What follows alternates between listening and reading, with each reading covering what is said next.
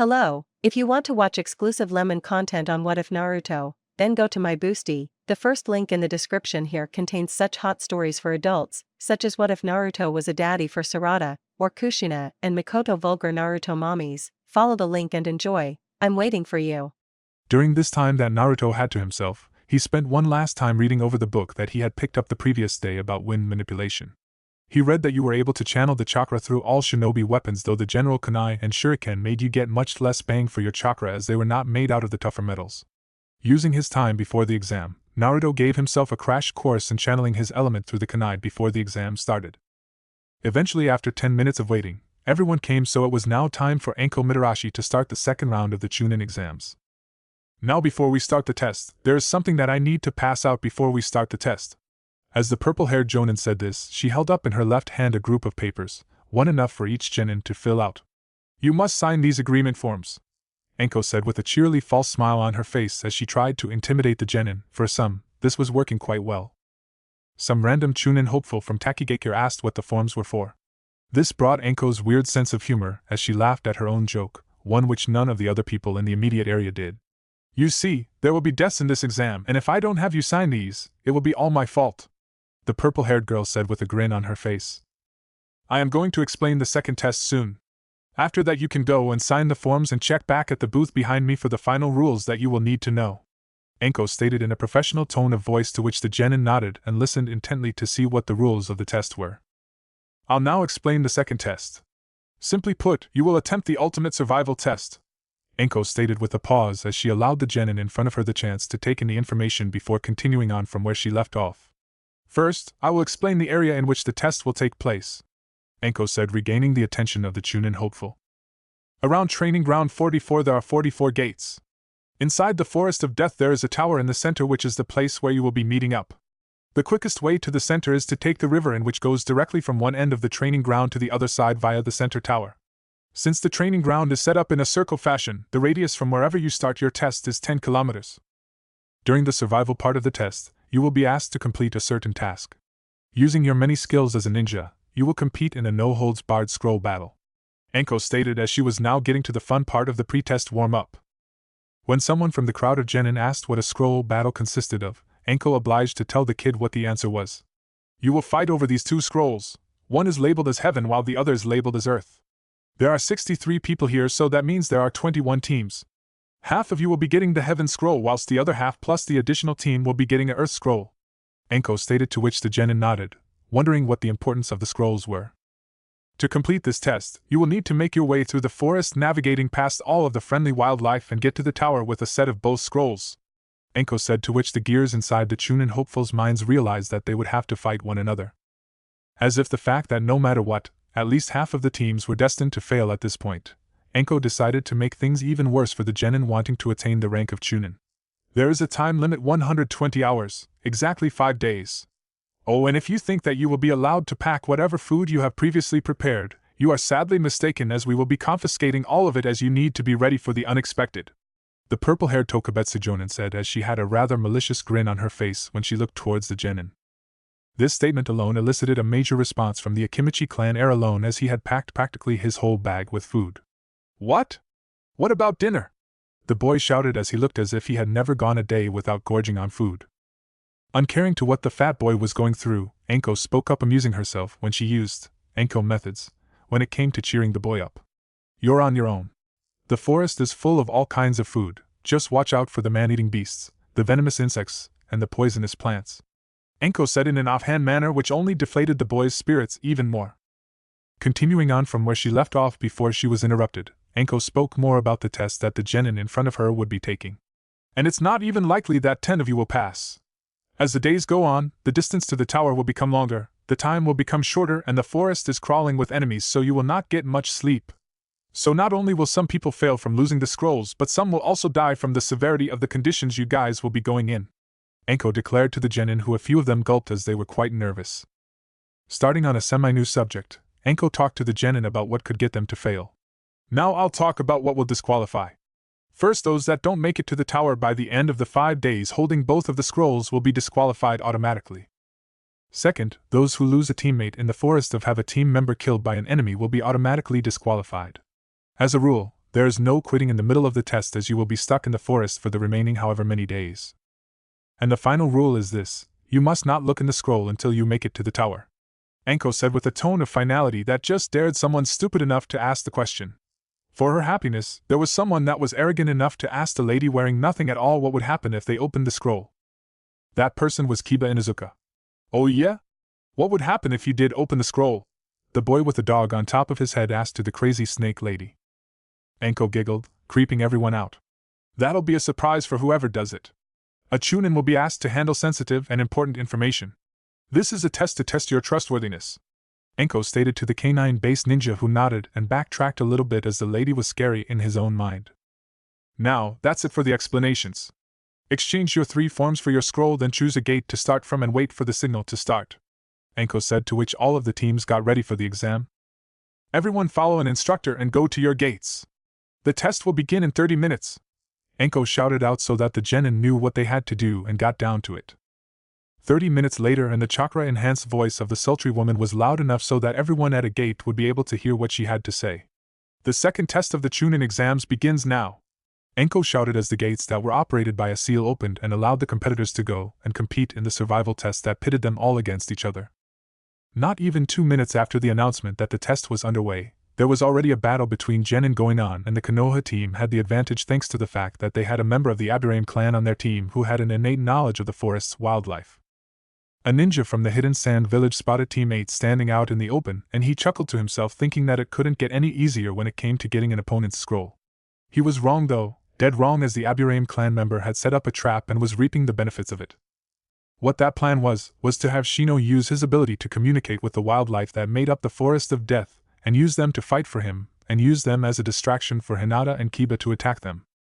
The ninja from the hidden sand, whilst he was chuckling to himself thinking about how easily he was going to win the battle, did not realize until it was too late that there was something stuck to his arm, sucking out his blood at an alarming rate. Surprisingly, it was not Shino who decided to comment on the outcome when all 3 of the ninjas that made up the only other team from their village to make it through, apart from Team Sabaku to make it into the Forest of Death, that decided to comment about how the 3 Suna shinobi fell to the ground from lack of blood pressure thanks to the jumping leeches. It was Kiba. The Leaf Village's jumping leeches will sense life forms and attack in a group. 5 minutes of sucking your blood and you will be sleeping in the next world, Kiba said, to which Shino was impressed and nodded at the statement as it was true to the T. With what Kiba said now done, Team 8 ransacked the team from Suna's bodies to find the scroll that would allow them to move on to the third and final round of the Chunin exams. With Team 7.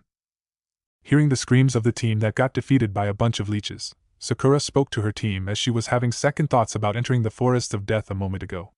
Was that a human scream that I just heard? Yes, that was a scream coming from a human.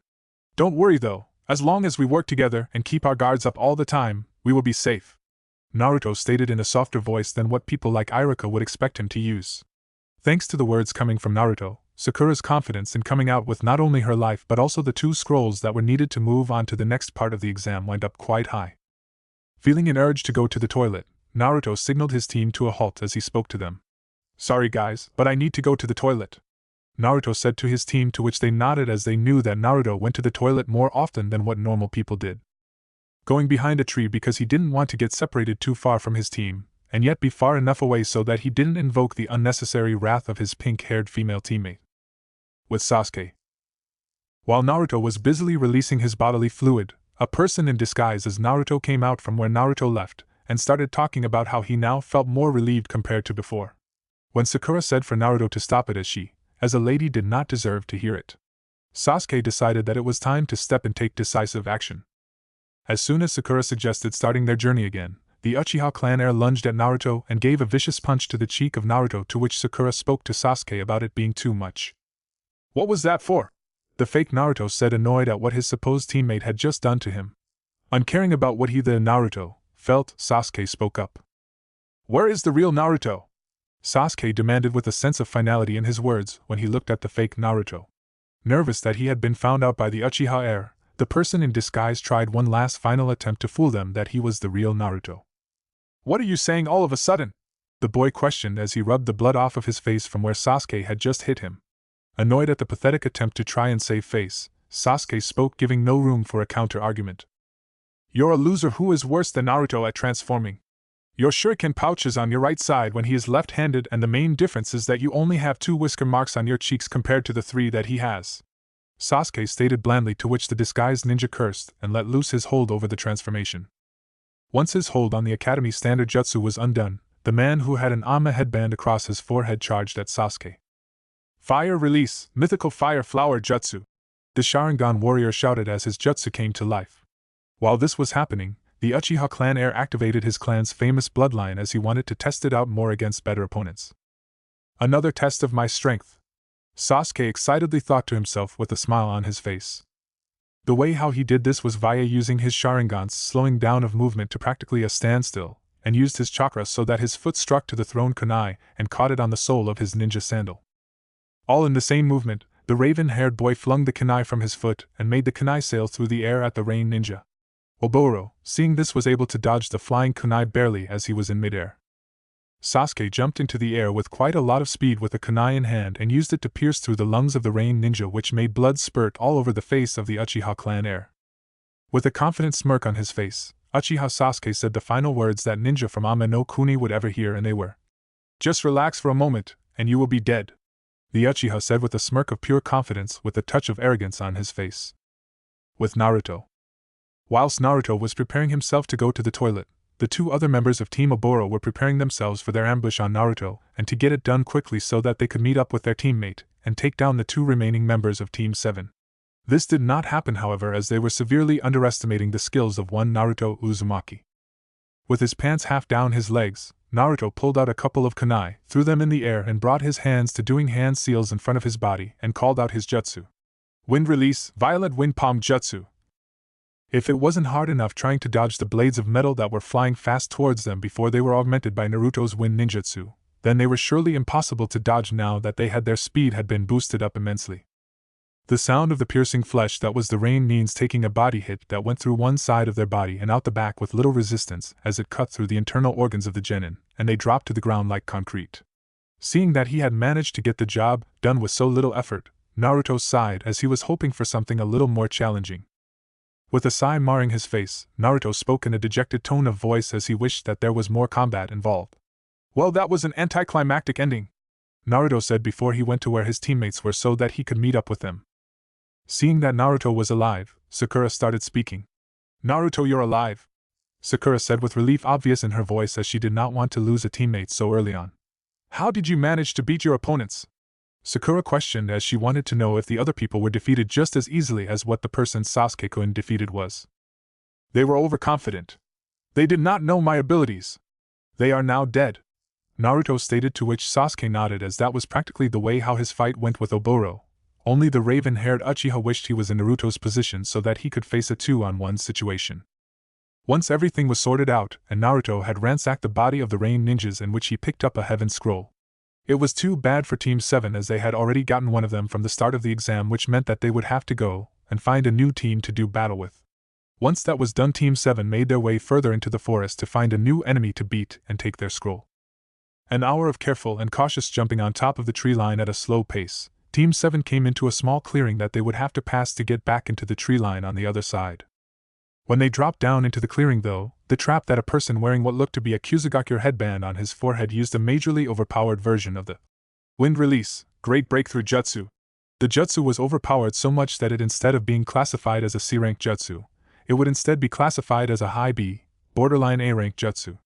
Despite knowing how to tree climb, the intensity of the jutsu pushed Naruto away from his teammates. Thud! Knocking his head on the ground when he landed caused Naruto to feel a severe case of lightheadedness. It was truly a miracle how he managed to survive the fall and still have conscious thought when he hit the ground would be a mystery for all civilian doctors. Looking up, Naruto saw a looming shadow and tried to take a good look at it, and it was then that he noticed that there was something familiar about the animal that the shadow was attached to. It was none other than the daughter of the Snake Clan King, Shakudo. "Shakudo-sama?"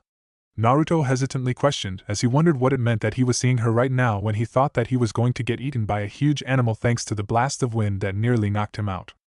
When the person in front of her called her by her first name, though, she was absolutely shocked.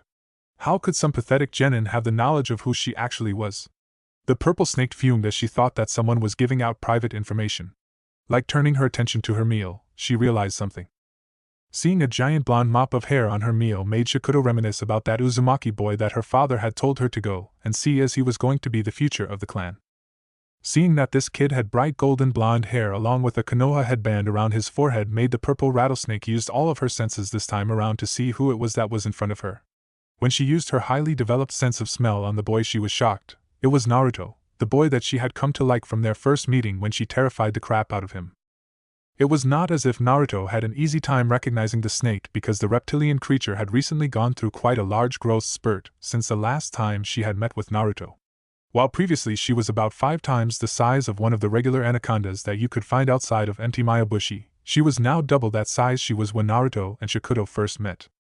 Now, instead of being large enough that she could eat him before with a bit of discomfort, the princess of the Snake Clan would be able to not only eat Naruto, but his other 2 teammates all in one go with not even the slightest bit of discomfort.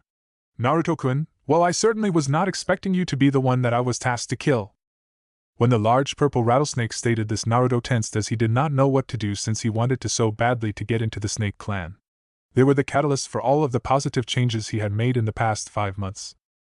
You don't have to worry, Naruto-kun. I was ordered to prevent you from interfering with the only other summoner on our contract. Thankfully, he never mentioned anything of killing you, Shikuto said to Naruto, to which the blonde-haired boy smiled as relief was flooding into his system, as he didn't want to fight Shikuto-sama since he had gotten along well with her. Curious as to who the summoner who wanted him out of the way, Naruto asked the large snake in front of him who the human representative for the Snake Clan was. Excuse me, Shikuto-sama, but who exactly is the person that summoned you? Naruto questioned, as he had a sneaking suspicion on who it was. It is regrettable that my grandfather allowed the one you know as Orochimaru sign our contract when he was your age, as we had no idea how evil he would turn out back then, since he had no trace of evil in him then.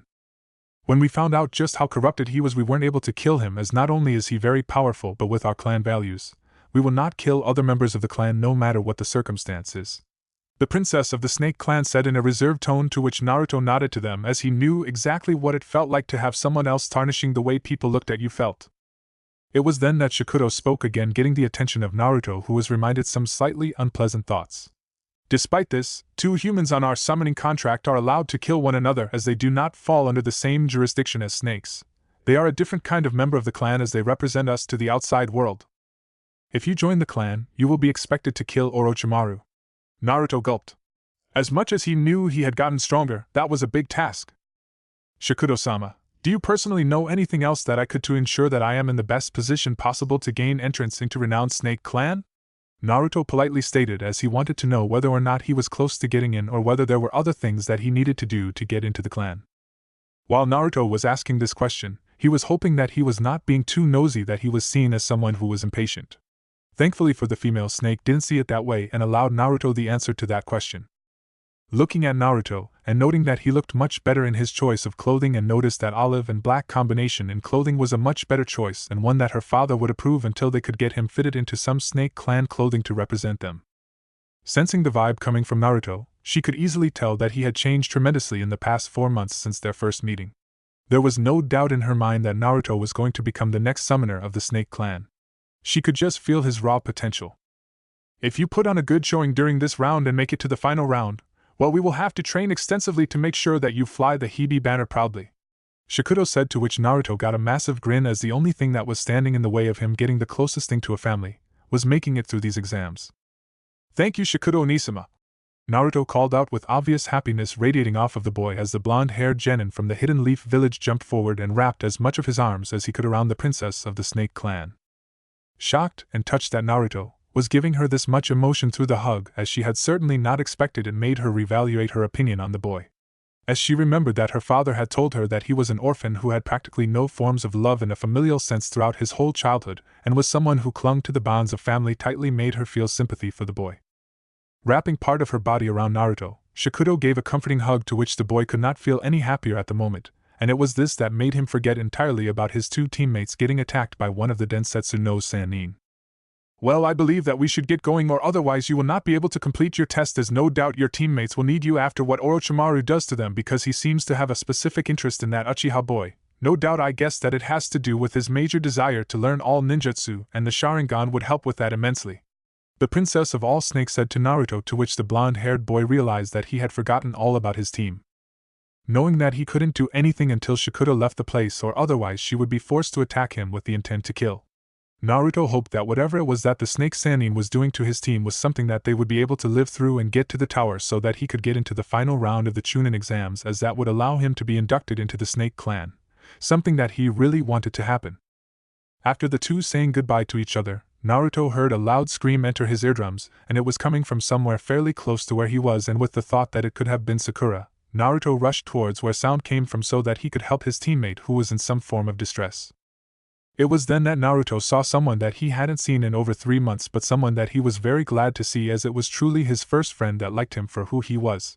It was none other than the girl that gave him first proper kiss, and he was delighted to see her, as he thought that he would never get to see the great girl that was Karen-chan again. Seeing that his friend was in trouble, as she resting up against a tree where she was heavily frightened since there was a large bear that was growling at her, indicating that he thought that she would make a good meal. This meant that Naruto had to take action to save her life, and take action he did. Just as he was preparing his jutsu which would permanently make sure that Karen was safe, Naruto witnessed the bear growl so loudly that the girl got flown back and lost her glasses in the process, indicating to Naruto that she couldn't see without them. Just before the bear could deliver the final blow into the red-headed girl, Naruto launched his wind release, drilling air bullet jutsu at the large omnivore, and hit it right in neck, where the jutsu was strong enough in the cutting ability that when it the fur of the bear it went straight through the animal and managed to hit the external carotid artery, which delivered blood to the brain, and would make the bear incapacitated immediately, and death would follow shortly after. Dropping down to the ground to see if Karen-chan was alright, Naruto walked over to where she was trying to find her glasses and picked them up for her. Amused at the situation that Karen was in, Naruto spoke up to her. "Here, close your eyes, Karen-chan," Naruto said to the girl with red hair in front of him. Trying to figure out whether the voice that was speaking to her was trustworthy or not, Karen decided to trust in the person who had an oddly familiar voice that she could get her vision back. Opening her red eyes so that she could see who it was that she would have to thank for helping her out immensely, Karen locked onto the face of her rescuer, and could not do anything but blush extremely red as she realized just who it was that had put her glasses on. It was the same person that had taken her out on her very first date, who also coincidentally the same person who she gave her first kiss to. It was none other than Naruto Uzumaki, and there wasn't another person in the world that she would rather have saved her. Completely confused by the emotions that she was feeling, and knowing that she had to do some way of thanking Naruto for his heroic deed, the red-haired girl jumped up into Naruto's chest and wrapped her legs around his waist whilst she initiated a kiss that showed just how much she thanked Naruto. Caught off guard by the act, Naruto blushed bright red, as unlike the first kiss that Naruto had shared with Karen was one that was awkward and weird for him. This one was different in the fact that Naruto and Karen had some sort of idea in what they liked when they kissed each other, and that made the moment all the more memorable for the two, as for them looking back on it as a married couple, they would say that it was arguably the best kiss that they had ever shared. "Naruto!" Karen called out with excitement, seeing her friend once more. "Naruto Uzumaki, at your service!" he replied with a big grin on his face. The blonde was just as excited as Karen to see one another. That kiss had gotten the blood flowing and he had adrenaline running through his body. "Wait, Uzumaki?" the grass ninja questioned, a look of horror slowly dawning on her face, much to the surprise of Naruto. "Yeah?" Naruto questioned, unaware of the calculations Karen's mind was making. "I'm an Uzumaki too." Despite all the changes Naruto had made to his personality, this was not what he was expecting. Ever since he was a young boy, did he believe that he was going to meet a family member? The hope was too painful. It was better to just not have hope at all. "You're probably my cousin. I made out and had a crush on my cousin. EWWW!" the red-haired girl screamed, horrified at the thought of getting intimate with a family member. Slowly, Naruto came out of his reverie, still shell-shocked that Karen, the first girl he made out with, was his cousin. Feeling embarrassed that the first two people he had kissed were either male or his family, Naruto felt a rush of blood to his face and wanted to hightail it out of there. Looking at Karen once more, he could tell that she was absolutely mortified as well. "Sorry Karen, I really have to go back to my team. They are facing up against someone really strong. I am going to leave a clone here. You two can catch up, and when the clone dispels, I will get all of the memories and it will be like we talked." The red-haired girl didn't say anything as she watched Naruto create a shadow clone, leaving it behind as he headed back into the battlefield. "So how have you been? How has training to become a doctor going?" the clone of Naruto questioned, desperately hoping to forget about the new information he had just learnt. "Well, Naruto-kun, when we first met, I had only barely learnt the mystical palm healing jutsu. I've really been practicing and getting better with the jutsu," the red-haired girl said with obvious pride in her voice as she wanted Naruto-kun to know that she took her training seriously. Before Naruto could offer some congratulations on Karen-chan's improvement, she cut him off by going on again about how she had gotten better. Oh, and I almost forgot. I also found out that I am what is called a sensor shinobi, so I am in the process of developing a jutsu based on that.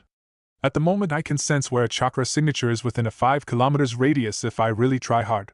Karen stated as she was proud of this ability, as she knew that hardly any people in the shinobi continent were blessed as born sensor shinobi.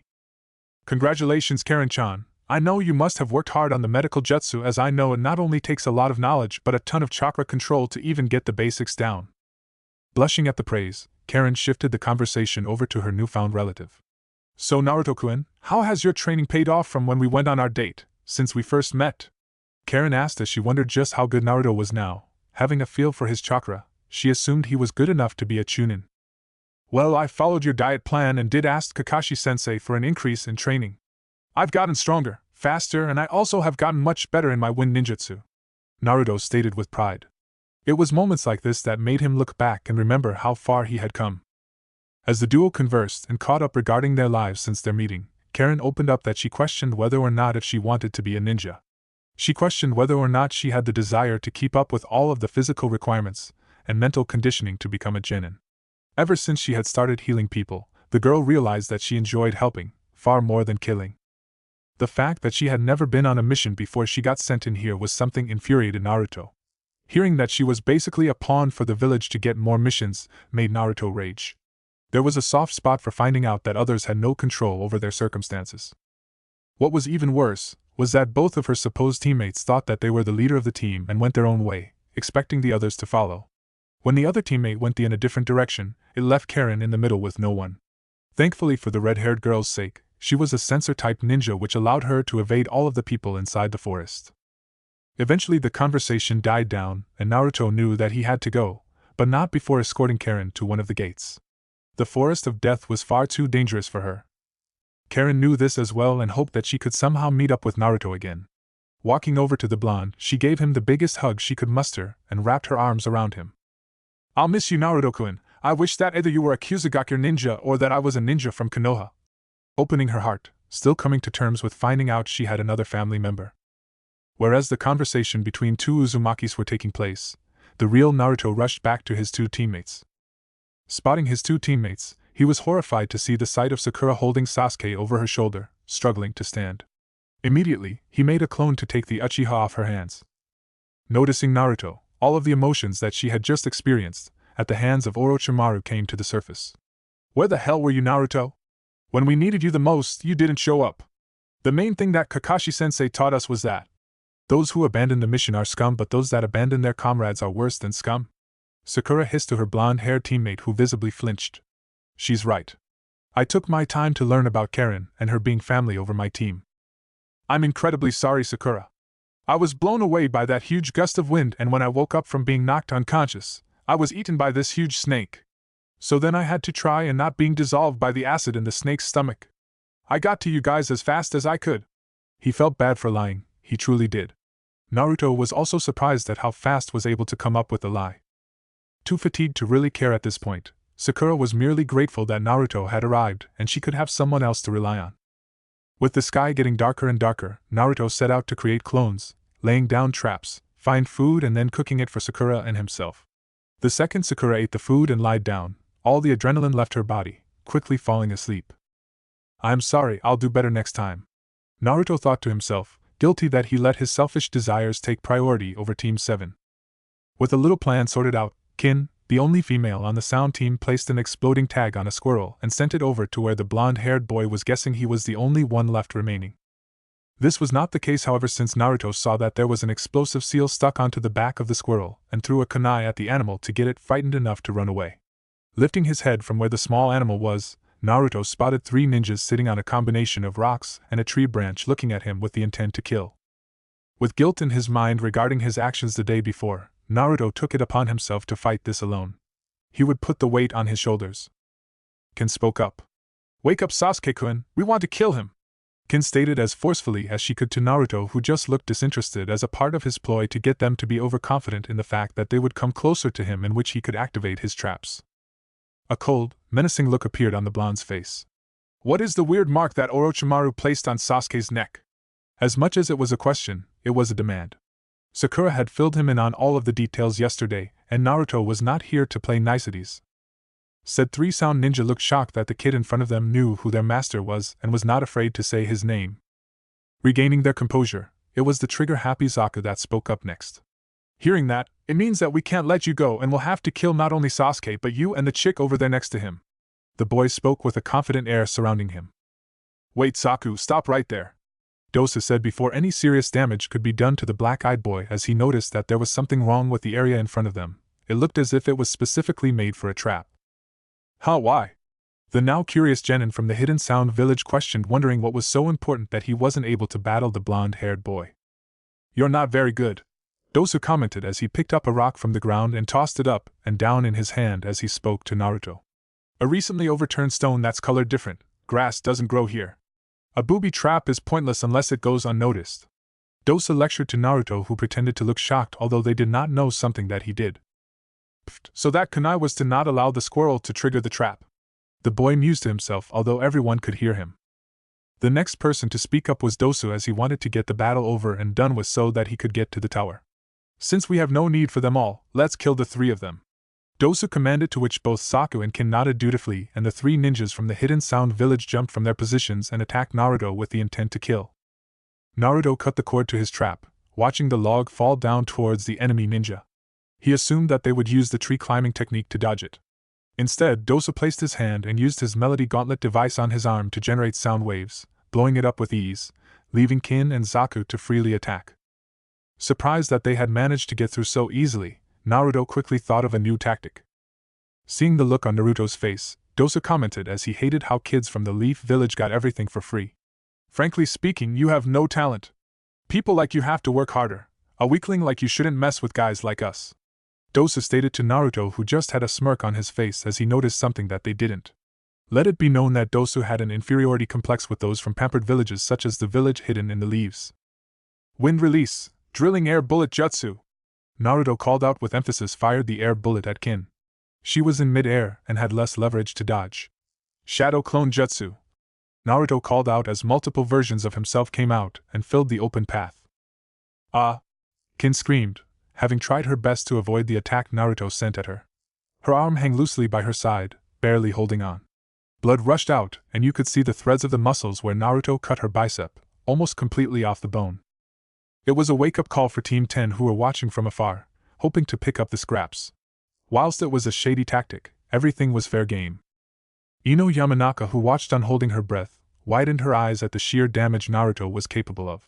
Seeing him be so ruthless was a shock. He really has changed. He looks kinda cool right now.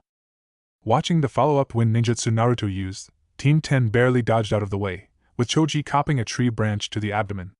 The movement alerted Naruto that there was another group of ninjas nearby, heightening his defensive and protective instincts that much higher.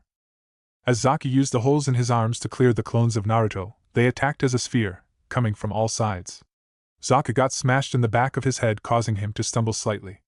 The stumble was all that the remaining clones of Naruto needed to pounce, yanking on his arms at angles that the human body didn't bend to. Ah! Zaku screamed. Choji, who watched on, winced hearing the multiple cracking sounds. Wow, is this really Naruto? Spotting his chance, Naruto used yet another drilling air bullet jutsu, his best, most damaging jutsu so far, and aimed it at Zaku. Given that Naruto needed to protect his teammates, he knew he needed to keep as much distance as possible. Staggering to his feet, Zaku released an air wave, killing the clones, only to realize that another wind ninjutsu was coming his way.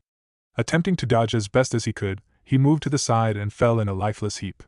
The blades from the air bullet cut cleanly on his exposed neck. Watching this with wide eyes, Ino couldn't believe how calm Naruto was under pressure. He was causing serious and significant injuries and wasn't threatened at all. Naruto threw 5 kunai in quick succession, channeling wind-natured chakra into each one's as best as he could. The 5th blade pierced the flesh of Kin, hitting her right in the chest. The girl was too busy focusing on the injury she had already sustained rather than focusing on Naruto. TCH, they were useless anyway, Dosa said in an attempt to perk himself up. As much as he viewed himself as better than his former teammates, he didn't expect this blonde exception to take them out so easily. Nerves were starting to form. Right as Naruto was about to engage Dosu, something blindsided him and took him by surprise. Upon closer inspection, it was Sasuke, with all of these weird marks all over his body. Sasuke, with speed that Dosu couldn't follow, raced forward, dodging the incoming attack and smashed the gauntlets. Chakra was overflowing, coming out of his hands, giving him an adrenaline rush. It was a drug. With his main weapons gone, Dosu was helpless when Sasuke grabbed a hold of his neck and twisted it with no care in the world. Despite having killed 2 people in quick succession, Naruto was confronted at what he was witnessing. "I feel great, I feel alive. I have so much power," Sasuke loudly said to himself, looking down at his hands. For Ino Yamanaka, who was watching the whole, it was painting a polar opposite of the 2 boys she thought she knew. Here Naruto was the cool, calm and collected type, whereas Sasuke was acting like a full-blown psychopath. It scared her honestly. Being in control of your emotions and state was the one thing her father had drilled into her as paramount importance. Seeing Sasuke so unhinged was eye-opening. Having woken up to the destruction, Sakura raced forward as quickly as she could and hugged Sasuke tightly. "Stop, Sasuke! Please!" she screamed with tears coming down her face. It was also at this moment that Ino Yamanaka realized that she had lost the battle for Sasuke's affection, because she knew that if she had done something similar to what Sakura had done, he would have just chucked her off. Even then, for the pink-haired girl, it was a hard task for her to get Sasuke to concede, as that he had a counterargument prepared. "What about Naruto? Didn't you see him just kill a girl in cold blood along with the other sound ninja?" The Sharingan-using boy called out, feeling for the first time in his life the wrong side of double standards. The reply that Sakura gave to her beloved crush was one that spelt the final conclusion of Team 7. "I don't care about Naruto at all I care about is you, Sasuke-kun." That statement alone coming from Sakura was enough for Sasuke to concede and make the curse mark recede back into where it came from. She was still feeling the affects of Naruto's perceived betrayal, where he didn't help out against Orochimaru. His heart started beating faster and faster. "I really am on my own, aren't I?" A single tear ran down his face before he wiped it away. All the Yamanaka princess could do was gape in shock. To think that she would say that in hearing distance from her teammate. Her heart went out to Naruto. Even as a beginner psychologist, she could see how much Naruto wanted attention, validation, and a family. She knew he was an orphan and must have attachment issues. Silence filled the clearing as all members of all teams, including Team Guy, who were silently watching on. Getting the scroll he needed from Dosu's body, Naruto looked up at Neji and the rest of Team Guy. "Let this be a lesson of who Team 7 is," Naruto said, full of confidence as he stared the boy down. The Hyuga prodigy, being slightly apprehensive with fighting Team 7 thanks to that display of corrupt chakra from Sasuke, merely turned around and left without saying anything. Lee and Tenten quickly followed. It was then that Naruto turned his attention to the next generation of the Ino Shikacho trio, who had come out from their hiding spot a little while ago to witness Sasuke's awakening. "You 3 don't even have the guts to fight. What makes cowards like you even have the chance to take our scroll from us?" Naruto questioned to Team 10. Putting on a face of confidence, she strolled over to Naruto, swaying her hips, watching as his eyes followed her body. "Fuck those hips," Naruto thought, mesmerized at the sight of her pulling her hair out of its ponytail. "Wait, she sent me that message during the first exam. She's probably messaging me to stare at her." Shaking himself out of his reverie, Naruto got even more defensive and on alert. Shame for Naruto that Ino wasn't using any jutsu at all. "Stop your attempt at seducing the scroll out of my hand, Ino. You're anorexic, why would any guy want to be with you?" Naruto stated to the blonde-haired girl, who was stunned speechless. All of the magazines she had read said that guys liked girls who were as skinny as possible. Was her diet really that bad that she would be classified as anorexic? Well, that was something that she would fix up on when she got out of this damnable forest. It was then that the girl's attention was directed back at Naruto when he spoke. "Who do you think you are, talking to me like that? I wasn't trying to seduce you, I was coming to see if you were okay, given your team doesn't care about you, loser." Highly offended at Naruto commenting on her body due to her own insecurities, Ino retaliated back. Plus, she was lying, given that she was indeed trying to seduce Naruto to get his scroll. Being reminded of that wasn't pleasant. With Sakura in her own world fussing over Sasuke, she didn't see the hurt look on Naruto's face. Turning around with her head held high, she didn't want to show she was deeply hurt by what Naruto said. She also didn't want to show she respected that he said no to her, albeit in a rude way. No one ever told her no. That just makes him that much more interesting, and I am going to get to the bottom of how and why he changed. I can probably fix him too. Out of the smoke that was in front of them, out popped the Chunin instructor that had been tasked to teach them all how to be a shinobi came out from the 2 scrolls. "Irika-sensei?" Naruto questioned as he wondered why it was he that was standing in front of them. Smiling because it seemed that Naruto had started taking his shinobi lifestyle much more seriously, going by the new look of clothing that he had on. Dismissing his internal thoughts, Iruka spoke up. At the end of the second test, it's up to the Chunins to meet up with the exam takers, and I was allowed to be the one that got to meet up with you guys. I was impressed that the three of you managed to pass in just over 2 days. I thought that it would take longer for you, but I am nonetheless impressed. All 3 of you have passed the second test of the Chunin exams. The former sensei of Team 7 stated, to which all 3 of the genin ninjas in front of him smiled and in Sasuke's case smirked, as the Forest of Death certainly lived up to its name when they were in there. Seeing that they all wanted to go to bed, Iruka got on with what he was supposed to do so Team 7 could get some much better sleeping conditions compared to the ones that they had the previous night. This is the motto that I was supposed to tell you about when you summoned me. The heaven in this paragraph refers to the human mind, and the earth refers to the human body. If you lack heaven, seek wisdom and be prepared. If you lack earth, run in the fields, seek advantages. If you have both heaven and earth, then you can succeed in dangerous situations. The 5 days that the second test goes for test the abilities of the genin, and whether or not they are worthy of becoming Chunin, and you guys successfully passed that. Chunin ninjas are at the rank of squad captains. That means that you have the responsibility to guide your team in missions. The knowledge, the stamina and inner wisdom are all things that Chunins need to have for your duties. The Chunin instructor lectured to his former students, who all nodded, showing that they comprehended what he was saying. Just before Iruka used a jutsu to go back to the Hokage and report that his mission was completed, he had one final thing to say. Now, is there one last thing that either of you 3 want to say before I go and allow you 3 to sleep? The scar-faced man stated. Fueled by the anger of Sakura saying she didn't care about him along with Ino driving it home, Naruto spitefully spoke up. Sasuke got bitten by Orochimaru and had some sort of jutsu used on him that made him unconscious for a long time, and also made it that when he woke up, he used some form of chakra that was as evil as what the Kyuubi's chakra was like. Naruto stated unemotionally, to which both Sakura and Sasuke looked at him with wide eyes, as the plan before they entered the tower was to not tell anyone about the seal on his collarbone. This statement that came from Naruto was quickly met by Sakura speaking. What are you talking about, Naruto?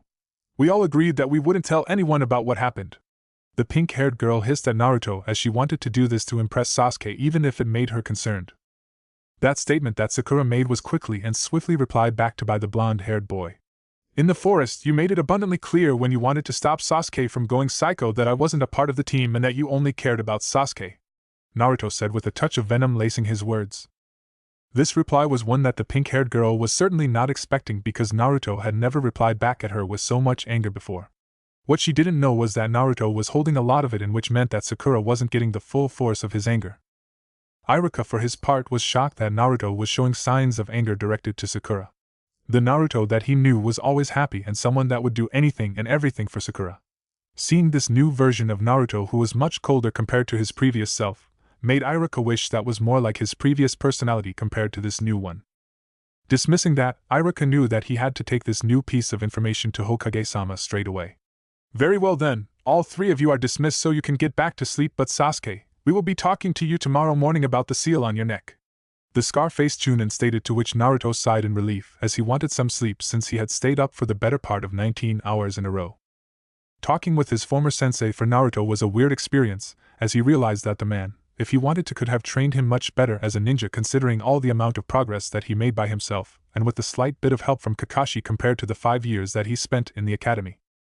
That left a bad taste in his mouth, because Iruka said that he thought of Naruto, not as a demon but as an actual person, but considering his training in his early years at the academy, he doubted that he saw him as a human being then. If only Naruto knew that Iruka had no obligation and did the bare minimum as a teacher. Who knew what he would think if he found out that his sensei was his father's student? Chapter 8. Having just watched the clinic Sasuke Uchiha put on, Ino was broken out of her reverie, thinking about how she had managed to get this far. I am not Sasuke, or Naruto. They are so much further than me. How far have I really come since becoming a ninja? Sakura Haruno vs. Ino Yamanaka, the announcer called out. Her head shot up and she immediately found her former best friend, and locked eyes. They could both read one another. They both knew how important this was. With resolute determination, she knew she couldn't lose. She had the reputation of her clan behind her as the clan heir. Ino knew that her father would be disappointed if she lost to Sakura. Most importantly, she would be disappointed if she lost to Sakura. She was the one that came from the clan, She was the one that had access to resources that Sakura didn't have access to. If she lost, it would say that Sakura had outworked her. That she was the better ninja. Guilty because in that moment she knew how little she had trained since joining the academy. Focusing on boys, Ino wondered in how much further along she could have been. I need to be better. Seeing Sakura stare back at her with those green eyes, she knew she couldn't lose. Begin! That was a surprising ending, Naruto thought to himself. Initially he expected it to be a draw based on how the two kunoichi fought. I'm surprised that they were that slow. They must not train at all. His eyes were on Ino as she placed her hair back into place as much as she could. He noticed her legs were a little bit wobbly, but she made it up the stairs to her team. Meanwhile, for the Yamanaka princess, adrenaline rushed through her body. It was on fire. Despite how fatigued she was, she felt amazing. I did that. I won. I beat Forehead. She shifted her eyes, wondering if her Prince of Darkness Sasuke Uchiha was looking at her with pride. Instead, she was greeted to him absent-mindedly staring at a wall. Disappointed, she started turning back around and saw Naruto glancing at her. At least he noticed the beautiful Ino Yamanaka. With a smile on her face thanks to viewing Naruto looking at her as validation, she turned to her team, all whom were smiling and greeting her for victory. This feels nice. I want more of this feeling. The feeling of having those around you proud of your accomplishments. The next match will be between Neji Hyuga and Choji Akimichi. Cough. Will the two competitors come down to the ring, please? Cough. Let the match between Akimichi Choji and Neji Hyuga begin. Hade called out before he jumped back to allow the two genin ninjas to duke it out, although pretty much everyone, including Asuma, knew that it was going to be a fairly one-sided affair with the Hyuga boy coming out on top easily. But this was something that Choji did not know, and as the saying goes, ignorance is bliss, and this was something that was affecting Choji to the highest degree, as he had a large smile on his face as he started thinking about the food that Asuma-sensei was going to give him. Well, the Akimichi clan air was all happy fun until the moment that the member of the Hyuga branch clan opened his mouth and used it to good effect. It is fate that you are going to lose, just like it was fate that you were going to be ridiculed all of your life for being fat. Neji stated with a blank look on his face. I'm not fat. I'm pleasantly plump. Choji angrily called out as he placed his hands in a hand seal familiar to all members of the Akimichi clan and used one of the two jutsus that he knew. Akimichi clan secret jutsu, human bullet tank jutsu. Choji called out before he shot out at Neji, intending to make him eat the words he had just said. Activating his Byakugan dojutsu, Neji realized that it would be hard to attack the Tenketsu whilst the Akimichi was rolling. Fueled by anger, Choji accidentally ran into a wall when trying to hurt his enemy. Neji used this time to strike. Striking the Tenketsu points, Neji prevented Choji from channeling chakra throughout his body. Given his enlarged size, it caused problems. From the outside it looked like nothing was wrong, yet Choji screamed out in pain, crying at the top of his lungs. Quickly, the fight was over and the Akimichi was being rushed to hospital. Having just watched Hinata defeat her opponent Misumi, Guy was animated due to the fights. Yash Kakashi, my eternal rival, it has been chosen that one of our students will do battle with each other, and I propose a bet. The man that spoke about the springtime of youth shouted as he was a highly competitive man and wanted to beat Kakashi. Now, whilst Kakashi was a normally calm man who didn't have anything get underneath his nerve, his rivalry with Guy was one thing that always did get Kakashi's blood flowing, as he wanted to discreetly prove that he was better than the wacko beside of him. Not even bothering to turn his head away from the book in which a woman named Asuko was getting it on with a man called Seishi. What are the stakes, Guy? Kakashi questioned to his friend, although he wouldn't call him that in public. Since this was the first time that the second-generation rivalry between Guy and Kakashi, the man in green thought that this bet needed stakes that were truly worthy for the special occasion, since it was a battle with a lot at stake, no less. Proudly speaking, Guy boasted so that everyone could hear what the bet was going to be about. Kakashi, my eternal rival, if I win, you must stop reading Ika as well as not wearing a mask around your face for a whole entire year. Guy proudly proclaimed to the man he was confident he was going to beat thanks to the skill that Tenten had. Dead silence hung in the air, as this was something that all of the people from Konoha and even the elder members of allied villages dropped their mouths open in shock. Only did they realize the severity about what was going to happen soon and the severity of what Guy had just said. Both male members of the Sarutobi clan, they just guffawed as they couldn't believe what Guy had just said, because from what they knew, right now, this was as serious as when Minato sealed the Kyuubi inside of Naruto and when the Uchiha clan tried to revolt and start a coup d'etat. Even Enko and Kurenai, this was something that they couldn't be happier about, as both of them being women, they wanted for Kakashi to get rid of that damned book. The mystery of what was behind the mask every woman wanted to know. Kakashi, on the other hand, was doing the mental math. Well, I am sure that Guy got the mirroring version of my team, so that means that Tenten is the kunoichi of the year for her class, so Guy must be confident with her, as well as the fact that he has been able to train her for over a year. On the flip side of things, Guy must think that Naruto is the dead last of the class and that this will be a fairly easy win since I have only had 5 months to get Naruto into a decent genin. What he doesn't know is that Naruto is already at Chunin level. Fine, I will go along with this because I know that Naruto will win, even if it does come down to it. He has the QB to back him up. Very well, then I'll agree to it, as long as if you lose, you have to stop saying anything related to Youth of Youth itself and stop wearing the green spandex for a whole year. Kakashi replied in a nonchalant tone of voice that betrayed the seriousness of the situation. Now, if anyone thought that the stakes on Kakashi's side were bad enough, well, they were beyond speechless as they heard what Kakashi had just said. Both the Sarutobi men had their respective cigarette and pipe fall out of their mouth. If what was happening to Asuma and Hiruzen was bad, well then spare a thought for the boy who practically looked up to Guy as if he was his own father, and the only role model he had in life had just made a bet with him not wearing green spandex and shouting youth. It was sacrilegious. It was blasphemy. For Anko and Kurinai, the only 2 women in the room that were above the rank of Chunin and knew just how bad Guy was when it came to his fashion sense and what his personality like, they were beyond happy, as it was definitely a good thing if Guy stopped wearing green spandex and stopped shouted about youth. Using chakra to enhance his vocal cords, Kakashi spoke to Naruto, who was just about to start his match with Tenten. Naruto, if you win this fight, I will use all of my influence as former Anbu captain and as possible candidate for the position of Hokage. I can make it so that you have a lot more missions to Kusugakure so that you can see someone special. If you lose, however, I can assure you, you will never get a mission to the land of grass again. Kakashi said with a bit of killer intent thrown the way of Naruto, who only nodded and had a determined look on his face. Kakashi-sensei, how badly do you want to beat her? Do you want me to utterly humiliate her or just do enough to win? Naruto questioned to his sensei, who smiled as he liked the confidence that Naruto had.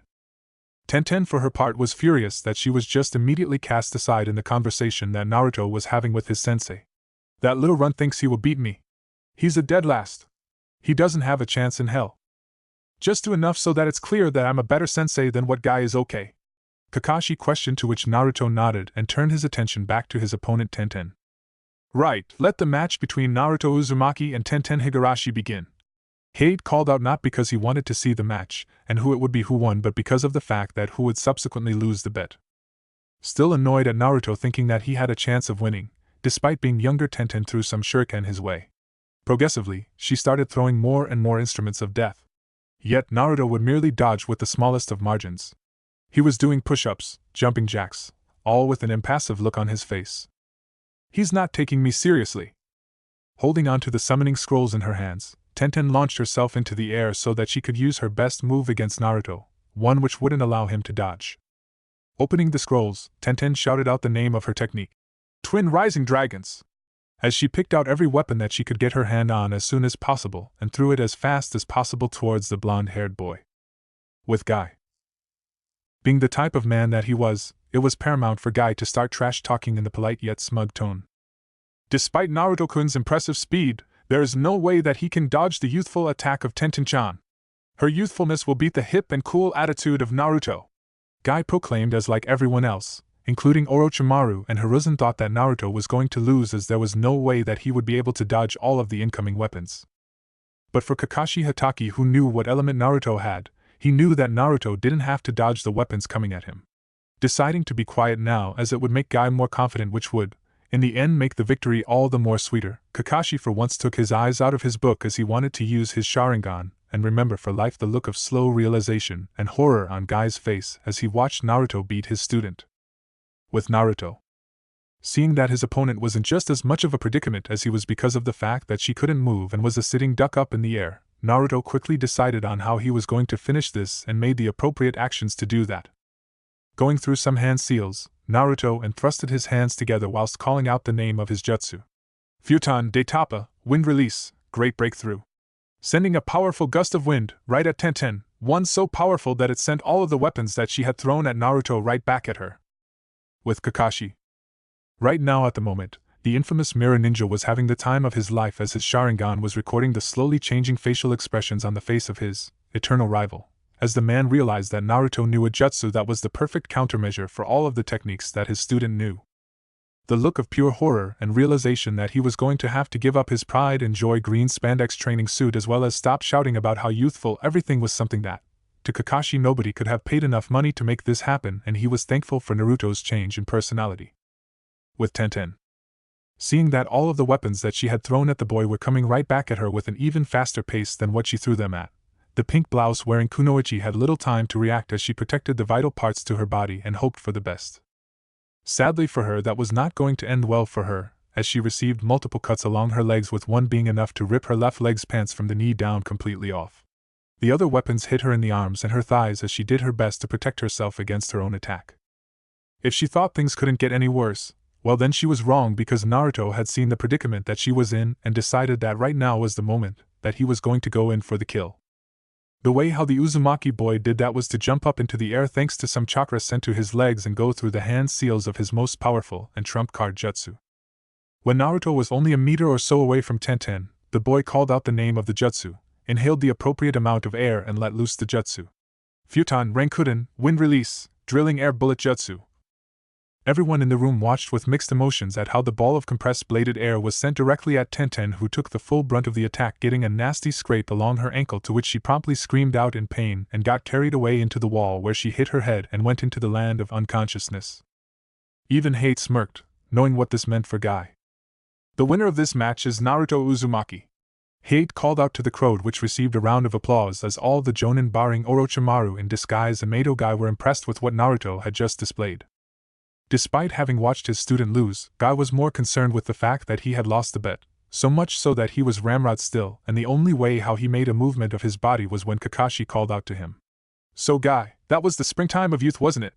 It was just so youthful it makes you want to wear green spandex constantly, doesn't it?" The only response that Guy gave to his eternal rival was to drop to the ground in a faint, but not before saying one last thing. "Damn you Kakashi with your hip and cool attitude, it makes me so mad." Everyone from this group was incredibly shocked, as they had definitely not expected the performance that Naruto had just given, as in comparison from where he was less than 6 months ago, he couldn't even make a henge jutsu, and yet now he could pull off B-ranked elemental ninjutsu? How had Naruto improved so much in this short turnaround? The one that was racking their brain the most was Shikamaru, the boy from the clan that more often than not produced intellectual geniuses that could solve anything and everything, was having trouble trying to put the pieces of the puzzle which was Naruto's shinobi skills, and he just couldn't do it. Is Kakashi-sensei that good of a teacher that he can turn someone like Naruto, who was the dead last of the class, and turn him into someone that could rival Kiba and Sasuke? I mean, sure, Asuma-sensei was mentioning about how good of a shinobi Kakashi was, but to think that Naruto could improve this much in such a short time, oh well, this is troublesome. Kiba was also thinking along these lines, as he just couldn't believe that the dead last had gotten so strong in a short amount of time. How did the dobe get so good so quickly? He was crap in the academy, and it took him over 3 years to learn the henge and replacement, and yet now he can pull off all of those cool jutsus like it was nothing. Is Kakashi-sensei, the guy whom Mom was talking about as who she wanted to be my sensei, is he really that good? In the end though, what Kiba had just seen was something that he couldn't readily believe, and put it down to just being a fluke and nothing worth racking his brain over. Not only was it that all of the rookie 9 were taking an incredible interest in all of the skills that Naruto had just shown, but this was also a sentiment that was shared by both of the Jonin sensei who took on a team from Naruto's year. Asuma for his part was beyond impressed with how well Naruto could control his apparent wind element. The more pragmatic sensei, Kurinai, was concerned. How could Naruto change so much as a person in such a short space of time? What had caused it, and how much further was Naruto going to change?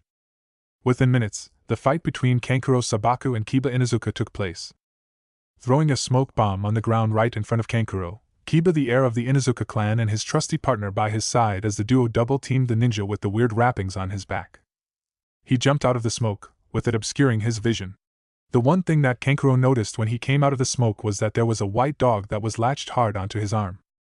Thinking that it was the puppet and not his actual flesh, which would be quite painful, Kankuro used his chakra threads which were attached to his puppet to rapidly change their hands, which caught Akamaru in a trap hold, with the other hand of the puppet had a hole in his hand in which a blade pooped out and dripped poison, making Akamaru whimper since he didn't want to die.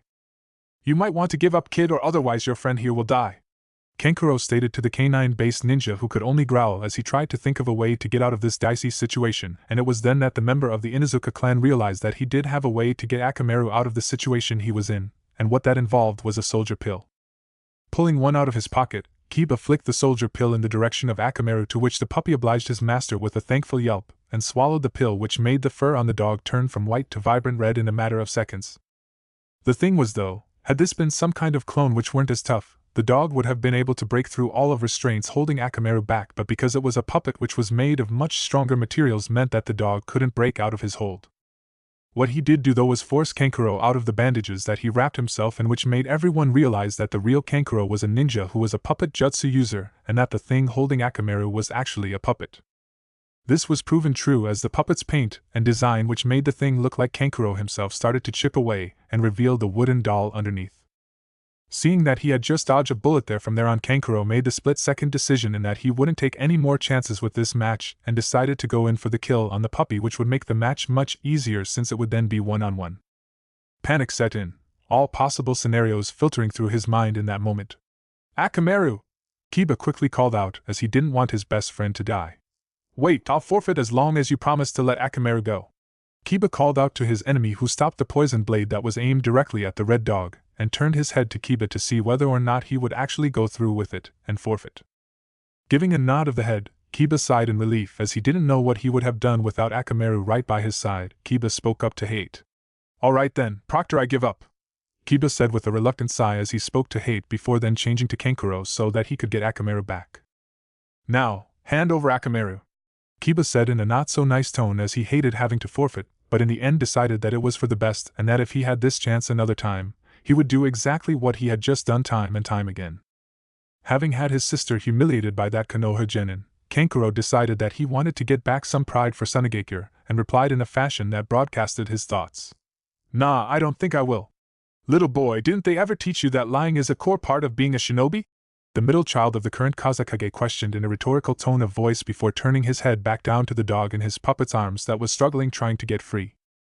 With a flick of the wrists and a little bit of added chakra, the blade that was in the puppet came out at a rather slow speed as Kankuro wanted to toy with the emotions of Kiba, but before the blade could connect with the fur of the dog, there was a sword of some kind that was blocking the blade, and then realized that the proctor of the match was holding his blade so that the sword couldn't make contact with Akamaru. "The winner of this match is Kankuro Sabaka by his opponent forfeiting. There is no need to cause unnecessary death," Hate quietly stated before using some chakra in combination with his sword to push the puppet away and break the hold that the Sand Nin had on the canine. "I suggest you go back to your sensei, Sand Ninja, as your match is now over," Hate stated, to which Kankuro obliged and walked up the stairs to his sensei, older sister, and younger brother. Not wanting to cause any more trouble as the incident that he had just created with the attempted killing of one the Inuzuka clan heir's ninja dog partner, Kankuro just walked up to where his team was and waited for the Sandaime Hokage to speak up, as there was only one competitor left.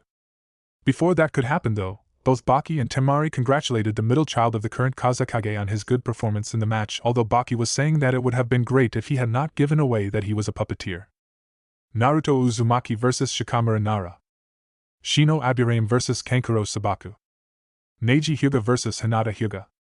Ino Yamanaka vs Temari Sabaku. Sasuke Uchiha vs Gaara Sabaku. These were the matches that had been decided. They were also going to take place in a month. Well then, you're free to start strategizing or resting depending on what you like. With this, I will dismiss you all unless some of you have any questions?" Hiruzen asked to the Chunin hopefuls in front of him who were tired from their matches. There was indeed one kid who had a question for the Sandaime Hokage, and it was ironic as that person was the smartest person inside the room was asking for an answer. "Since this is a tournament, it would mean that there is only one winner, right? That would mean that only one person can become a Chunin, right?" Shikamaru questioned, as what he had deduced made it seem awfully hard to get the rank of Chunin, and just made him think that it wasn't worth the effort. Realizing that Shikamaru was right in his assumptions, the Hokage of Konoha decided to correct him. "No, that's not quite right. There will be numerous judges, including but not limited to me, the Kazekage, and other various lords of minor towns and lands who will be deciding whether or not you have the necessary qualifications to obtain the rank of Chunin. Everyone has the possibility of becoming a Chunin even if they lose their first match. As long as they show the skills needed of becoming a Chunin, they will obtain the rank. The only point of winning matches is to have more chances of showing off that you're Chunin ninja material, as well as the prize money that comes with winning." Hiruzen lectured to the genin in front of him. It was at that time in the conversation that Naruto Uzumaki popped up. "That means that there is a possibility of everyone becoming a Chunin, right?" the sun-kissed blonde-haired boy questioned. Impressed at the logical reasoning coming from his favorite genin, Hiruzen nodded. Yes, but there is also the possibility that none of you will become a chunin, Hiruzen stated in a serious tone which made all of the genin in front of him take notice. Well then, thanks for all of the inspiring performances. The effort you exerted will make your village proud to have you among their forces. You are all dismissed until a month from now, Hiruzen said before he disappeared. For Naruto, he might have stayed back with his teammates if the only person in the team that he liked who was his sensei was there, but because of the fact that Orochimaru did something to Sasuke during the forest, Naruto knew that Sasuke was going to get a checkup at the hospital and needed to have Kakashi there to guard him in case Orochimaru would try something again. Spurred by the adrenaline rush, having defeated her rival, Ino was on a high. I loved the feeling of winning, but now I have to fight Temari. Had she had time to question why that was, she would come to the conclusion that she was used to people telling her how great she was. This was mostly due to being a clan heir of a prestigious clan, and having a lot of boys interested in her. Having people validate her skills though, she could see the future, having a legion of fans and people worshipping the ground she walked on. Temari though, was a massive step up. She had seen the damage the kunoichi was capable of creating. Those wind gusts were devastatingly powerful. If Ino Yamanaka was going to be able to continue these feelings, she was going to have to step up her game hard. The worst part out of all of this though was that no one believed in her or her abilities. Shikamaru had outright called for her to forfeit, and Asuma-sensei had a look on her face that basically said I agree. Sure, she knew that she had laxed in her previous training as a ninja, but that was going to change. She was Ino motherfucking Yamanaka. She was the clan heir to the prestigious Yamanaka clan, famed for being able to control the mind like no other. On that stage, in front of thousands of people, there was no chance she was going to embarrass her family and be a laughingstock. Naruto! Wake up! Ino Yamanaka called out, rushing over to her fellow blonde. What better way to improve than to ask the person who she had witnessed grow leaps and bounds how they did it? Turning around, Naruto was greeted with the sight of Ino Yamanaka chasing after him. They were on the roof of a random, nondescript village. What does Ino want with me? It was kind of cool watching you in the forest. You've grown a lot in the past 5 months, she mentioned, freely giving him a compliment that she didn't think too much on. As much as he tried to hide the blush, he couldn't. He wasn't used to getting compliments. For years he had tried to get any sort of affection from Sakura and he got physically abused instead. Why is it that one compliment makes me blush? Probably because I am not used to them. Thanks, what did you want? Naruto questioned, avoiding talking about her performance. She won, but it wasn't all that impressive. Still, he didn't think at all she would cut her hair, and the chakra control to balance multiple jutsu at the same time was impressive. On second thought, she put in an okay performance. I wanted to ask you how you got so much better recently. I want to take my training seriously. I want to become a strong ninja like you. Once more, standing there was a blushing Naruto Uzumaki. He had never received compliments on his abilities as a ninja. Getting two in such a short space of time was overwhelming. Train hard. Train until you think you can't anymore and then train some more. Train lots of different things to reduce your weaknesses, but also have a specialty that can take you to Chunin. Ino closed the distance between the two. They were standing a meter apart. Naruto wasn't used to being this close to a girl that wasn't Sakura. We should train together sometime. I scratch your back, you rub mine. Ino smirked as she suggested this. Unlike her former crush Sasuke Uchiha, she would get no response out of him when she offered herself to him on a silver platter. Naruto though, she got the blushing, the stammering with his words and the overall speechless look. Damn right I'm hot. I was going crazy for a while there. Sure. The Uzumaki Genin responded, a bit baffled by what was going on. Getting attention was all he ever dreamed of and now he was getting it. He had no idea how to receive it. Thank you, Naruto. This is going to help me a lot. She giggled as she came up to kiss him on the cheek, leaving him speechless. She had seen just how much Naruto trained and knew that she wanted to get to the bottom of Blondie. A new sensation ran through his body fueled by hormones. He wouldn't be able to get the image of Ino Yamanaka for the rest of the night. After what seemed like forever, Naruto got back to his apartment and lay on his bed. I get to join the Snake Clan. I get to join the fucking Snake Clan. Naruto thought to himself excitedly. Here he had spent the past 5 months giving it his all, making himself into the perfect representative for their clan. Good afternoon, Naruto-kun, the female snake hissed. From the first time since meeting Shikudo, Naruto was not afraid.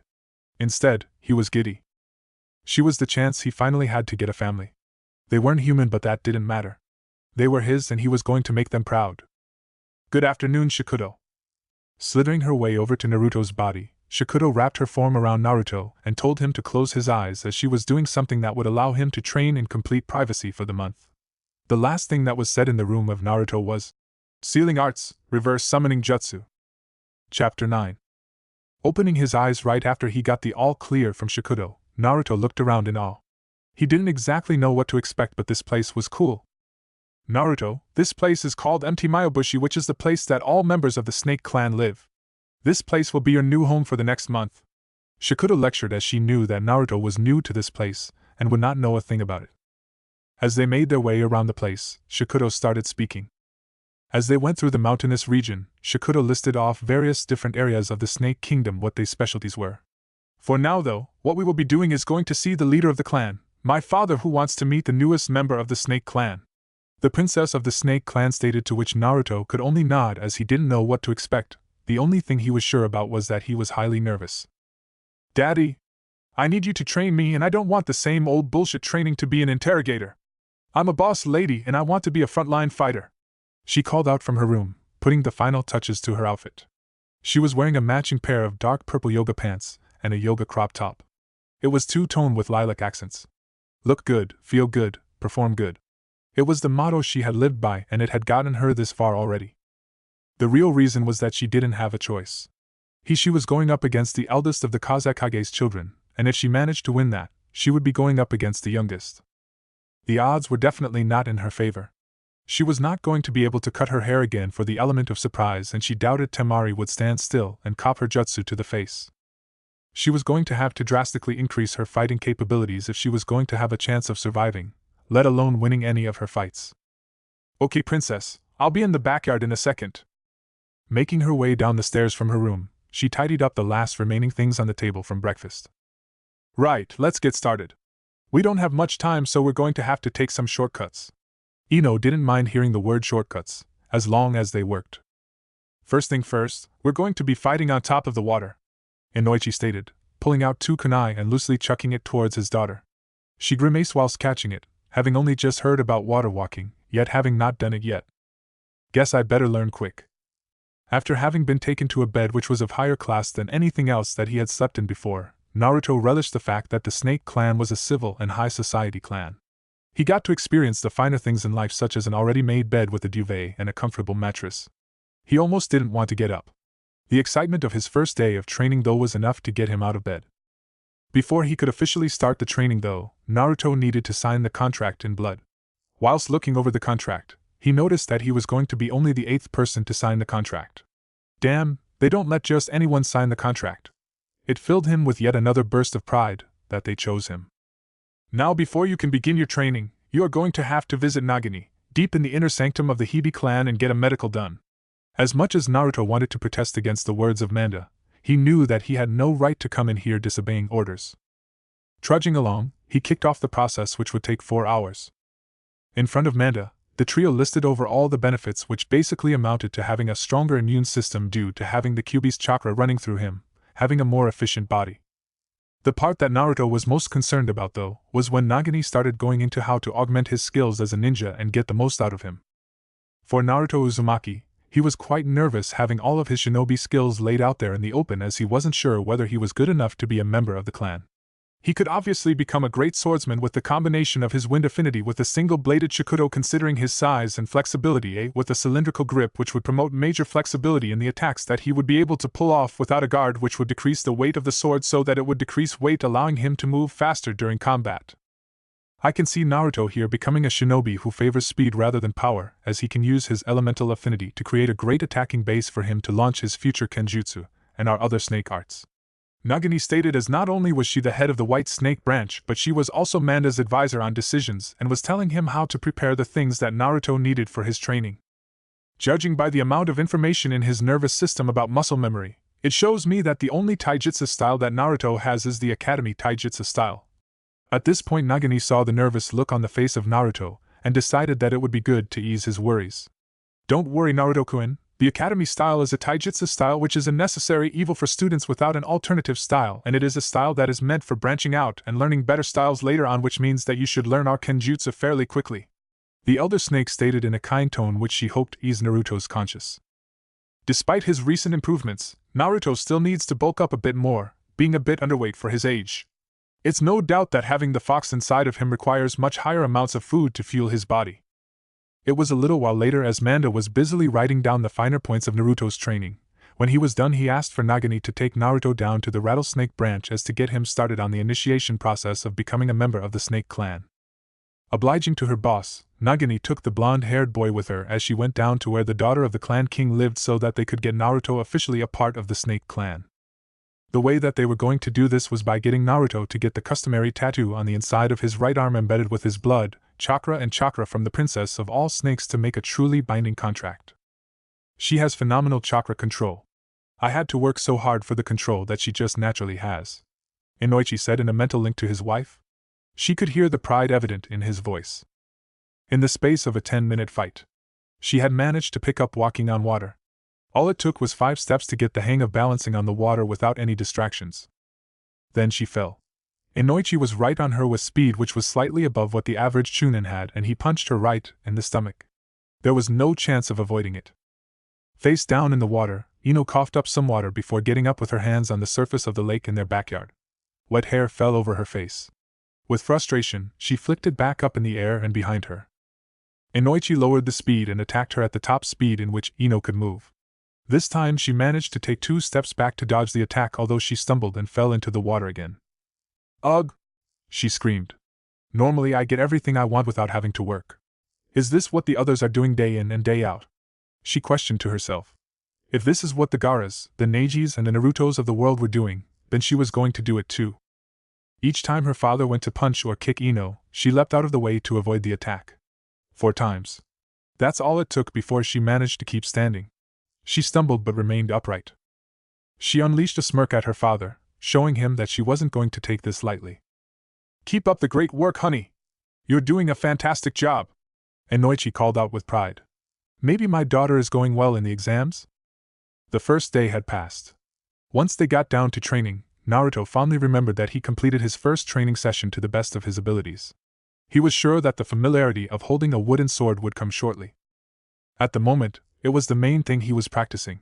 They had told him how dangerous he was going to be with the blade when he eventually combined it with his wind element. Plus, who doesn't like a cool-ass sword? With the second day almost coming to a close as well, Naruto headed where Shikudo happened to be. For the final part left required to be officially recognized as a member of the Snake Clan, Naruto needed a tattoo. In that, he had 2 options. On one end of the spectrum he could get the bare-bones basic tattoo, the same one Orochimaru got. It was about palm size and would go on the inside of the forearm. On the other side, Naruto was able to get any tattoo that he wanted, and the seal which allowed him to summon snakes would be woven into the piece. Being a kid and a kid that had never been around adults, there was no one to tell Naruto it was a bad idea to get a tattoo. Unlike in some of the other more progressive places in the elemental nations, Konoha and the Greater Fire Country did not look favorably on body modification outside of piercings. Tattoos were the unofficial signature of being in a gang. Naruto did not know that. He did not know that the older generation would judge him for having tattoos. Not that it was any different from what he had previously experienced. Instead, all that was running through his mind was, "This is fucking cool." Now Naruto, have you thought about what design you would like to get? A tattoo is a permanent decision. Shikudo warned the newest summoner, who nodded. He was happy to show off that he was a member of the Snake Clan. Eventually, the Uzumaki decided on getting what the blonde-haired boy had decided was that he was going to have a coiling cobra that covered every inch of his arm. Overlapping the cobra was vines, as if it was slithering through the grassy plains. When the tattoo got to the lower shoulder, it was here that the design changed. As the tattoo reached the shoulder, its snake head formed over his shoulder and over his pec. You could see dripping poison coming from the exposed fangs. All in all, Naruto was fairly proud of the design he had chosen. Shikudo would be using black, silver, white, purple, red and green for the colors in the tattoo. Seeing the creativity that Naruto had, she spoke up. Naruto, they always say that ninjas should always have hobbies outside of fighting to keep them mentally healthy. Have you thought of doing this? She questioned, which gave the blonde a lot to think about as he sat down in one place for 8 hours. Having made it out of the Chunin exam's preliminary round, winning her match without the borrowed confidence of her crush did a world of good for increasing the self-worth inside of the Hyuga heiress. For the first time in her life, the shy young girl from the most powerful clan in all of Konoha realized that she didn't actually need to rely on anyone else. She was capable on her own, She could achieve the same goals that she thought were reserved for the people like Naruto. Am I in love with Naruto though? This was the dilemma facing Hinata ever since she had finished her second round Chunin exam fight. Once all of the stress was over from the fight, she was now allowed to sit in her room and think through every detail she learned during the space of a week. The biggest one being that Naruto had changed. He's no longer the same Naruto. He's not as vibrant and full of energy as he was before. Naruto has lost the energy that made him Naruto. He didn't have to challenge himself during his fight. It was getting harder and harder for her to relate the old Naruto that she fell in love with to the new one she was forced to recognize as the new one. Or is that the Naruto I want him to be? The Naruto that wears his heart on his sleeve and proclaims to the world that he will be the Hokage. That no matter what challenge he faces, he has full confidence in himself. The confidence I want in myself. Do I want to be with Naruto, or do I want to have the confidence he has? She didn't know the answer, but it was something in the back of her mind as she went through each training drill. It was made ever more so present by the lack of her father's presence during her training. When she came back home, proud of how she managed to challenge herself and achieve making it to the second round without the help of Naruto, she thought her father would be happy. Instead, he thought of it as a fluke and was surprised to hear she made it through. She was absolutely crushed for a couple of days. All she wanted to do was gain her father's approval in the absence of her mother, having passed away years ago. I'm never going to be good enough for him, or for the clan. They want me to be their docile punching bag. When she thought of Neji, that was definitely what she knew he wanted her to be. I don't have to take on board his issues out of guilt. I don't have to accept my father. Why is it that the only people felt love from have been my mother and Kurinai-sensei? Breaking herself out of her musings, Hinata finished her meal before getting back into her training with Kurinai. She had a jutsu in mind that would be on the same level as the Kaiten. Confidence was at an all-time high for Ino. A week had passed since the first training session she had been having with her father. Out of everything the week had taught her it was achievement-based confidence. In the past, she was all talk. There was little confidence to back up what her mouth was capable of checking. Within the first day of training, she had trained on top of the water, getting the hang of water walking. The second day, she didn't fall in the water once despite her father increasing the speed of his attacks. With an intensity that had never been seen before, Inoichi watched on as Ino went through textbook after textbook on psychology, learning about any and every study done on the brain. From autism, to attachment theories and behavioral therapy. She was reading all of it. Sure, he knew that she was smart, but similarly to Shikamaru, she never really had the desire or application to showcase it. Until now, that is. Her speed had increased a lot. Only so much of it can be from building muscle, but the main increase came from her chakra control. Ino had tremendous control, similar to Sakura. She was able to increase the speed in which she moved, thanks to chakra. Out of everything though, what Ino was the most proud of was that she was on the way to completely changing the way she viewed and thought about both her body and food. Now she was no longer trying to achieve the perfect physique, which in her eyes meant eating as little as possible. Now instead, she was fueling her body for the training sessions and recovery. She had so much more energy, which meant she could train for multiple more hours than what she could before. The training sessions of hell that Asuma put her through, she knew she could easily handle them now. It meant she could train more frequently throughout the day and have more intensity when she trained. It also allowed her to think more clearly when reading academic textbook after academic textbook. It all resulted in Ino feeling more confident in herself. Not that she needed it. She already had it in spades. Heading over to Training Ground 7, she saw that Naruto was there already. The keen eye would spot a couple of leaves in his hands. Hey Blondie, Ino mentioned as she walked over to Naruto. Said blonde-haired boy looked up at her dryly. You're blonde too. Yeah, but I am a platinum blonde, you're a more vibrant blonde. It didn't really make sense to Naruto, but it didn't have to. Girls. So how's your training been going, Ino? Naruto questioned if he really wanted to be here. She was loud, she was bossy, but she wasn't. Sakura and Karen had left back to her village. It was nice for a girl to ask him out, even if it wasn't a date after all the times he asked Sakura and got nothing. That, and more importantly, he didn't have any idea about how to have a conversation regarding anything other than ramen or jutsus. It's going good. I've been training really hard, she said with a smirk on her face. No one is going to know what hit them. I've really been training my chakra control and reserves. That doesn't really give me anything. Isn't everyone training their chakra control and reserves? Naruto questioned. Ino giggled, then she walked over to Naruto and planted a kiss on his lips. His face went red in seconds and he immediately relished her taste. She tastes different from Karen and I don't have to worry about her being my cousin. Just as Naruto felt the blood rushing south, the connection was cut and the genjutsu died. Ino did not in fact kiss him. She was still standing about a meter away from him. That was a genjutsu. Naruto thought to himself, alarmed for a multitude of reasons. In one small motion, with a single one-handed seal, Ino had managed to cast a genjutsu on the unsuspecting male and planted a desire in his head. Damn, she is going to become scary. You right there, Naruto? Ino questioned with a Cheshire cat grin. She was grinning internally. She had learned so much about kissing, and here Naruto proved that he would be down to explore with her.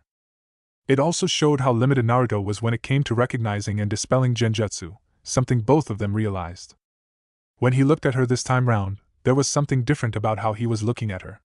Respect, they both knew what it was. Ino was over the moon about getting respect over her ninja abilities. She never got compliments on her skills as a ninja. Naruto didn't even compliment her. He didn't have to. In that one moment, the Yamanaka princess showed how she could have easily killed Naruto and yet chose not to. So now that we have that out of the way, how has your training been going, Naruto? XXX. Why does she do that? Naruto questioned to himself. Ever since that kiss, it was running rampant through his mind. Anytime he wasn't training, he was thinking about that genjutsu felt. It was the perfect distraction to focus on. It beat all the usual ones like why did he get the QB sealed inside of him, who were his parents and his personal favorite, what was going to happen to Team 7 after these exams. With his blade in hand, Naruto tried channeling chakra through it. He marveled at the sheen that came off. The nature training is paying off. He thought to himself, proud that he managed to cut the leaf. Now he was on to cutting more and more varied objects with the chakra. Placing the blade back down on the ground, Naruto went back to the main training he was doing for the day. Hand seals. It sounded boring, but he knew it was crucial. Every time he tried fighting Manda or Shakudo, even whenever he tried to do the seals of his jutsu, they interrupted him, forcing him on the defensive. Quickly he realized the importance of the speed in which he could do hand seals. What was the point of knowing jutsu if he couldn't fire them off quickly? He had even heard the rumblings of one-handed jutsus, which would mean he could hold his sword and fire off ninjutsu at the same time. The first jutsu that Naruto learned was the Hidden Shadow Snake Hands, which was a jutsu that sent a few snakes from the sleeve which attacked the enemy in a straight and singular motion. The jutsu that Naruto had found to learn was the Summoning Jutsu. Fang Pursuit Jutsu. This was a jutsu that was similar to the stock standard summoning technique in that the only difference was the summon animal, but this used the snake's natural methods of detection to find their prey and appear from the ground in a surprise attack, and use their poisonous fangs to either kill or paralyze their enemy. Once he had the basics down of the Snake Clan jutsus, Naruto had a feeling he was going to need a bit more firepower, rather than just precision. In came Wind Release. Pressure was a jutsu that compressed the Futon chakra to the highest degree and launched it towards the enemy and unleashed the jutsu. Tanto in hand, Ino swiped forward, intent with causing her father damage.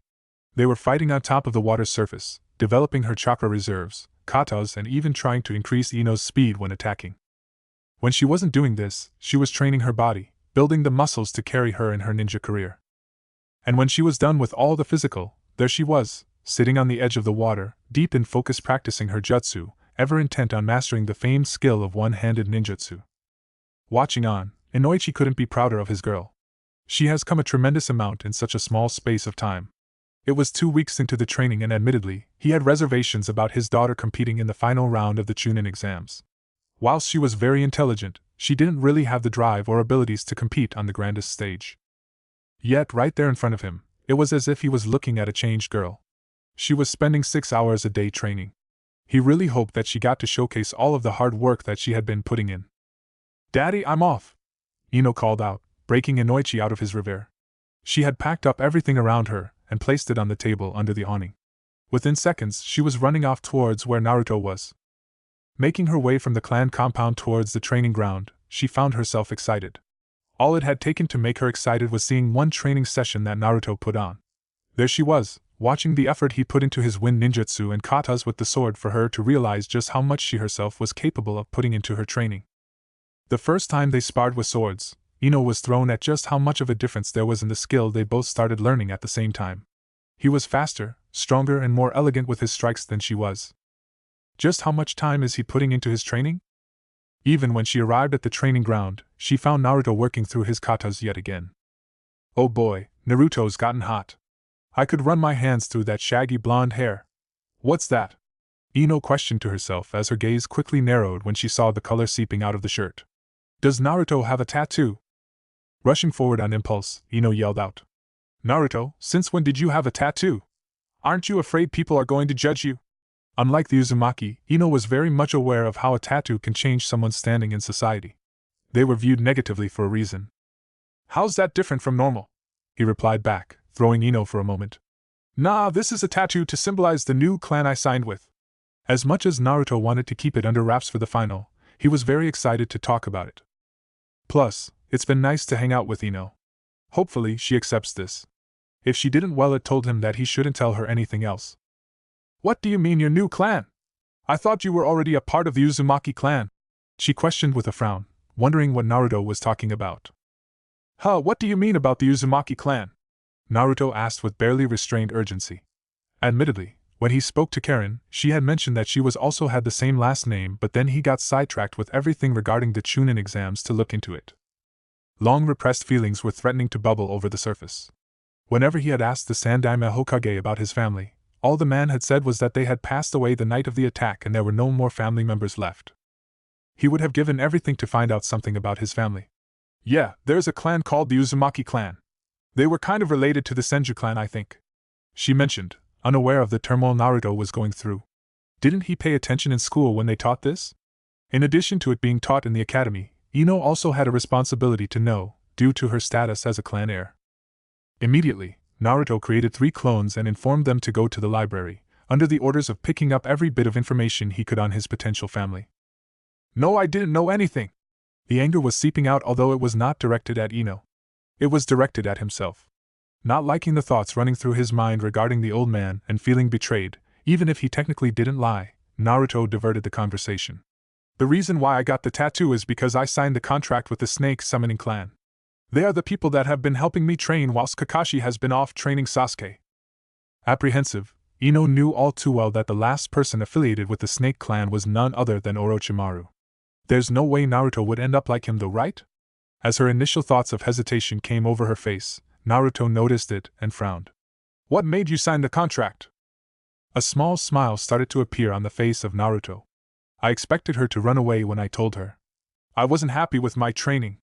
It felt like I was going nowhere, and then the snakes came to me, offering to help me train, as long as in the end, I killed Orochimaru because he has ruined their reputation. Naruto replied, trying to justify why he signed with the Snake Clan, not that he had to. As much as he was proud for having joined the clan, there was still a major part of him that wanted to be accepted and acknowledged. They expect you to kill Orochimaru, Ino replied with a horrified expression on her face. To think they expect Naruto of all people be able to kill one of the Sannin. Had it been 6 months ago, she would have said it was crazy. However, she had seen the development her blonde counterpart had gone through. Yeah, he grimaced. Naruto had heard of the horror stories Sakura was telling him about Orochimaru, and he had heard a lot from the Snake Clan. It was going to be a monumental task. The other reason why I joined them is that they offered me a family, and since I am an orphan, it feels really nice.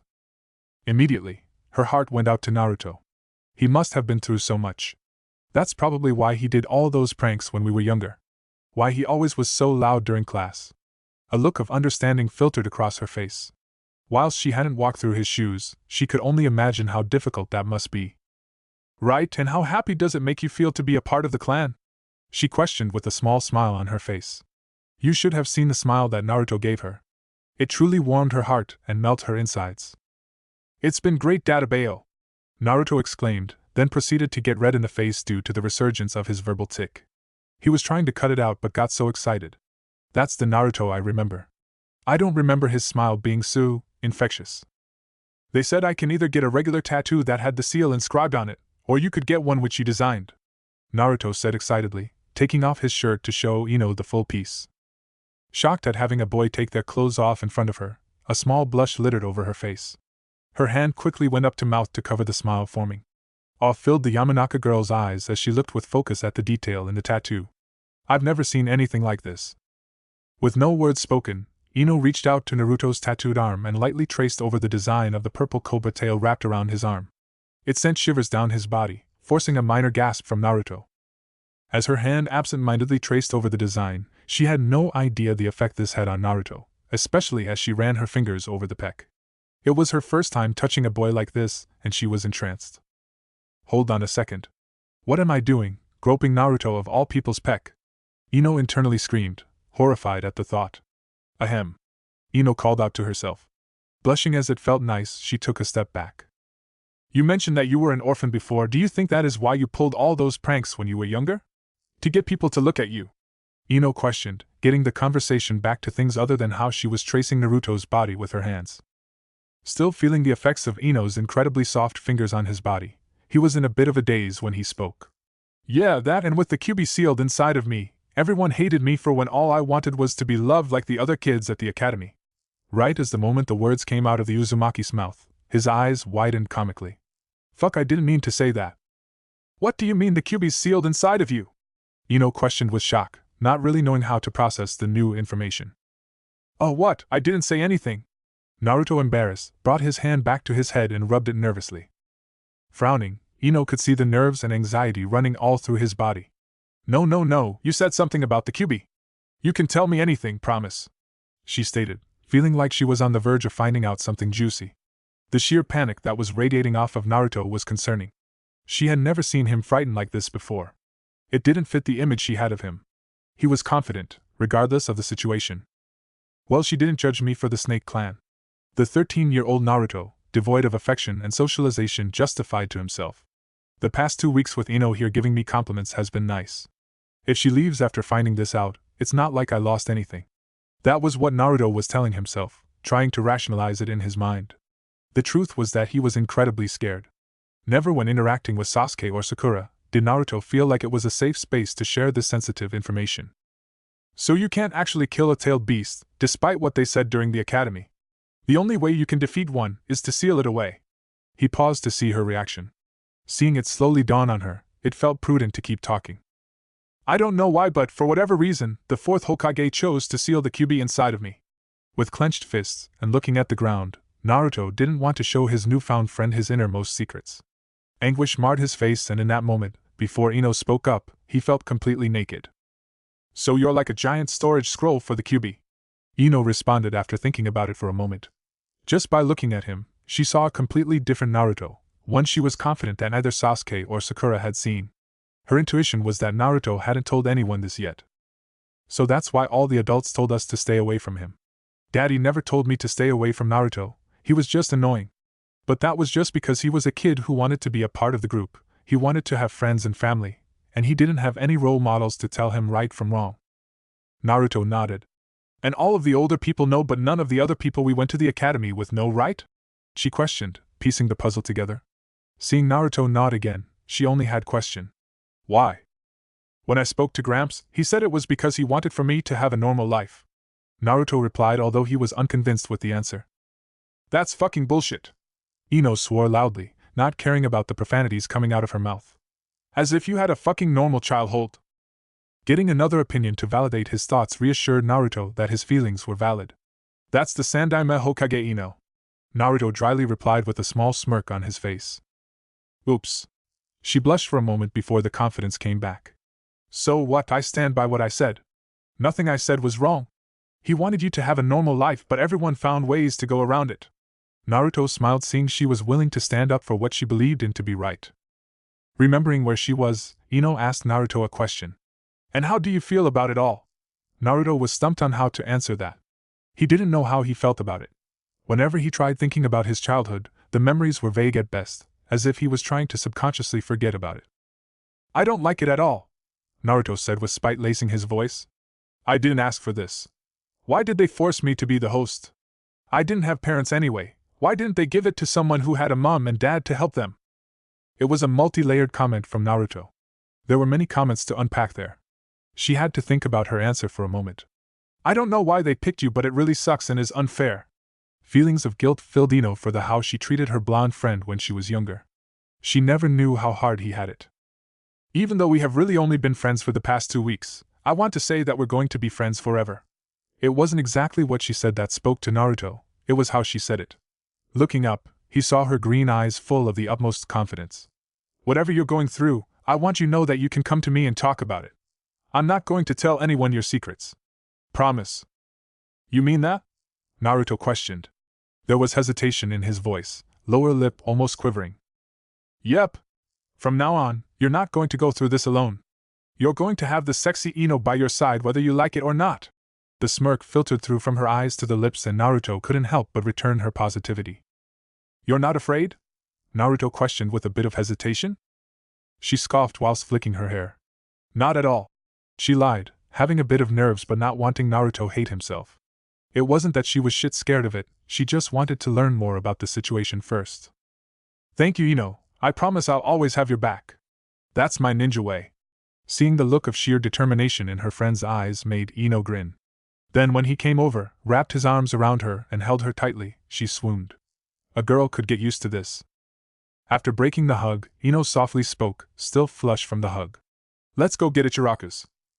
Chapter 10. Getting out of the shower, having just had breakfast, Naruto looked at himself in the mirror, liking what he saw. His muscles had grown bigger, he was overall bigger, and his hair was longer. I might grow it out a bit more. Clothes-wise, he was decked out in tapered joggers that came in at the ankle, flaring slightly at the legs to provide more comfort. Up top, he was wearing a simple white t-shirt with a black and orange kimono, flower designs covering the arms. The top was untied, letting the dual-layered clothes speak for the fashion growth Naruto had gone under. During the final week of the training before the exams, Ino had suggested, more like demanded, that Naruto go with her shopping for new clothes. She wanted new clothes. She wanted someone to carry her new clothes. She wanted Naruto to get a new outfit. The only reason why he allowed it, and went along without a fuss, was that in the back of his mind, on the grandest stage of them all, he was going to be representing the Snake Clan. I need to make this memorable. Having gotten past the guards at the front gate to the stadium, Naruto made his way to where the other genin were located.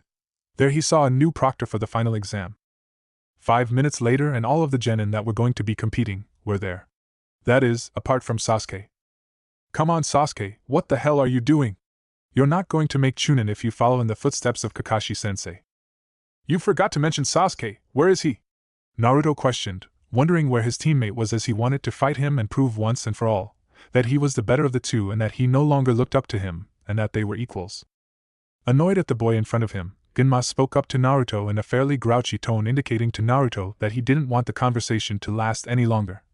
He hasn't shown up yet. I don't know any more than what you do. After receiving a message from the Hokage, Genma looked at the genin. Alright guys, this is the final test. The arena is different but the rules are the same as the preliminary rounds. You fight until either one of you dies or admits defeat, but if I determine that the match has gone far enough, I'll step in and stop it, got that? Gemma questioned to the Chunin hopefuls in front of him, who all nodded in confirmation as they got the message he was delivering. With the fight having started, Naruto wondered how this fight was going to play out. He had seen on occasion how Shikamaru's brain worked. It was scary. Then again, on the other hand, he was a lazy ass and hardly ever trained. Despite being mildly irritated about Naruto not giving him the decency to even look like he paying attention, Shikamaru made the most of the situation by wordlessly using the famed jutsu of his family. It was not long after Shikamaru used his jutsu, it latched onto Naruto Uzumaki. Boos started ringing in from the stadium at the lackluster fight. They were expecting a show and all they got was one where Naruto didn't even bother trying. None more so shocked, annoyed and beyond angry was the Sandaime Hokage Hiruzen Sarutobi, as what Naruto was doing now went against all of his ideals and wanting to become the future Hokage of Konoha. Even the normally highly lazy heir to the Nara clan was disappointed.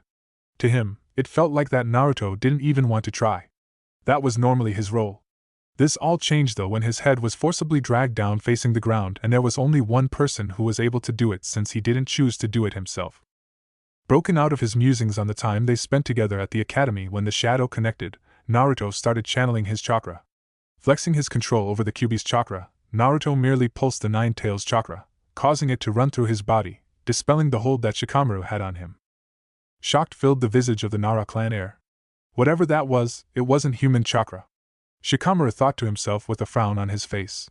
If Naruto can push back my hold over his body, then I have no chance of winning. Sigh, this is troublesome. Just what was that, Naruto? Only to the most adept censors would they have seen what just happened. Proctor, I forfeit. Shikamaru said, already with his hands in his pockets and walking back to the stadium entrance, feeling shame for the first time in a long time. I need to get better. Shocked was an understatement for the third Hokage, seeing what had just happened. Where did Naruto get the ability to control the Kyuubi's chakra? I don't believe that Kakashi was going to teach him that. I am going to need to have a talk with Naruto after these exams are over. He has been distancing himself and now he knows how to use the fox's chakra? I need to get to the bottom of this. Sitting right beside him, Orochimaru had glee in his eyes, seeing the fact that Naruto Uzumaki could use the Kyuubi. I didn't get to test you before, Naruto. Show me your power. With Jiraiya watching Naruto, his godson produce enough chakra to dispel the Nara clan family jutsu with the Kyuubi's chakra spelled warning signs for the Toad Sage, who had trained Naruto how to use the chakra. Admittedly, he meant to train his godson the past month, but due to a combination of Naruto being hard to find and the allure of the bathhouses, Jiraiya didn't get around to it. I should have trained him. Ino couldn't believe her eyes. While she had full confidence that her teammate could hold his own, she didn't expect he would get humiliated that bad. She had seen the shadow connect, seen it get pushed back, and seen the shock on the face of Shikamaru. Is that really all you're going to do, Shika? Not even try something else? It filled her with hesitation regarding future missions. Would he give up just as easily? Stunned, she didn't the fight between Shino and Kankuro start to take place with the two of them walking down to the ring. Naruto walked up the stairs to the competitor's box. When he got there, he saw Ino and walked over to her. There were no other people from his team there yet. What happened? She whispered. Flex the Kyuubi's chakra, causing his shadow to go back down. Naruto responded back, also whispering. What are you two talking about over there? Shikamaru questioned. Nothing, haha. Naruto nervously scratched the back of his head. Then he walked back towards the middle of the room, noticing that Kankuro had forfeited his match. Unlike the Nara, I heard exactly what you said, Uzumaki. Mother says your blood is going to taste the best. We are the same. The deranged look that Gaara gave Naruto creeped even the ever-confident blonde, whose eyes widened. There's another one of me out there. So that's how Gaara fought Lee. He calls his mother? So many thoughts were running through his mind that he didn't notice the fight between Neji Hyuga and Hinata Hyuga. Said Hyuga Eris was dealing with her own thoughts as the match was called. He really has changed. She thought to herself as she watched him go over to Ino after his fight and whisper in her ear. That and the display of the red chakra he used in his fight with Shikamaru combined with his new clothes, he really looked like a person she didn't recognize. If he can change, then so can I. She told herself, giving a pep talk before she went down the stairs. She was going to need it. She was going up against her cousin. Now that he had time to think, privately, Naruto had to admit he was disappointed. He wanted to fight. He wanted to showcase his skills. He wanted to do the Snake Clan proud. Then came the boos. First they came for him being inattentive, and realizing the match had already started. Then they came for the fight being overall boring due to Shikamaru forfeiting. I get that it's not for me, but it still feels like shit to have people boo at you. Guess I have to prove it with my next fight. Haha, they're quite restless, aren't they? The crowd, I mean.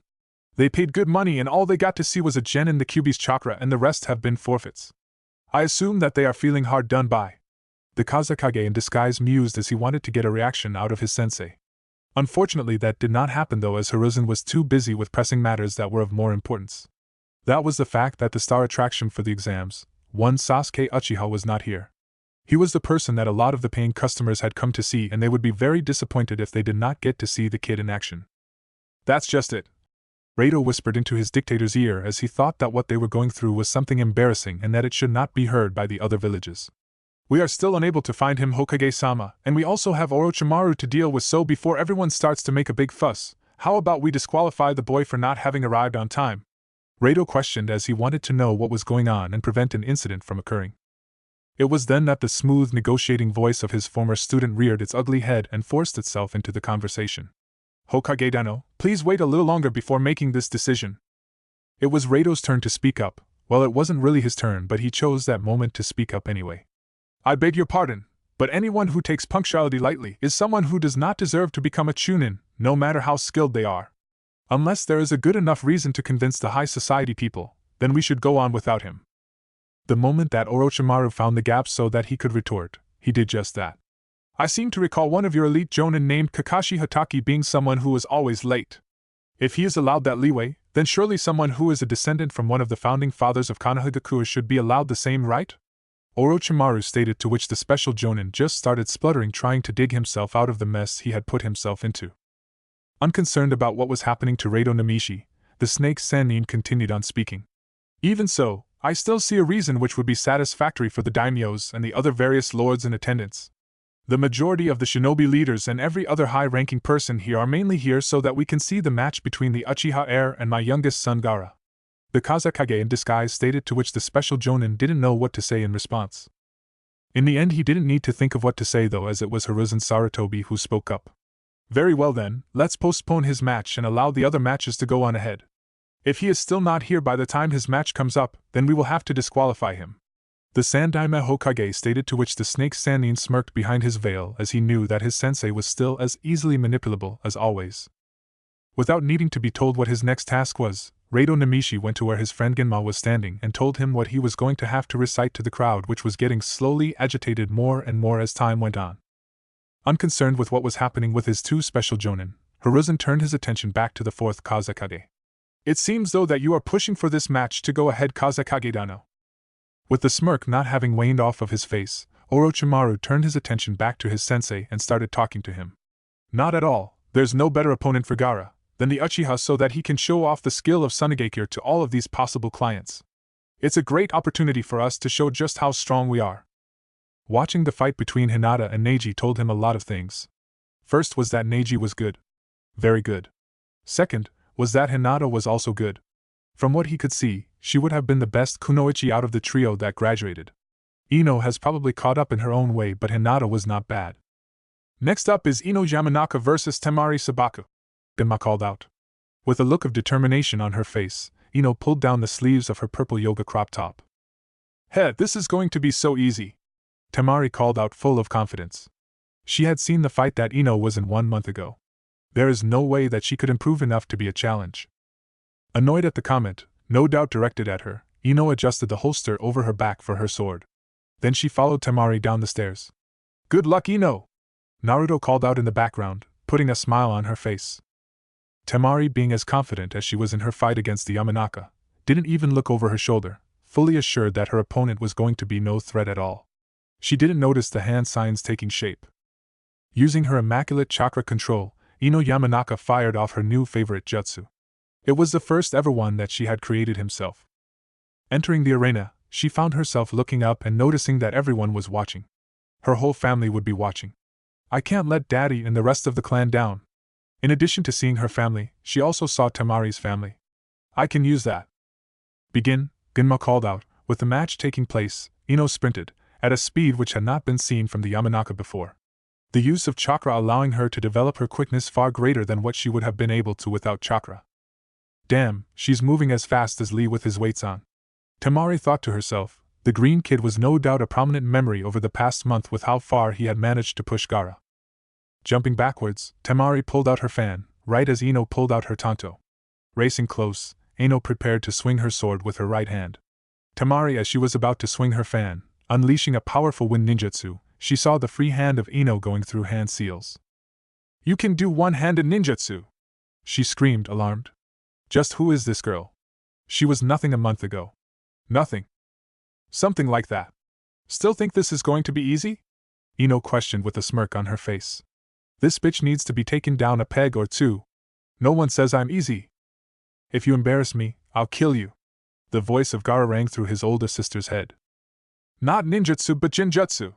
Quickly, Temari swiped her fan against her leg, corking it in the process but breaking the genjutsu. You bitch!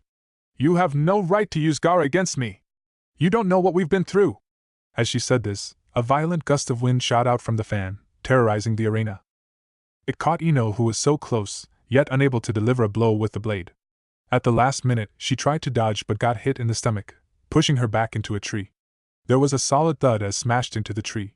Ouch. That hurt. I just need to wait a bit longer for my jutsu to take effect. Avoiding a direct confrontation, the pale blonde slipped into the trees, put her tanto back in its sheath and quickly went through some hand seals. Still reeling from being surprised so much with Ino having grown so much in the past month, and her leg reeling in pain from having to break from the genjutsu, she didn't notice the follow-up genjutsu. Demonic illusion, hell viewing technique. That's my girl! Inoichi proudly called out to both Shikaku and Choza in the audience, proud to have seen just how far his little girl had come in the space of a month. She's really come far. If she keeps showing more, she might even get promoted to Chunin. Choza replied whilst eating some popcorn. She's going to have to show more though if she wants to win this fight. Shikaku muttered, still bitter about the previous fight, watching his son give up so easily. He couldn't be too mad though, as Shikamaru got the worst possible matchup. There's no other genin in Konoha that would be able to break out of the hold except for Naruto and the Kyuubi's chakra.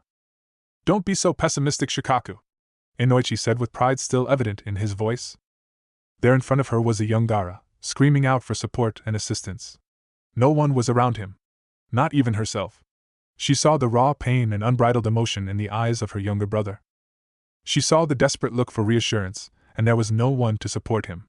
Not their mother, not their father, not even their uncle Yashimaru. Worst of all, either herself or Kankuro, those that loved him the most, were there. Instead, Gaara was left alone on the streets of the Sand Village, all by himself, lonely, lost and afraid. Get out of my fucking head, you bitch! Temari screamed, this time balancing her fan on the ground vertically and channeling chakra to break the genjutsu. Fueled with rage, Temari recovered her fan and let out her strongest jutsu. Wind release, Sickle Weasel Jutsu. Ino jumped out of the way, yet remained hidden in the tree canopy foliage. She rushed around to the side closer to Temari and channeled some chakra, activating the jutsu she used on Temari before the match started. Mind-body memory feedback jutsu! Ino called out, and Temari waited with bated breath. Barely concealed anger came to the surface as she didn't feel anything happen. It's too quiet. What the hell did you do to me, you tree-hugging bitch? Temari shouted, firing off yet another one of her jutsu, destroying more of the arena. Smirking with pride, Ino sifted through the memories that came back to her. She was now finally being recognized as a serious ninja. It was her pride and joy, the mind-body memory feedback jutsu. She had spent weeks studying as much as she could about the human mind for an idea that came to her. What if she didn't need to control the enemy's body? What if she could merely get the memories of said person to make her genjutsu that much more effective? Glad I explored that thought.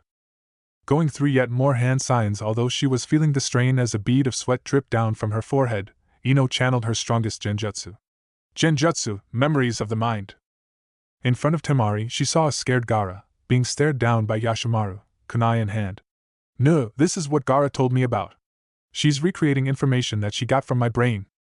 Temari saw red. Stabbing herself quickly with a kunai, she channeled even more chakra into her jutsu, and swung it at the remaining trees. Come out now, you fucking slut! Don't you dare show me my uncle trying to kill my younger brother! Ugh! Having barely dodged the attack, Ino shot forward with her chakra-enhanced speed. Drawing on her tanto, she raced forward and got inside the guard of Temari and slashed her sword. Doing her best to avoid the incoming attack, Temari swore internally as she realized that she was not as fast as Ino. Maneuvering her arm as best as she could, she avoided her vital organs being hit, but her arm copped the brunt of it, getting sliced swiftly, causing blood to come out immediately. Not stopping there, Ino sliced through the fabric of Temari's short leg dress just above the knee. Blood gushed out as Temari grunted in clear pain. Just one more. Ino mentally told herself, going for the hip. It got blocked with Temari put her fan into the ground, went to kick Ino in the face using her boot. By the skin of her teeth, the Yamanaka heiress ducked under the kick and cut the knee, going from the back of her leg, all the way up to her glut. Ah! Temari screamed out in pain, dropping down to the ground as blood started pouring out of the wound. This match is over! Genma shouted out, much to the enjoyment of the crowd who immediately started cheering. Medics! He immediately followed up with, as this girl needed help, fast. See that, Shikaku? And Noichi turned around to his best friend with a smug expression on his face. Does that count as doing more? All Shikaku could do was sigh at Inoichi's antics, however he was nonetheless proud of her hard work. If only Shikamaru would try. Meanwhile in another booth, Asuma couldn't be more shocked and proud. When Inoichi came to him and stated that he was going to be training Ino, he agreed, thinking that it was mostly going to be furthering their clan jutsu. Whilst that was true to an extent, this was nothing like what he had imagined. He had rebuilt Ino into a completely different ninja. She was now able to be a frontline fighter rather than a support ninja. As much as he knew it was necessary for this fight, he couldn't help but feel aggrieved that it would alter the dynamics of Team 10. She has really improved. Her genjutsu usage has been exemplary for her age, and how quickly she has had to learn them. Kurinai commented, and getting genjutsu praise from one as famed as Kurinai was no joke.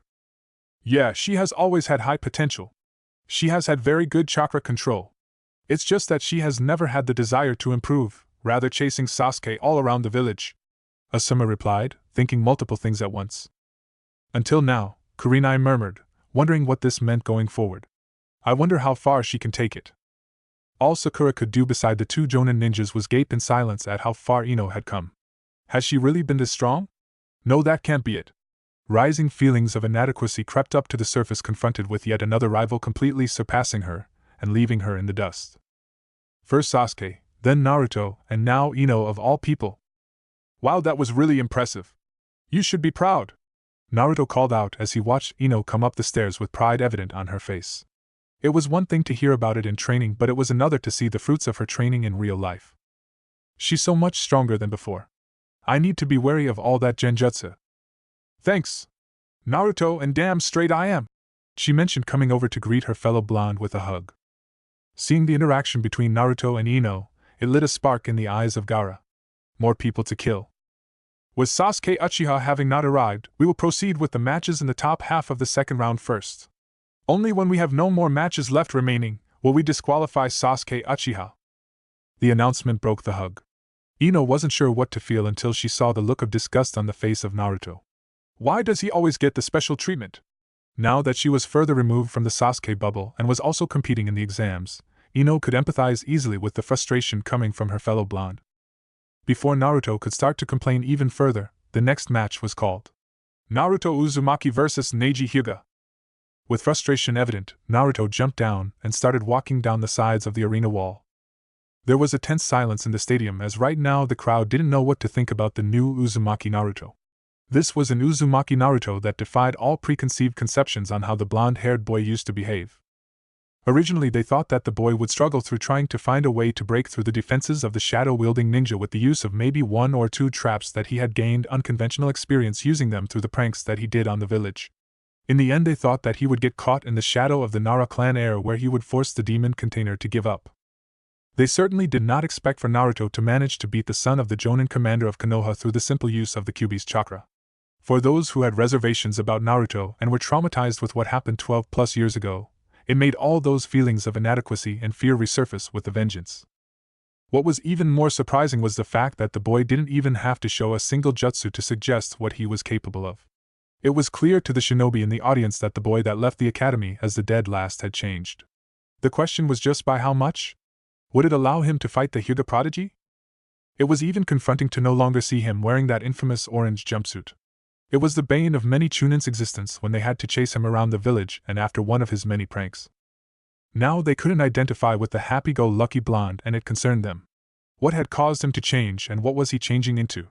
These were the thoughts notably of Hiruzen Sarutobi, trying to piece together critical information. The worst part about all of this though for Jiraiya and Hiruzen was that with keen eyesight, they noticed emblazoned on the kimono top was the Snake Clan emblem. Just how far had they let this slip that Naruto was now affiliated with the Snake Clan? That surely meant he was getting this from Orochimaru, right? You are a failure. You are in the same team as the Rookie of the Year and the Kunoichi of the Year. That means that you were and still are the dead last of your class. It was only fate that you ended up battling Tenten where your wind affinity completely outclassed her long-range weapons.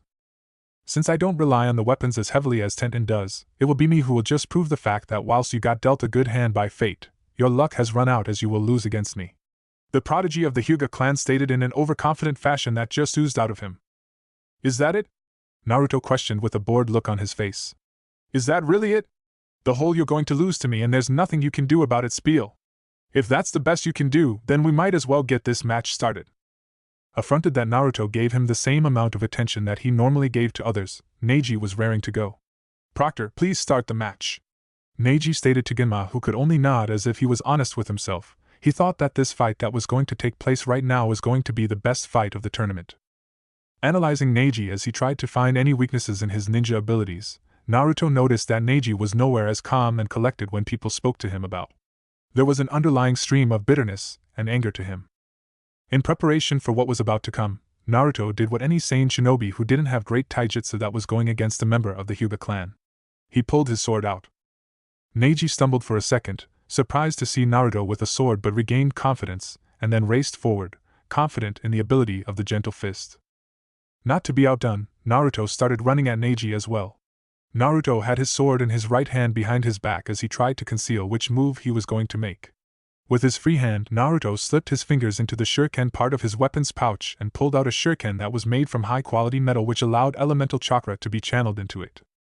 Despite the fact that Neji did not have his Byakugan activated right at the moment, he still had impeccable eyesight. Noting the intended trajectory path for the shuriken, he moved the smallest distance required to miss the incoming attack and still kept up the pace towards Naruto. What Neji did not expect, however, was for his opponent to be able to channel chakra into his weapons. It was something that only Chunin were supposed to do, and the initial estimation of Naruto the Dead Last was that he was worthless. This underestimation proved to be costly as Naruto's futon-enhanced shuriken landed a substantial cut on the left bicep of Neji. It was enough to make blood freely visible to people in the crowd as it dripped down the boy's arm. Realizing that he had underestimated the rookie genin who was running at him, Neji activated his Byakugan and quickly slipped into a taijutsu stance. This fight is going to take my full attention. To the trained eye of anyone ranked Jonin and above in the stadium, they noticed that Naruto was channeling wind-natured chakra into his weapon, surprising the lot of them as they thought that this was a skill which was far too advanced for someone like Naruto Uzumaki. They wondered just how many other skills that Naruto had that he hadn't yet shown and was saving for a later date. There's no way I can't dodge them. I can't even channel chakra into my arms to block like Gai-sensei said. Neji thought to himself, watching the thin white streams of chakra coming off of the blade.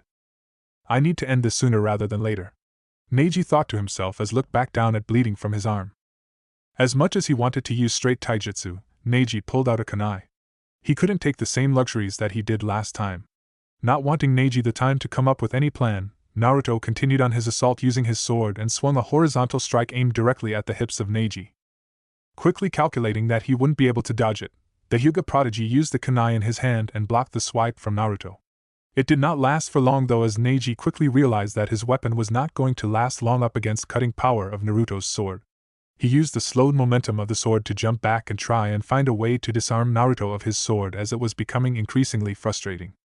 Sprinting at Naruto at a pace that only Lee could keep up with, Neji threw the half of the kunai in his hand at the right thigh of Naruto as a distraction. It worked a charm for the Hyuga prodigy, who noticed that Naruto shifted to his left to dodge the attack. This was exactly what he was desired, and it allowed Neji a free shot on the exposed arm of Naruto, which held his sword. Striking the arm with ease, collateral damage occurred when the falling blade still had remnants of chakra running through it. It clipped Neji's forearm on the way down to the ground. Fuck. Neji rarely ever swore, but the match was getting to him. How is this dead last winning? Desperation started creeping in Neji as he wished to win the whole tournament. He was going to need to conserve as much energy and chakra as possible. 2 strikes, 4 strikes, 8 strikes, 16 strikes. Just before Neji could hit the 32 strikes, Naruto managed to get off an instant replacement jutsu. This did not come without a price though, as Naruto was down on his haunches coughing up blood from the hit to his upper torso. His body felt like he had just been hit by a truck. Not wanting to use his trump card, Naruto sighed as he pulled deep into his chakra reserves and found the familiar red chakra and pulled enough of it out of his system to forcibly open up his tenketsus, as he had gotten some advice from the Snake Clan on battling a member of the Hyuga variety. To the Sensu shinobi in the crowd, they were worried as there was yet another usage of the Kyuubi's chakra running through their Jinchuriki. Because Naruto was not using enough of the damn stuff to make it visible to the others, the lower-ranked shinobi and civilians in the crowd were unaffected by this change of events and went back to happily watching the fight between two highly talented genin. Deciding to take a different approach to trying to defeat his opponent, Naruto yelled out the name of a familiar jutsu to those that knew him. Shadow Clone Jutsu. With that, Naruto created 4 clones which set up a diamond formation around Neji, whilst the original Naruto was busy trying to regain his breath from the assault that he had suffered from Neji. When these clones were in position, they each pulled out multiple shuriken from their pockets and imbued them with some wind element chakra, and once that was done, the doppelgangers of Naruto threw the kunai at Neji, forcing the boy into a tight position. That was not to say though that Neji didn't have an effective way of combating against the incoming attacks. Hyuga Clan Secret Jutsu, 8 trigrams Revolving Heaven. Neji yelled out, which surprised every ninja in the stadium that knew of how the branches inside the Hyuga clan worked. They never once suspected that someone from the lower half of the family would be able to use a move solely taught to the main branch. None more were surprised at this revelation. There were main branch Hyugas in attendance, which included Hinata Hyuga, her younger sister Hanabi, but more importantly the head of the clan and Neji's uncle, Hayashi Hyuga. He did not frown or anything when he found out this though. Instead he grinned as he realized that this fight was getting even more exciting. It meant that he was going to have to use even more of his skills to win the match. He managed to block the incoming kunai from Naruto, however it was enough time for the blonde to swivel over and grab his sword once more. Feeling the effects of fatigue slowly creeping up on him, Neji realized that he would have to pull out his other trump card if he wanted to end the match quickly.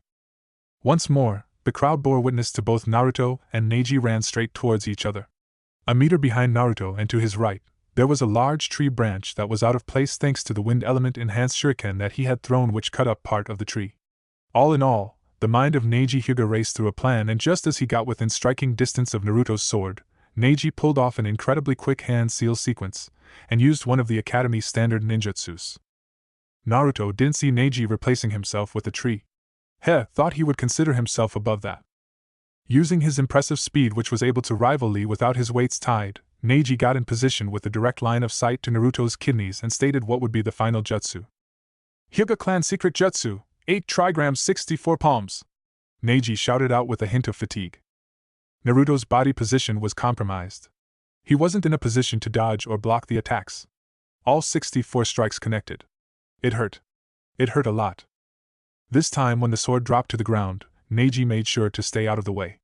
The final strike to this impressive combination of blows to Naruto ended with a double-handed open palm thrust into the lower torso of Naruto, hitting where the pancreas and kidneys were. As usual, Neji was one to channel chakra into his strikes as he caused Naruto some serious pain. Because of the precise hitting on display from Neji, this was an action that caused the blonde-haired boy to start coughing up blood as he lied motionless on the ground. These were signs that Naruto was suffering from some internal bleeding right now and meant that he was essentially defeated. It was times like these that Neji truly believed that there was such a thing called fate, as it allowed him to become the best genin that Konoha had on its roster. I have hit 64 chakra points along your body. You can no longer stand. It's painful, isn't it? Stay on your knees, because before you is a power that you cannot change, and realize that a dead last loser like you is worthless. Having your dreams achieved through hard work and determination is an illusion. Fate is the only constant in life apart from death, and it has decided that you will lose your match right here. Quit continuing right here. I have nothing personal against you. It is just that I was fated to win the Chunin exams and you were in my path. Neji stated in his composed yet slightly arrogant tone of voice, which made Naruto angry, although that anger was not entirely centered on Neji. It was mostly self-inflicted anger, as he wished that he hadn't dropped his guard down to allow Neji that free shot, which he surely took. If he hadn't have allowed Neji to take that hit, then he would have been able to continue on with this match, which he would have eventually won thanks to the fact that Neji was tiring whilst he was not, thanks to the QB sealed inside of him. If he was healthy, then he wouldn't have to listen to the ramblings, this fate-spouting nonsense. Despite the situation that he was in at the moment, Naruto was hoping that by possibly stalling for time during his fight with Neji, he might be able to find a way for him to regain some of his motor function, which had been stripped away thanks to the strikes on his tenketsus. Why, if you're this strong, with eyes that can see everything, do you mentally attack everyone who tries hard to make their life better than their situation? Why do you put down people who have hope that their future can change into something better just because you yourself have lost hope that things can change? All it sounds like is that you have given up on life and are taking it out on others. What a sad life. Naruto questioned, and by the visible tick that was in the eye of the Hyuga prodigy, it seemed that the blonde-haired boy had definitely struck a nerve with that remark. With the closing of his eyes and the deactivation of his Byakugan, Neji held a smirk on his face as he felt kind of good that he got to badmouth the main branch of the Hyuga clan directly in front of Hayashi, whilst there were tens of thousands of people in the stadium able to hear what he had to say. Alright, fine, if you're going to go that far, then I will tell you. The moment that this finished, Naruto slowly managed to get to his haunches, still trying to catch his breath. The Hyuga's destiny of hatred. Thus it was the start of the tale as to why Neji Hyuga believed in fate. Gasps were heard around the arena. Whilst a lot of shinobi may have known about the dirty laundry of the Hyuga clan, the civilians rarely did. Large-scale murmurs took place in the stands. Reputation was everything for the Hyuga clan, like most other clans. It was so hard to build and capable of being destroyed in seconds. It was right here in this moment that Hayashi, who was initially thinking about telling Neji the truth about the unfortunate events which led to his father's demise, chose to instead not tell Neji, and instead give him a rather stern talking to once this tournament was over. Unperturbed by these recent developments that were happening in the crowd, Neji continued on speaking. I don't know how much it hurt when your father was killed because I am an orphan, but thinking that destiny is all decided because of that is a huge mistake. As the words were coming out of his mouth, Naruto grew more and more confident. There was no way he was letting the day of his birth determine the rest of his life. He had put in too much effort and struggled through too much to come just this far. Angered by the fact that he felt that his opponent didn't know anything about pain and suffering, Neji charged at Naruto with the intent to end this match, whilst in the process, severely injuring Naruto as well.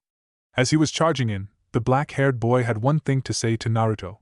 You could never understand the pain of being branded with a symbol that you could never get rid of yourself. This was all going according to plan for the young prodigy of the Hyuga clan except for one thing. During the time of the speech, Naruto had stalled long enough for him to recover enough so that he could tap into. Unfortunately, Neji, I can. Naruto said with a sad expression on his face as the moment that he heard those words come from Neji, he had visions of his harsh childhood that he wouldn't want to wish on his worst enemy. Before Neji could land a strike on the boy who was still crouched down on one knee, Naruto's hands quickly placed themselves into the tiger hand seal as he started channeling the chakra of the fabled giant fox demon throughout his body, opening up all of the tenketsus that Neji had blocked off with his previous attack. The resulting explosion of the Kyuubi's chakra around Naruto was enough to send the Hyuga prodigy, who was only about 1.5 meters away from Naruto, back in the direction in which he came from without his consent. It even managed to give the boy a rather harsh burn on his leg from where the chakra of the Kyuubi directly touched his skin. Thanks to the chakra running through his body, Naruto was able to move at a speed which rivaled that of Neji and Lee when he had his weights taken off. The first thing that he did was that he ran over to where his sword was laying on the ground, and the moment that he grasped a hold of the weapon, it seemed to come to life as Naruto unconsciously channeled the Kyuubi's chakra into the weapon whilst also converting it into wind chakra. As Naruto's left hand picked up the sword, the boy known as Naruto Uzumaki used this time to pick out multiple shuriken with his right hand from his pocket and threw them at Neji. The moment that they were just about to leave Naruto's hand, the blonde-haired boy channeled the combined wind chakra from the Kyuubi inside them, which made them even more deadly. Thanks to the large amounts of chakra running through them, they were now able to easily slice through trees, and they even managed to cut through the stone, keeping the stand up. Well, a quarter of the way before the acidic chakra of the Kyuubi melted the shuriken, and they fizzled out into the nothing. Closing out the distance, Naruto targeted the right hamstring of the Hyuga. Since Naruto did not have a good control over the futon element, let alone when adding into the equation that he was using the Kyuubi's chakra to power this attack, the cut into the thigh muscle of Neji was jagged and rough, which definitely made the pain that the boy was going through all the more excruciating. Oh! Neji screamed out in pain, as what he was going through right now was easily the worst injury that he had sustained throughout his entire life as a ninja. The burning sensation which was coming from the wound was so painful. It was as if it was burning his leg from the inside out. That was not even counting in the fact that he had a bloody hole in his leg. Jumping back when he felt the familiar feeling of sword going through skin and muscle, Naruto knew that this match was over. Even if Neji was able to move, the boy wouldn't be able to move to standard, which would allow him to fight on even terms with a rejuvenated Naruto thanks to the Kyuubi's chakra. Proctor, I believe that this match is over. Once that was said, Naruto turned his attention to Neji, who was lying on the ground. I failed the graduation process a total of 3 times on my way to becoming a ninja, but you know what, the one thing that stuck with me through this whole time? It was my determination to make a change for the better. No matter what situation you are in, despite how impossible the task seems, you can always be 1% better tomorrow than you are today. That's what I tell myself, and I have gained more control over my life than I ever had before. Naruto firmly stated. As these words were coming out of the mouth of Naruto, the Hyuga prodigy had an epiphany in what he was supposed to do with his life. This was to do with right at the time this happened, there was a bird that flew over the head of Naruto, and it allowed Neji to see the error in his views. Still, there was a tournament going on, and there was a badly hurt competitor on the field, who if not treated soon, could lose his limb. That was why Genma Shirani called an end to the match. Winner of this match is Uzumaki Naruto! The Senbon-sucking special Jonin announced in a loud voice to the crowd, which was met with a dead silence. Of course they would never cheer me. I use too much of the Kyuubi's chakra. When will I get thanked for what I do? The moment that this happened, there was a member of the Anbu Black Ops wearing a cream cloak signifying that he was a captain, and came into the center of the arena and picked up Neji before anything else could happen. Chapter 11. As she was sitting with her teammates Shino Aburame and Kiba Inuzuka, Hinata admitted to herself that the Naruto she once knew and loved had definitely changed and did not look as if he was ever going to go back to the happy-go-lucky idiot that she loved and admired. This new Naruto was one that she didn't like that well, since he had caused serious harm to her cousin. He had stabbed Neji straight through the leg with his sword. This was definitely not the Naruto that she knew. The Naruto she knew would give Neji a few punches and then win through some unpredictable strategy. The raw brutality that was on show was not something that Hinata Hyuga was used to, as apart from the kidnapping incident, she had practically lived her whole life wrapped in bubble wrap to prevent any kind of damage to her, whether it be mentally or physically. Sure, Hayashi Hyuga could be very emotionless and cruel, but when it came to his daughters, there was not a more protective man who did what he felt best to prepare his girls for the future. This was the first time that the heiress to the Hyuga clan had seen blood on such a large scale, and it nearly made her physically ill. It was also shocking to Hinata that Naruto didn't seem anywhere near as concerned about this fact as she did. If Naruto wasn't horrified by this, then it meant that he had seen stuff like this before, and there was a high possibility that her beloved Naruto-kun had actually killed someone. Immediately, Hinata dismissed the thought of that because that was just something that the spiky-haired knucklehead ninja would not do, as he would always try and find a way to end things with a peaceful outcome. It was one of the things that she loved about him. The moment that this tournament was over, she was going to go to her sensei Kurinai and ask for some advice on what she should do about her crush on Naruto. The boy was changing far too quickly for her liking, and it was not the Naruto that she fell in love with. For Hiruzen Sarutobi, who was sitting in arguably one of the best vantage points in the whole stadium to watch Naruto versus Neji, things weren't looking good for the professor of Konoha, as he was almost about to have a heart attack, as it was if he was watching a younger Orochimaru fight in the body of Naruto. Naruto was carrying himself in the exact same way that Orochimaru did. He used the same sword movements, the same clothing that he wore as a teenager, and the scary part was that Orochimaru and both Naruto had the same elemental affinity. How had he failed to not notice all of the similarities between Orochimaru and Naruto? He had been blinded by the fact that Naruto was such an overly happy person in life that he forgot about trauma Naruto could be carrying based on his childhood. It looked as if that Naruto had already been converted into a believer of his former student, and that was just not acceptable. This was because there was no chance in hell that Enko would ever bother to teach somebody what she learned under her sensei through the apprenticeship. The only other logical explanation was that Orochimaru had someone inside of the village that befriended Naruto and offered to give him shinobi training when no one else would, as that was one thing that the boy desperately wanted more than anything else. No doubt during these training sessions this person taught Naruto how to use the Hibi Kenjutsu style. To Hiruzen this was just unacceptable, as Naruto was Konoha's greatest asset if the village ever went to war, as he had the potential to be the strongest shinobi in the world thanks to the Kyuubi.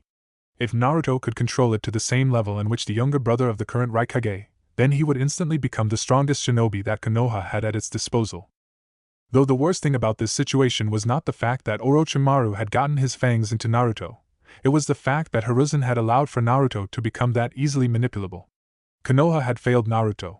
There were many people who could have put more effort in, and yet, using a multitude of excuses, they didn't. It filled the aging man with a deep sense of regret and self-loathing, as he knew that there was a whole lot more that he could have done to prevent this situation. I did the bare minimum under the guise of being the Hokage.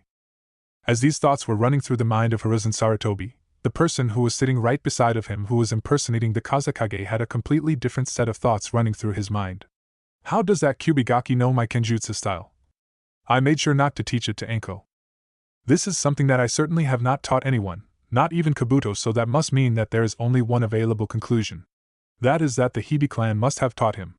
This was something that Orochimaru was highly concerned about, as it meant that they had found a successor to him.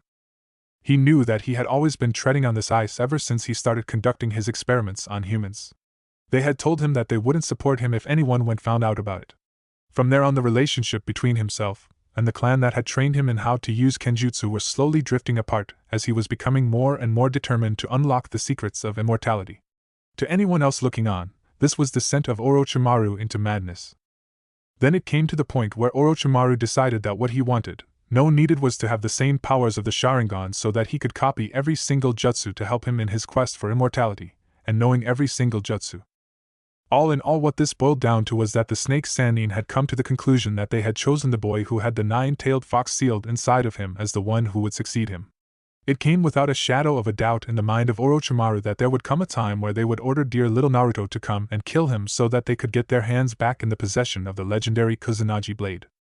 With that in mind, Orochimaru had to go over and revise the plans of the invasion inside of his mind, because he knew that to kill the Gaki, he would have to deal a lot of damage thanks to the Kyuubi sealed inside of him, as he knew a lot about the regenerative powers after having discreetly studied the previous Jinchuriki. New plan: make sure the Uzumaki dies, Orochimaru signaled to his team.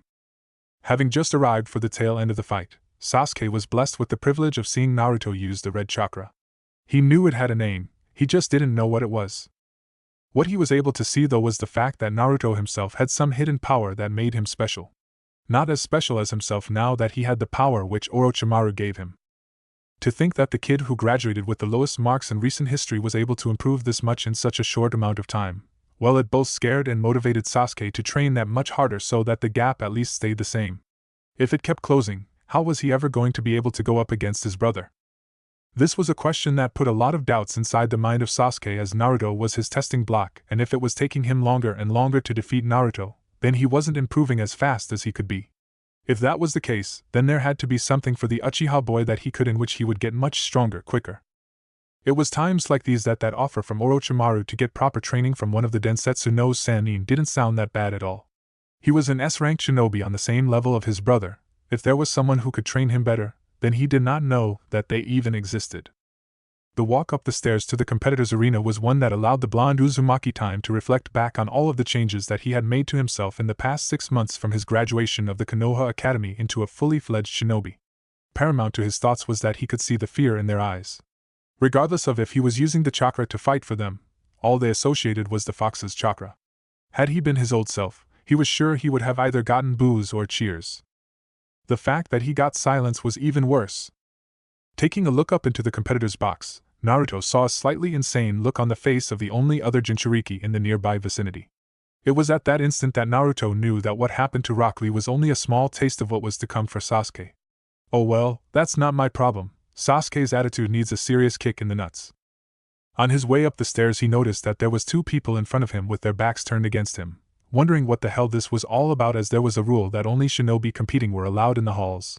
Naruto waited by to see what their motive was. "Stop!" they shouted in unison, although Naruto knew that they did not know he was there, as their attention was on someone else, just the way Naruto liked it, as he liked it when people underestimated him just so that he could prove them wrong. These low-level tournament fights such as this, the Chunin exams, are great for the rich people to bet on, and that is why many of the ministers are here, to win some money. That is why you have to lose this fight you're just about to enter. At the end of their speech, Naruto instantly deduced that whoever they were talking to was either Gaara or Sasuke, although he assumed it was Gaara, as Sasuke would rather go for the flashy entrance rather than the sedated one which the Jinchuriki of the Ichibi no Shikaku chose. Not even bothering to reply to their question, the cork on top of Gaara's gourd burst open and hit the face of the unsuspecting Chunin, who was overconfident that he and his friend would be able to stop Gaara from entering the fight. This didn't even bother the son of the current Kazekage at all, as sand started flowing outside of his gourd at a fast rate, rushing towards the 2 Kyuzugaku ninjas. They could not do anything, as because Gaara was getting more and more irritable, the amount of demonic chakra running through his pathways was getting larger and larger as time went by, allowing the boy to have greater control over the sand surrounding him. Horrific screams was what Naruto heard next, as the sand encased the 2 Chunin ninjas, who had no time to escape given where they were situated. What this meant was that Naruto had front row seats to watch Sasuke's opponent murder the 2 ninjas in cold blood, as blood went flying around as if it was water underneath a ninja with a water affinity testing out jutsus. Admittedly, after that brutal display in front of him, Naruto was a bit unnerved, even though his beginner lessons in controlling his facial expressions from the Snake Clan allowed for him to mask this emotion. Gaining reassurance that whatever happened, the demon sealed inside of his stomach would be able to help him out, Naruto walked forward towards Gaara. This was done with his body tensed as he prepared himself for a possible confrontation with Gaara. As he was walking closer to Gaara, Naruto could feel the effects of the Kyuubi's chakra trying to make its way to the surface and forcibly enter itself into the boy's chakra pathways, as it wanted to fight the Shikaku right there and then. The moment that they met each other side by side, Gaara uttered some whispered words that only Naruto could have heard, even if there were other people around to listen in to their conversation. "After I have killed your teammate, I will kill you next, as mother is calling out for your blood, Uzumaki Naruto." Not being one to be intimidated, as he clearly remembered from Manda that the mental side of being a shinobi was just as important as the physical side or the chakra side of it. "Go ahead and try. You won't like what happens." Not even bothering to stop and confront Gaara, Naruto continued on walking as he went to the stands where he could meet his sensei and tell him about the impending annihilation which was about to come.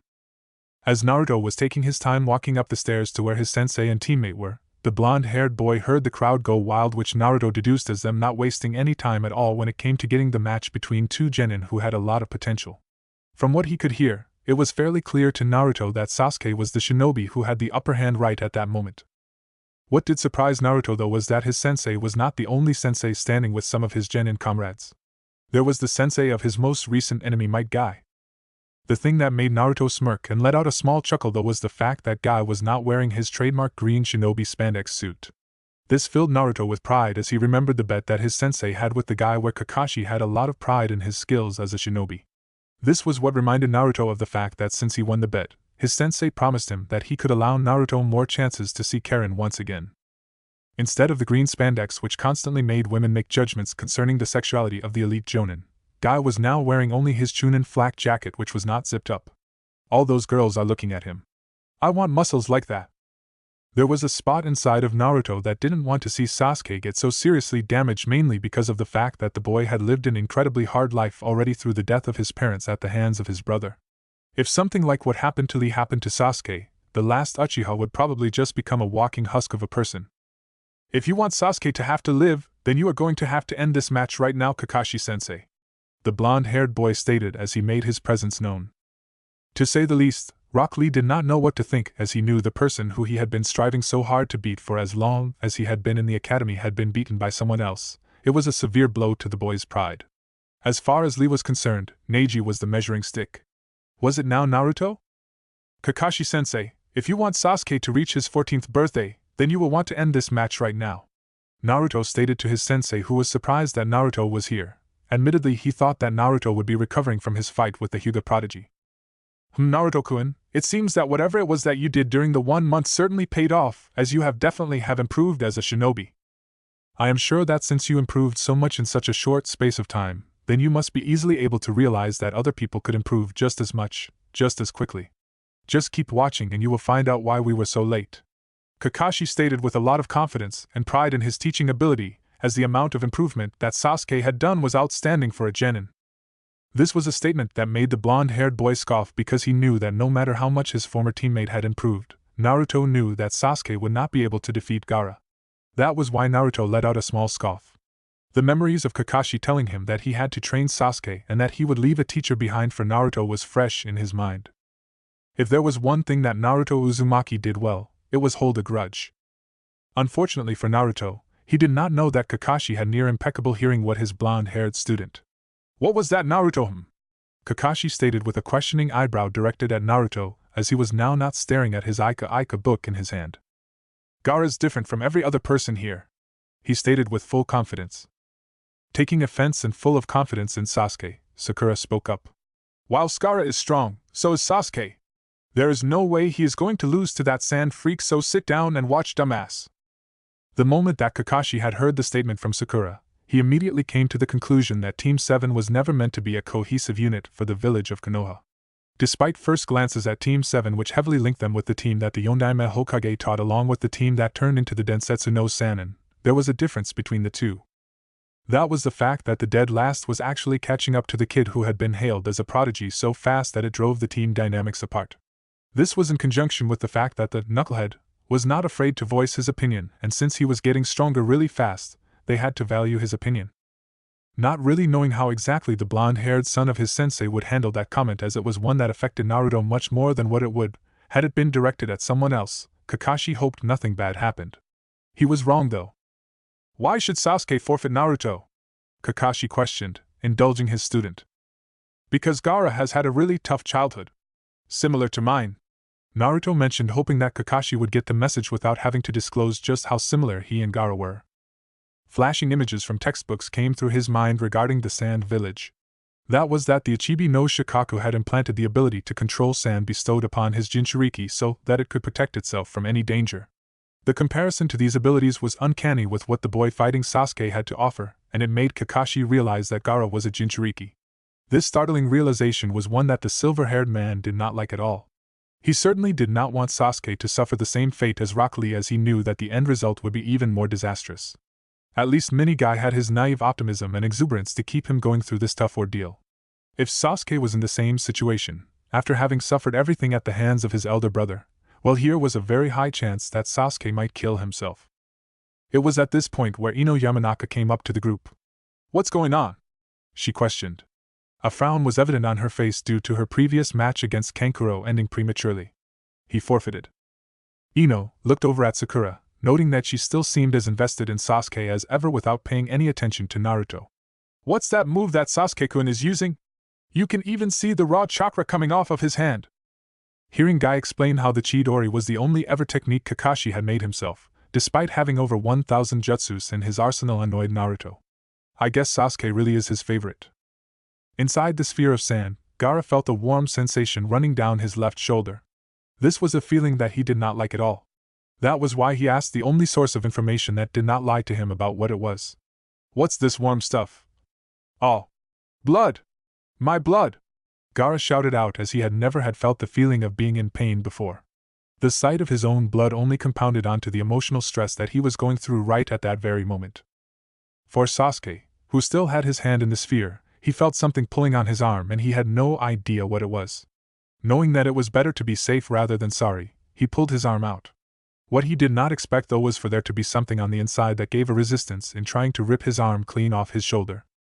Recharging the jutsu that had inflicted so much pain onto Gaara, Sasuke dealt even more damage as the hand was still lodged into the pectoral muscle of Gaara as he channeled the lightning chakra through it. As he was pulling his arm out, he did not expect to drag something else along with it. That was one of the arms of the Ichibi no Shikaku, although Sasuke had no idea what the hell it was. As this was happening, Guy and Kakashi had their hearts in their mouths as they wished that it was not the transformation into the Ichibi right in the middle of the stadium, although they did not have high hopes. Thankfully though, the injury that Gaara had sustained at the hands of the Sharingan user was enough to make it so that the incomplete transformation was cancelled. It was right at this time though that there were feathers falling in front of everyone who was in the arena. This was targeted at all the civilians so that they did not interfere with the intricate plan that Kabuto and Orochimaru had set out to complete. Guy and Kakashi were easily able to detect the presence of the genjutsu, and subsequently released it from their personage. What was surprising though to Kakashi though was that Naruto was just as ready and was already in the process of removing the genjutsu from himself. Thanks Ino, I owe you. The moment that this happened, there was a massive explosion on the outskirts of the village wall. It was the signal to the fact that the invasion of Konoha by Tsunegekure and Otogekure had just begun. It was a place where heroes would be made and where heroes would die. The sounds of explosions that were going off in the background were ones that Naruto was not used to hearing, although going by the looks on the faces of Kakashi-sensei and Guy-senpai, it was clear to him that they knew exactly what was going on at the moment. As this was happening, Kakashi and Guy were fixated on the fact that it seemed that Orochimaru was the linchpin of this coordinated assault on their village, as they could see him holding the third Hokage hostage. Unfortunately for them, they did forget that there were enemy shinobi right in front of him who wanted to take out as many people who lived inside the walls of Konohagakure. The first two Otogekure shinobi who lunged at Lee, after having decided that he was a target, had the same metal gauntlets which Dosu from the preliminary finals. Because Otogekure had nowhere near the same depth in their military force as to what Konoha had, the men sent out to destroy the civilian population at the Chunin exams weren't high-class shinobi. If they were in a village like Kirigakure or Iwagakure, then they would have received the rank of Chunin. Rushing forward, Naruto had the full intent of saving Lee. His outstretched hand holding the Chikuto sliced right through the ribcage of the sound ninja. It was then that a gut feeling entered Naruto. His instincts told him to move to the side, not taking anything for granted now that Konoha was in a state of war with Otogekure as well as Tsunegekure. Naruto also brought his blade up to block the incoming attack. Lee, using his free leg and without weights, used his impressive speed to slam his heel into the kneecap of the incoming sound ninja. With the noises it was making, it was clear that knees weren't meant to bend that way. Taking advantage of the situation put in front of him, Naruto continued swinging his sword in the direction of his enemy. Thanks to his sword being incredibly lightweight though, it meant that Naruto could change the angle in which the blade would hit the man with just a few finger movements. With a reverse slice enhanced by the wind chakra running through the blade, the blonde-haired boy made full use of the Chikuto's slicing design as his blade went through the stomach of the man. When it hit the spinal column though, the blade stopped as there was not enough force behind the blade to propel it through the other side of the man's stomach. This did not concern the Kyuubi's Jinchuriki though, as he knew that the damage had been done and that the sound shinobi would not be waking up ever again. Pulling the blade out of the enemy, it was to no surprise that the normally silver blade had now essentially turned to a crimson-red color. As this was happening, both Kakashi and Guy were fighting off their own opponents with ease as they watched the tag team duo of Naruto and Rock Lee with pride. To see their two students display the will to work with one another was a nice moment. The only thing that they wished for was for their other respective male students to be willing to work with other shinobi. Had Naruto and Lee been in true danger, both Kakashi and Guy would have gone to help their students. When they saw that they both managed to handle the problem aptly, they turned their attention back to the sound ninja in front of them. Whilst they did not particularly like the way that Naruto had finished the fights, they could not deny that it was an efficient way of handling the situation. Now Naruto, you are going to have to listen up carefully. This is the first time in your career as a ninja that you are going to have an A-ranked mission, the silver-haired man stated as he helped the boy up, whilst watching out for anyone else trying to attack him. Thanks to Guy who was covering for the three of them, they needn't worry. The immediate response for Naruto was to go wide-eyed as he struggled to process the information inside of his brain. Genin were never sent on A-ranked missions. So why was it that he was being assigned one? It just didn't make any sense. The other thing running through his mind was what consisted of an A-ranked mission? How big was the chance that he was going to get seriously injured doing so? The probable thought was that he was definitely going to get injured in some manner. In the end, though, this did not matter as the village was in a pinch and he had an able body. As long as the people that he cared about were safe, then he would go to the ends of the earth to make sure that they did not have to see violence. The last part was primarily directed at a certain red-haired girl for some reason, even though he had no idea why. The first thing that I need you to do, Naruto, is to make a clone and have that clone take Lee here over to the hospital as he is injured. This certainly did not seem like an A-ranked mission in the mind of Naruto. The blonde-haired boy, though, had the common sense not to state the obvious in a situation like this. It was obvious that there was at least another part to the mission. There was even a possibility that there was a third or fourth part to the mission. Whatever it was, he was going to try and complete it to his utmost best. The real part of the mission is this: Sasuke has just gone in pursuit of Gaara and the two other Tsunagekure genin. Naruto, you are to track down where Sasuke is. From there you are to provide support, and if need be retreat to a safer position. Knowing Sasuke's personality, this will be hard, but I have faith in you. At this point, Kakashi brought the kunai in his hand to his finger so that he could get enough blood, which was required when using a summoning contract. I am concerned that Sasuke has bitten off more than he can chew. I am sure you know what I am talking about, don't you, Naruto? Kakashi continued on from where he left off. This was indeed something that Naruto was aware of because out of his age group, Naruto believed that he was the only one capable of defeating in a no-holds-barred match between the two. The blonde-haired boy was about to ask whether or not he should wake the others up. It was then that Naruto realized that Kakashi had asked for him to do this solely for a reason. Nodding at what his sensei had just said, Naruto went through the hand seals and made 5 clones of himself in the shadow variety. As Naruto was going through hand seals, Kakashi himself was going through his own, and at the end of it, he planted his blood-smeared hand on the ground. Summoning arts, summoning jutsu. Despite knowing what said jutsu did, Naruto did not have a wide-eyed expression on his face for nothing. The thing that he was wondering about was which clan did his sensei have a summoning contract with. In the end, though, Naruto did not have to wait long as he found out that Kakashi-sensei had a summoning contract with the Dog Clan. This guy, Pakken here, will be able to track down Sasuke via the scent that he produces, Kakashi stated.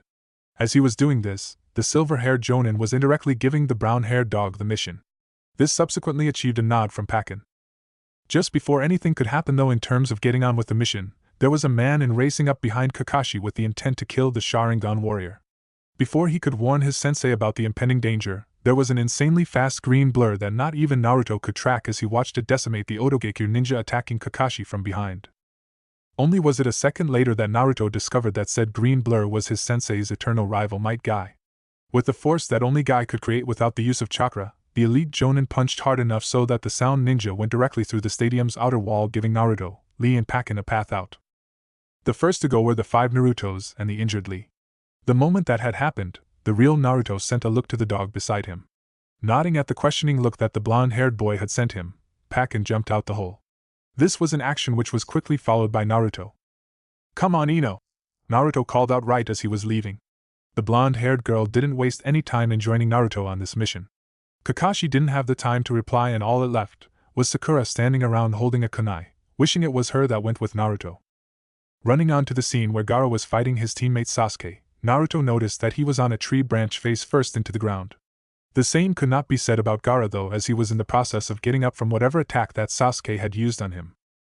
Seeing the impending danger that Sasuke was in as Gaara was launching himself at the Uchiha clan heir, Naruto sprinted as fast as he could so that he could deflect the incoming blow. Using a makeshift shoulder charge as his weapon, Naruto hit the Tsunagekure ninja with enough force to make him have to take an unintentional detour. Using the time that this maneuver had provided, Naruto checked on Sasuke and realized that he had severe chakra exhaustion. The blonde-haired boy guessed that this was from using the lightning move that Kakashi had taught him recently too much. From the looks of it, Sasuke would only be a hindrance from now on as he could not provide any help.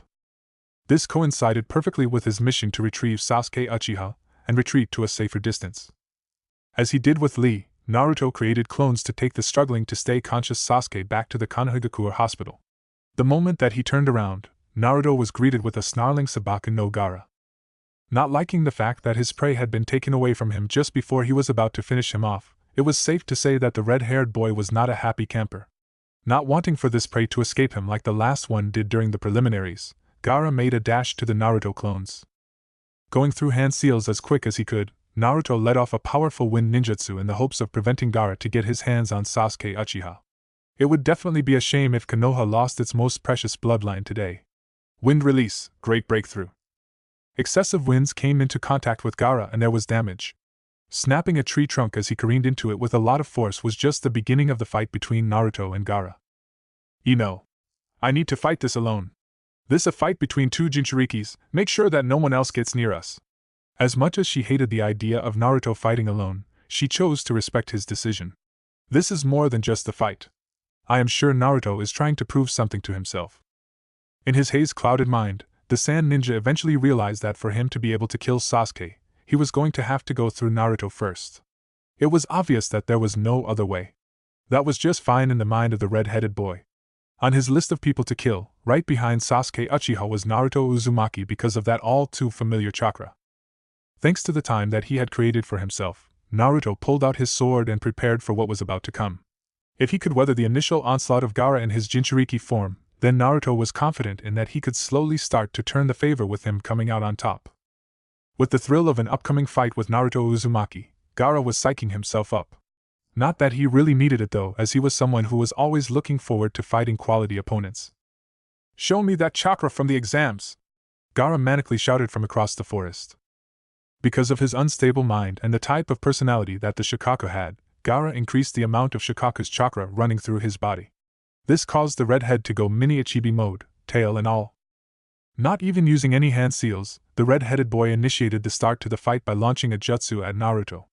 Sand release, sand shuriken. Concentrating the sand on his arm heavily, Gaara flung his arm, resulting in the sand shuriken to fly off. And he did just that as he flung about 10 to 15 hardened clumps of sand at the enemy. Doing the best as he could, Naruto jumped down to the ground but not before copping one of the shuriken in his left shoulder. Whilst he could still use his sword, being right-handed, pain didn't care where you got hit.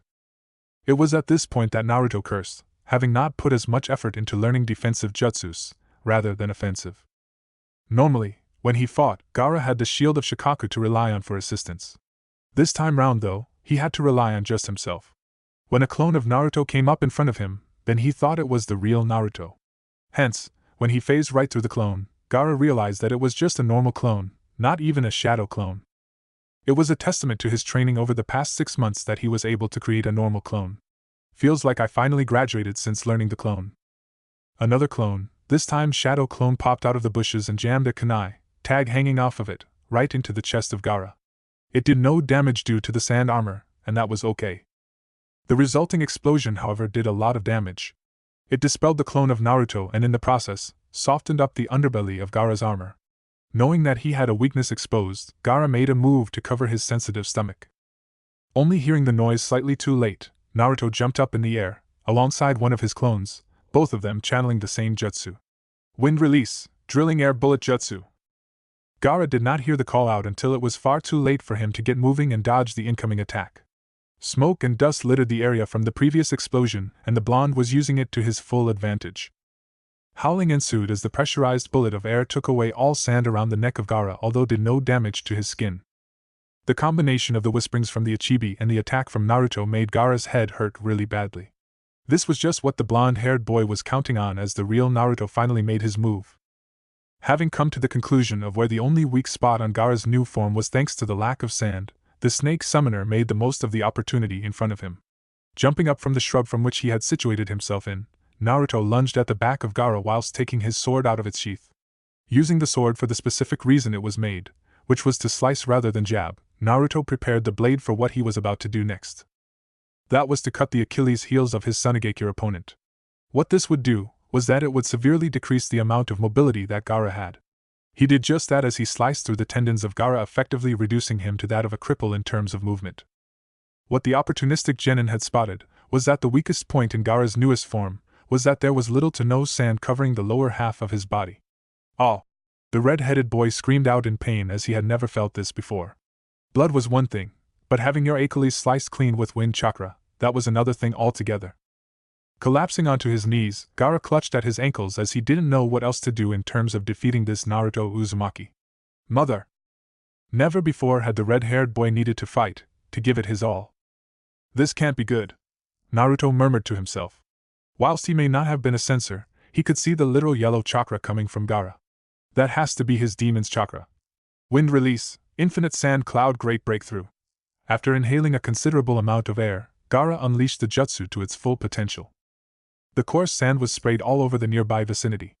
Nearby trees were dealt the full brunt of it, getting upended and practically disintegrated due to the sand. Even if he saw it coming, there was little that the Konoha genin could do to prevent any damage from this attack. As much as he could, Naruto brought up his arms in a cross shape to block the incoming damage from affecting his vitals. The stinging sensation of having your skin grated down a couple of layers was new to one Uzumaki Naruto. Ugh! Naruto grunted, clearly in pain. Adrenaline was through the roof and pain was at an all-time high. Ah! Naruto heard the familiar cry of his friend Ino. She must have gotten caught up in that jutsu as well. I need to end this before her and anyone else suffers more damage. Once the dust storm had subsided a substantial amount, Naruto removed his forearms to see if anything had changed. Something certainly had changed for the blonde-haired boy. For instance, last time, he distinctively remembered there not being a 25-meter-tall sand monster in front of him. Reacting quickly to the situation in front of him, Naruto jumped back in succession so that he could have a chance to think things through before going up against that behemoth in front of him. I guess this means that I will have to use my trump card if I want to get out of this situation alive.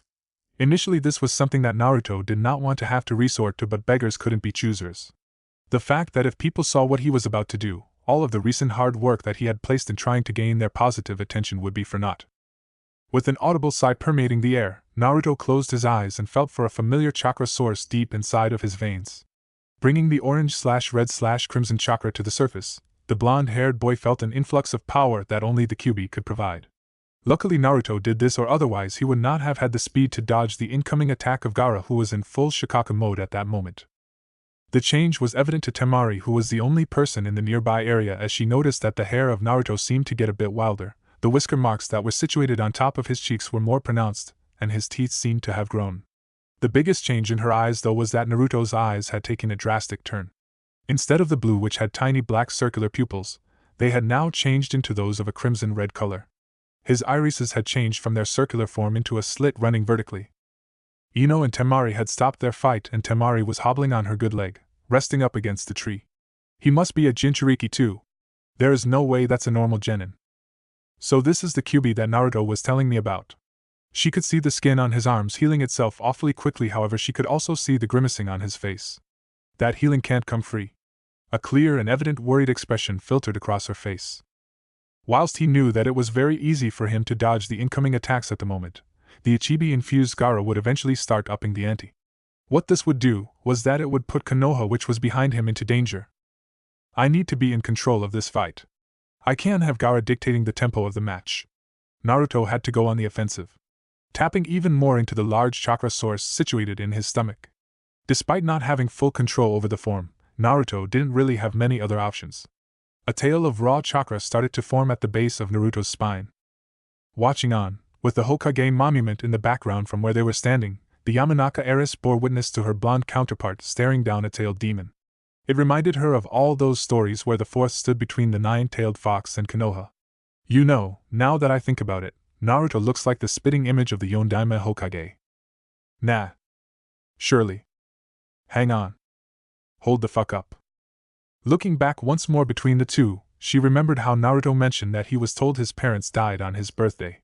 That he had no idea why he had the fox sealed inside him. There's so much more to this. I'm going to need to do some research when all this is over. Wanting to prevent the Ichibi-infused Gaara from going on a rampage, Naruto knew that he had to go on the offensive and deal some damage to Gaara. Jumping onto the highest tree around, Naruto shouted out the name of his next attack.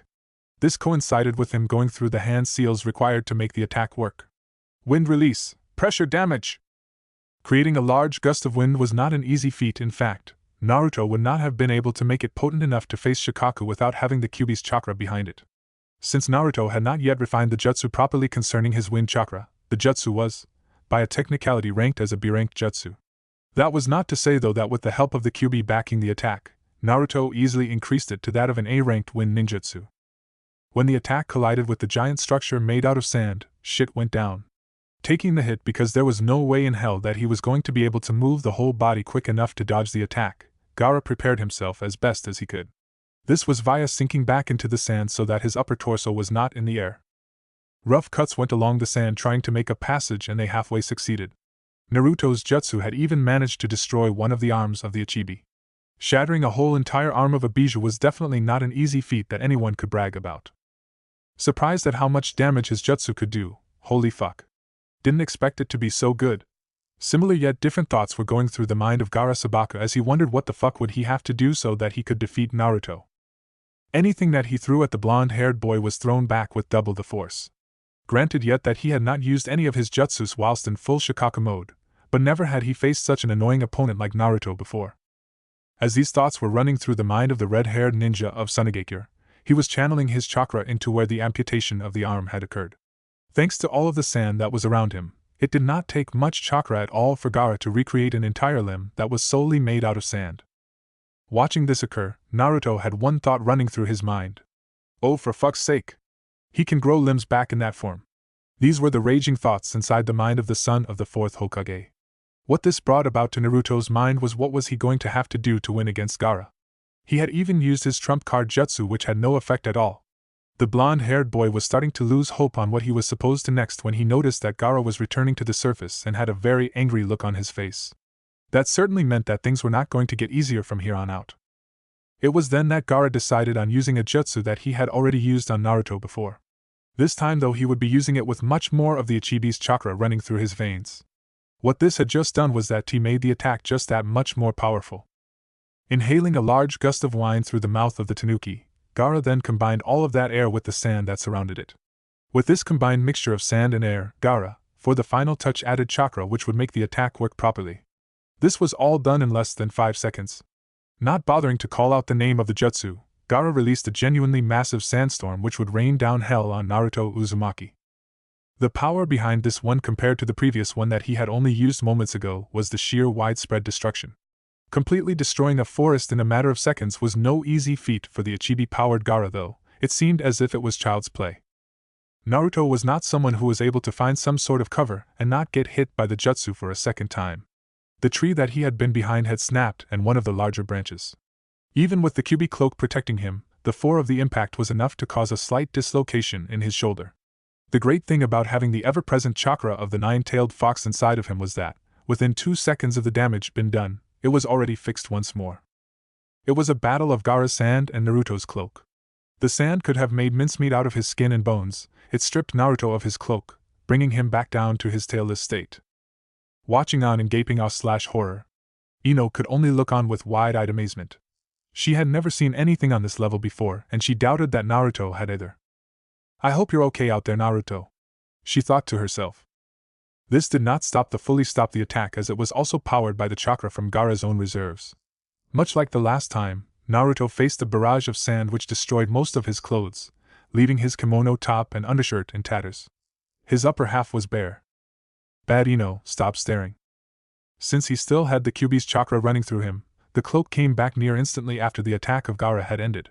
Grabbing his sword which he had left in its sheath, Naruto rushed at a speed that only Lee, Sasuke and Neji from the Chunin exams would be able to follow and react to. It was the age-old battle between speed and strength. Gaara fighting for strength and Naruto for speed, both were confident of obtaining victory. Coming into close contact with the leg of Shikaku, Naruto dodged the previously unmentioned stomping that the Gaara tried to harm Naruto with. The blonde-haired boy knew that if he was hit by one of those giant legs, he would be dead, no matter how he tried to defend the attack. The same could be said if he was hit by the tail of Gaara's full-form Shikaku. Seeing an opening in the way of the tail of Shikaku being relatively close to the ground, Naruto leaped thanks to the increased performance offered by the Kyuubi, and onto the tail. Realizing where Naruto was and what threat this could pose if Naruto got any closer, Gaara redirected his attempts to kill Naruto via the sand release, imploding sand funeral. Thanks to the Kyuubi chakra cloak that Naruto had surrounding him though, the ability to hold Naruto in one place with his sand was increasingly difficult due to acidity of the chakra shroud. Whatever method he tried to get Naruto to slow down allowing him a better chance was in vain. Whether it was allowing the sand to become very loose resulting in Naruto sinking into the belly of the beast. That itself would be certain death for the nearly clothes-less Naruto Uzumaki. Or it was making an impassable sand wall which Naruto would have to slow down for and move around. It was solely a coincidence that the time that Gaara managed to get a hold of some part of Naruto's body, he had managed to get from the whole waist down.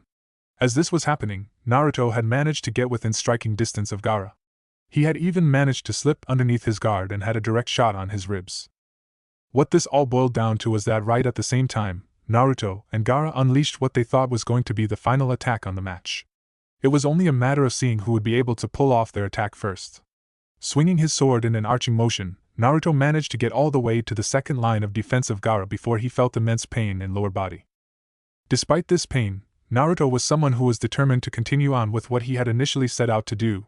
That was to severely damage his fellow Jinchuriki with his sword. Cutting through the sand armor was not fun. It was doable though thanks to the wind chakra channeling through the blade. Once that was done, it was down to the easy part. That was cutting through the skin of Gaara's upper chest. When Naruto hit a bone, he realized that he wouldn't be able to do much damage because he was just about to collapse in pain from Gaara's attack. Sliding his blade up and down, all the while it was still inside Gaara, Naruto managed to get the Chikuto between the third and fourth ribs from the neck down. From there Naruto slid it across the bone's outer edge as Naruto came into contact which, if breached, would lead to certain death if not attended to instantly. Naruto punctured the right lung of Gaara. It came to no surprise of anyone watching this unfold that both of the boys in action screamed out in agony. Gaara had never felt anything like this before as he was struggling to get air into his lungs as whatever went down seemed to come out through the hole that Naruto had made. The blonde-haired boy was feeling a similar feeling to that of when he broke his ankle in Kusugakure, although in a much, much more severe way. It was as if his boy had been amputated from the waist down. In case anything happened from here on, Naruto put his blade back into its sheath so that he could use his hands for jutsus. What he did not expect was for when he pulled the blade out, was for it to be helped on its way out by something from inside of Gaara. It was as if there was a gold substance covering Naruto's Chikuto. If all that was bad, well, what happened next was even worse. The entire Shikage gave way as it started going back to its original form of regular sand without any chakra infused into. Unfortunately for Naruto, who was standing on the edge, near the mouth region, meant that he started to slip through the sand and onto the ground. This was coming from a 25-meter-high drop, so this meant that the moment that he hit the ground, he would be dead. ARGH! The son of the fourth Hokage shouted as he panicked, not knowing what to do until an idea came to him. Thanking himself for putting his sword away, which allowed Naruto to use jutsu, the boy ran through several hand signs. This was happening 10 meters from Naruto's instant death. Since the boy did not have good control over his chakra in his shroud form, Naruto could only summon one snake even if he tried to summon another one. That snake was Manda, who was notorious for not wanting to help out in a situation unless it was against a very strong opponent. Naruto hoped that fighting one of the freaking Bijou would be enough. Fuinjutsu, Kuchios no Jutsu! Sealing arts, summoning jutsu! The blonde-haired boy shouted out at the top of his lungs, alerting the only one in the immediate area that he still had something up his sleeves. That person was Temari Sabaka, as she could only watch in horror and fascination as to what was happening right in front of her very own eyes. In the eyes of this genin, it was not a battle between shinobi as it was more so a battle between monsters. While she deeply cared for her younger brother, she had to admit to herself that even when he wasn't acting like he was before the final started, she was beyond petrified of him. What scared her the most, though, was that there was someone from Konoha who was able to battle against her precious little brother toe-to-toe. That was even before they started releasing their special powers. In her brother's case, the Ichibi no Shikaku. In the case of Naruto, she had no fucking clue as to what that red chakra cloak was, but she knew it drastically increased his strength, speed, and chakra reserves. Temari at least thought that when Gaara went into full Shikaku mode that he would be able to kill his opponent. It was a weird way to feel safe about her brother's life, what in that she was putting her faith in a demon, but such are the lengths someone's loved ones would go for them. "Why have you summoned me, Naruto?" the king of the Snake Clan questioned, as he was curious. This was all stated with a hiss added onto each and every word. That was because Orochimaru had summoned two members of his clan in a similar location only moments earlier who died thanks to those blasted toads. It was events like these that really made Manda want to kill Orochimaru but could not because of how powerful the shinobi was. It was then that Manda realized that Naruto was producing the corrosive chakra of the Kyuubi. If it was not for his hardened skin, then the snake would have demanded Naruto get off of him. Weakly, Naruto responded to the demand of his summoned boss. "Look in front of you. Airgurg!" Naruto shouted as he was feeling the full effects of the last jutsu that was used against him. Hearing the distress that his summoner was in, the giant purple snake looked around to see what it was that could cause of the pain he was in. When he noticed the rapidly crumbling sand, the smart and deceitful snake could instantly guess that Naruto had gone the distance with one of the tailed beasts. From what it seemed to Manda, Naruto had fought the whole fight by himself, and just summoned him at the end to pick up the scraps.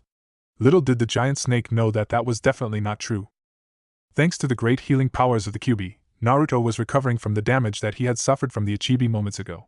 It would be at least 5 minutes though before he would be able to walk at a civilian's pace. Shattered and crushed legs would do that to you. Whilst Naruto was healing his lower body, he was not the only one who was healing at a rapid rate. This was also happening to Gaara Sabaku. Not to the same extent as Naruto though, as his demon was renowned for prevention rather than a cure. This did not mean that it did not know how to prevent any injuries from getting worse. Essentially, what the Shikaku was doing was keeping Gaara alive. As Gaara had fainted because of the severe amount of pain that he was in combined with the large amounts of his own blood, it was up to the Ichibi no Shikaku to save the day for the red-haired genin. Using the immense amounts of sand that was around him from the previous exploits, the Bijou made it so that Gaara would fall softly onto the ground rather than becoming a red smudge on the dirt. It was pretty much a standstill moment as Naruto was healing himself thanks to the Kyuubi's chakra flowing through him, and the Ichibi was patching the lung of Gaara back up.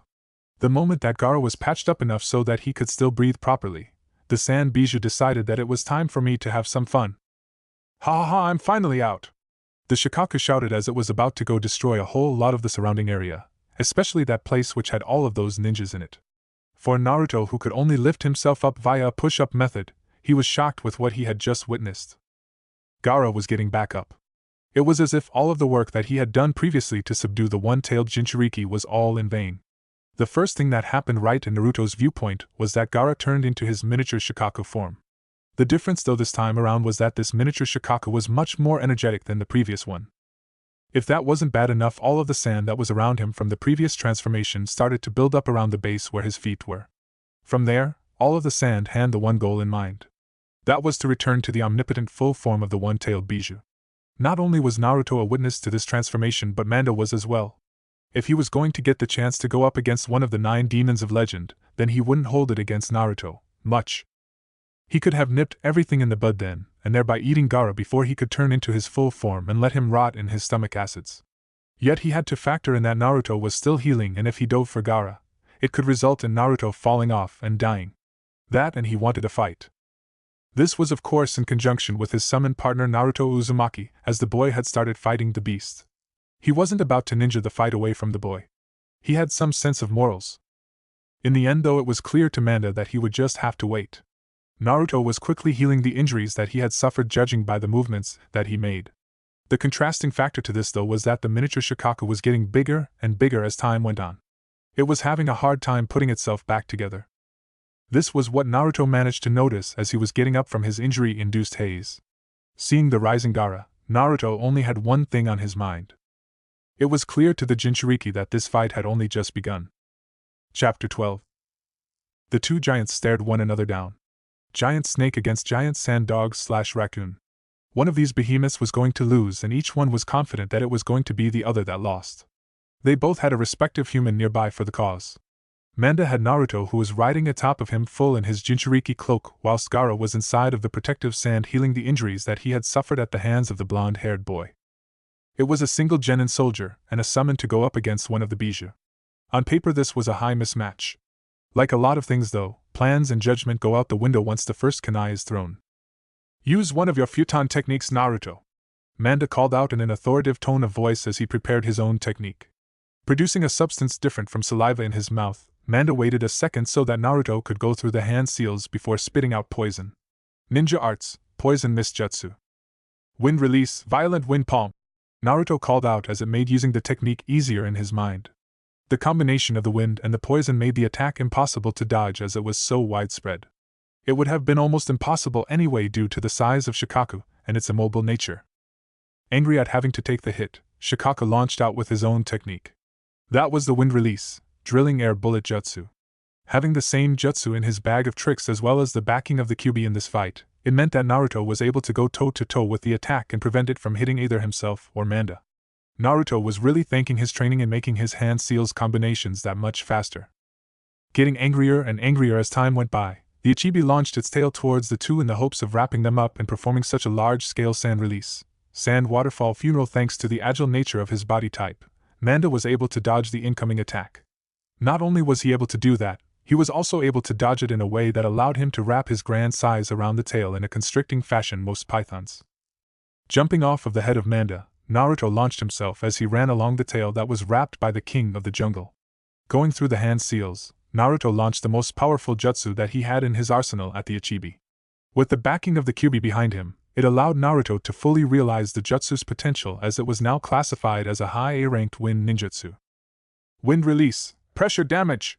Naruto yelled out as the wind created from this jutsu were enough to rip through the softer sand of Shikaku's front left foot. Howling in pain as it was something that he definitely did not like one bit, Shikaku tried a different method to defeat his opponents as the ones he was currently using were clearly not working. Reverting his tail to the form without chakra, Shikaku then quickly tried to rewrap it around the form of Manda and crush his internals through his Jinchuriki's favorite technique. Being someone who was able to react quickly in hard situations, Manda did his own counterattack. Using the Snake Clan secret jutsu, Shedding Skin Jutsu, Manda dodged the attack by burrowing himself underground. Not stopping there, Manda plowed his way through the ground and popped his tail right in front of Shikaku as bait.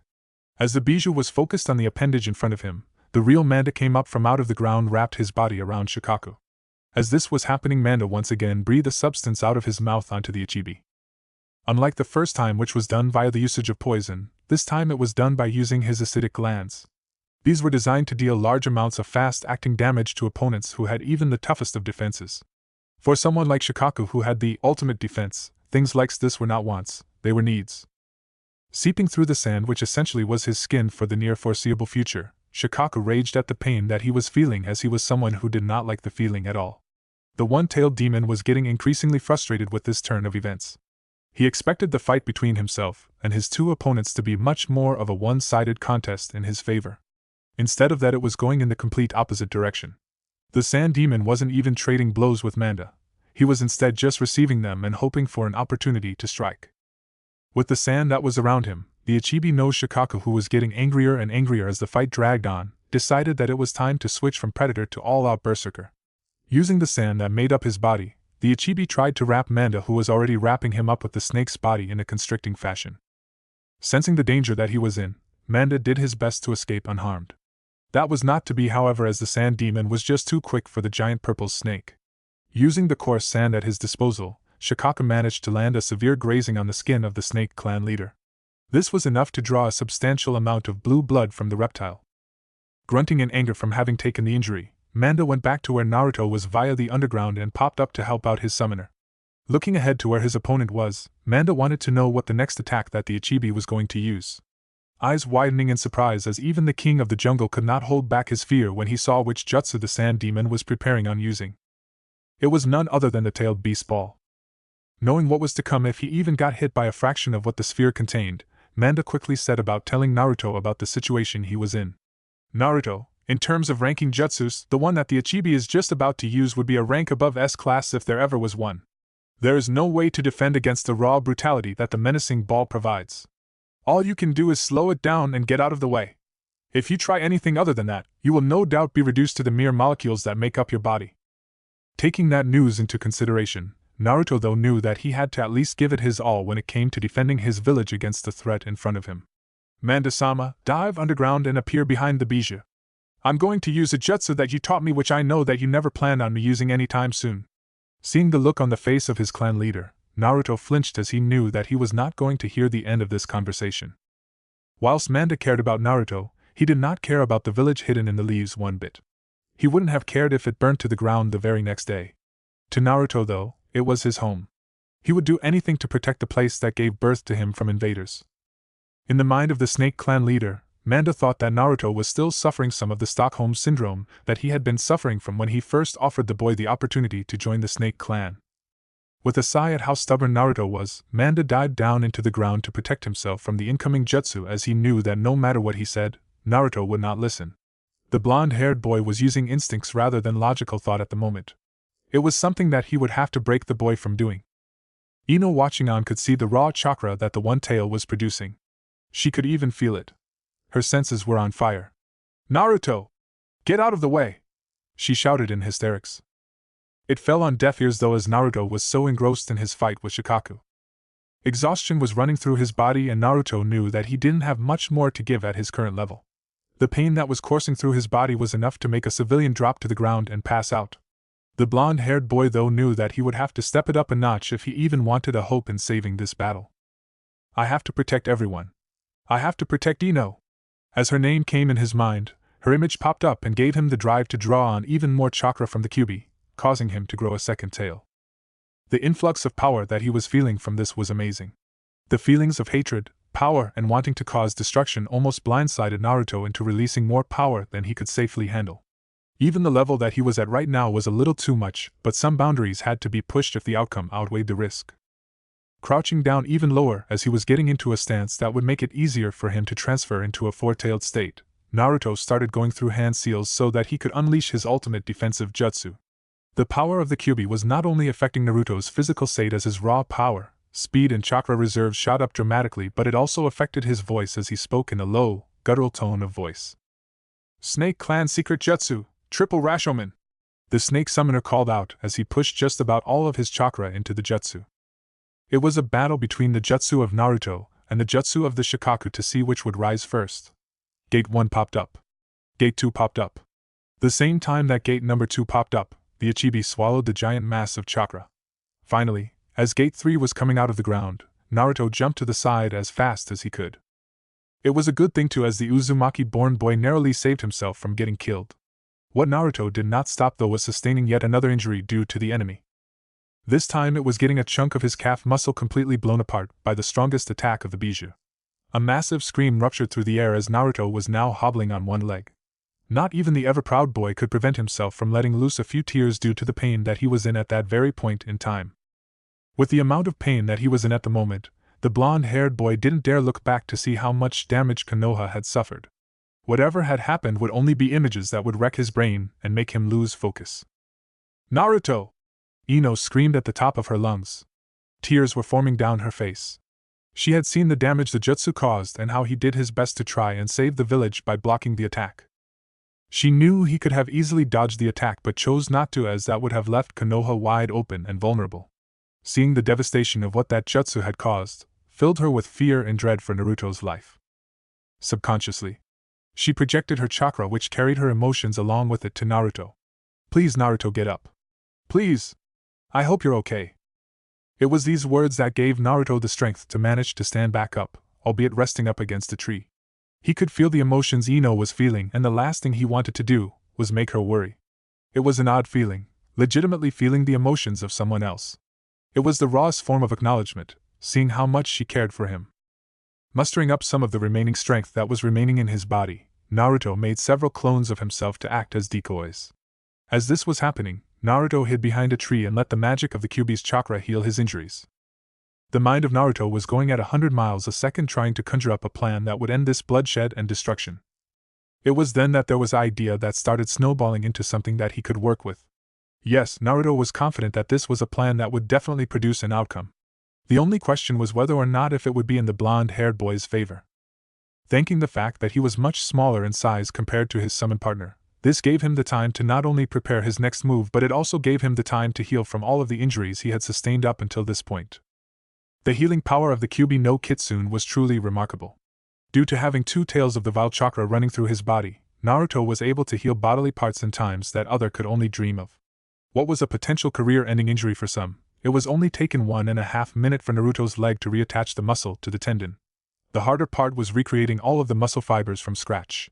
Without those meaty cords, Naruto would not be able to push off with any kind of force whatsoever. All that the blonde-haired boy could do was hope that Manda was able to hold off the Shikaku for long enough that he could surprise the bastard with an attack that would spell the end for the one-tailed beast. The way how the Serpent King was doing this was by burrowing underground, pooping up and firing his acids, and then once again going underground. It was a clear stall tactic, and there was not that much that the Shikaku could do about it. If he moved so that he could go and attack the Kyuubi brat, then the damned pesky snake would pop up and get a clear shot on him. Despite him being one of the tailed beasts that had a great defense, not even he could defend himself against the acids of Manda all that well.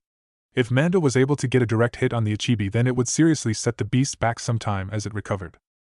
The other problem was that unlike some of the other Bijou, the Ichibi was one that did not have any sensory powers like, say, the Kyuubi. It had to rely on its eyesight and its hearing, both of which weren't all that special. The constant vibrations that were felt through the ground weren't helping at all. It was too bad for Shikaku that Manda was the one directly responsible for those miniature shockwaves going through the ground. These were a form of defense mechanism employed by the giant snake, as it did this to disable any Doton-based sensory. Manda didn't know whether or not the Achibi was capable of such feats, but Manda did not want to risk it. If there was anyone more grateful for what the Serpent King was doing than Naruto, then the blonde-haired boy definitely wanted to meet them. Said boy was sitting down inside a nearby bush as best as his surroundings would allow him. Pulling on the dregs of the energy running through his body, Naruto had a grimace on his face as he ran at the underbelly of the Achibi no Shikaku. Manda wasn't a great sensor by any means. He was only just as good as the hardened Chunin at the skill. Because though that Naruto was flaring so much of the Kyuubi's chakra, the giant purple snake knew where Naruto had positioned himself. Even in the small amount of time that he knew Naruto on a personal level, Manda knew that Naruto was capable of producing brilliantly thought-out plans on the spot. Even on occasion were these better than some of the plans that the best strategists from the clan could produce with time to think things through. Thanks to the efforts of Manda and his acid spitting, Naruto was able to run undetected and get into the best position possible for his plan. That was right underneath the belly of the beast. Not even Manda could believe that Naruto would do something as stupid as stand beneath one of the tailed beasts. Maybe the bloodlust of the Kyuubi's chakra going through him had affected the boy more than he had first thought. Using nearly all of the chakra that Naruto had going through his pathways at the time, he was hopefully going to end this fight with this jutsu. Futon Atsugai. Wind release, pressure damage. Thanks to all of the chakra passing through, Naruto was able to supercharge the winds that were generated from this jutsu. Using one tail of the Kyuubi's chakra allowed Naruto to produce a mid-A rank jutsu. This was in comparison to when he used only his own chakra and managed to create a B-rank jutsu. If only he had better control over his element. However, when Naruto made the jutsu with two tails of chakra running through him, the results of such jutsu had not been tested yet. The rule involving jutsus that haven't been tested out yet was to never use them in battle. There is a slight exception though when it came to Jinchuriki. If all you were doing was just increasing the power of the jutsu, then you could possibly get away with it as long as it wasn't a jutsu that you exhaled through the mouth. Only time would tell in seeing just how effective that Naruto was just about to use. Luckily there was very little to no waiting time at all. Thrusting his hands from his chest after gathering all of the chakra that he had available to him at the time, Naruto unleashed the jutsu. The damage was instant, so too was the pain that the Achibi felt. The tearing winds collided with softer underbelly of the demon. Normally these winds were white, but thanks to the type of chakra that was powering it as well as the fact that it was being overloaded, there was now a slight tint of red marring each of the blades of wind. Not even something that was as feared as the Shikakus would be able to defend against the attack well. Chunks of sand started falling from the beast as Naruto had to dodge with his still injured leg, which was harder than he wished for it to be. Since Naruto did not have great control over the jutsu, it was not a controlled and directed attack. It turned out to be a widespread damage jutsu that destroyed anything that it came into contact with. The legs of the Achibi no Shikaku were arguably the beast's strongest points of defense. They held up better than the stomach but still could not support the incredible weight as well as sustain the damage from Naruto Uzumaki. What this meant was that as time went by and despite the fact that the winds were dying down, more and more chakra-compressed sand was falling down above Naruto. Being in the position that it was in thanks its host being so weak from injuries, the sand demon did its best to preserve its chance in living in the outside world for as long as possible. To do this, it kept Gaara as far down as possible in the sand while still allowing him a pocket of air to travel to his unconscious body, allowing him to breathe. The place in which the body of the red-haired boy had been placed was in the center of Shikaku's stomach. Due to the great amount of sand that was falling off of the body of the Achibi, Gaara's position was becoming more and more compromised as he started sinking in the sand. This was happening because of the lack of density that was once there to support his weight. It eventually got to the point where the lower part of his left leg was sticking out of the sand, allowing it to be seen. Whilst there was still some wind going around at the time, it was only a large gust of wind, nothing that would be able to cause any damage unless it was freezing cold. Snakes in general do not have good eyesight.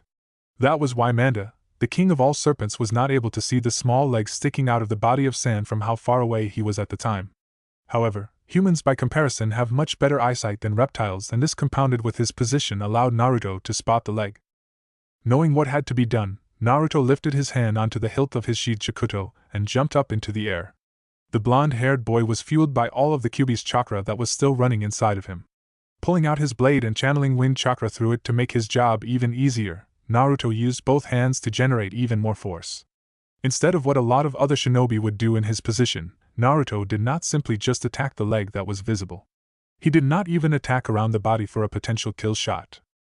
Instead, what the blonde-haired boy did was cut a large enough rectangle around the area that Gaara could potentially encompass from the position that his leg was in. Naruto was rewarded when the severe lack in pressure resulted in all of the sand that was inside the cut lines fell to the ground. As gravity was taking him back down to the ground, Naruto put his sword back in its sheath.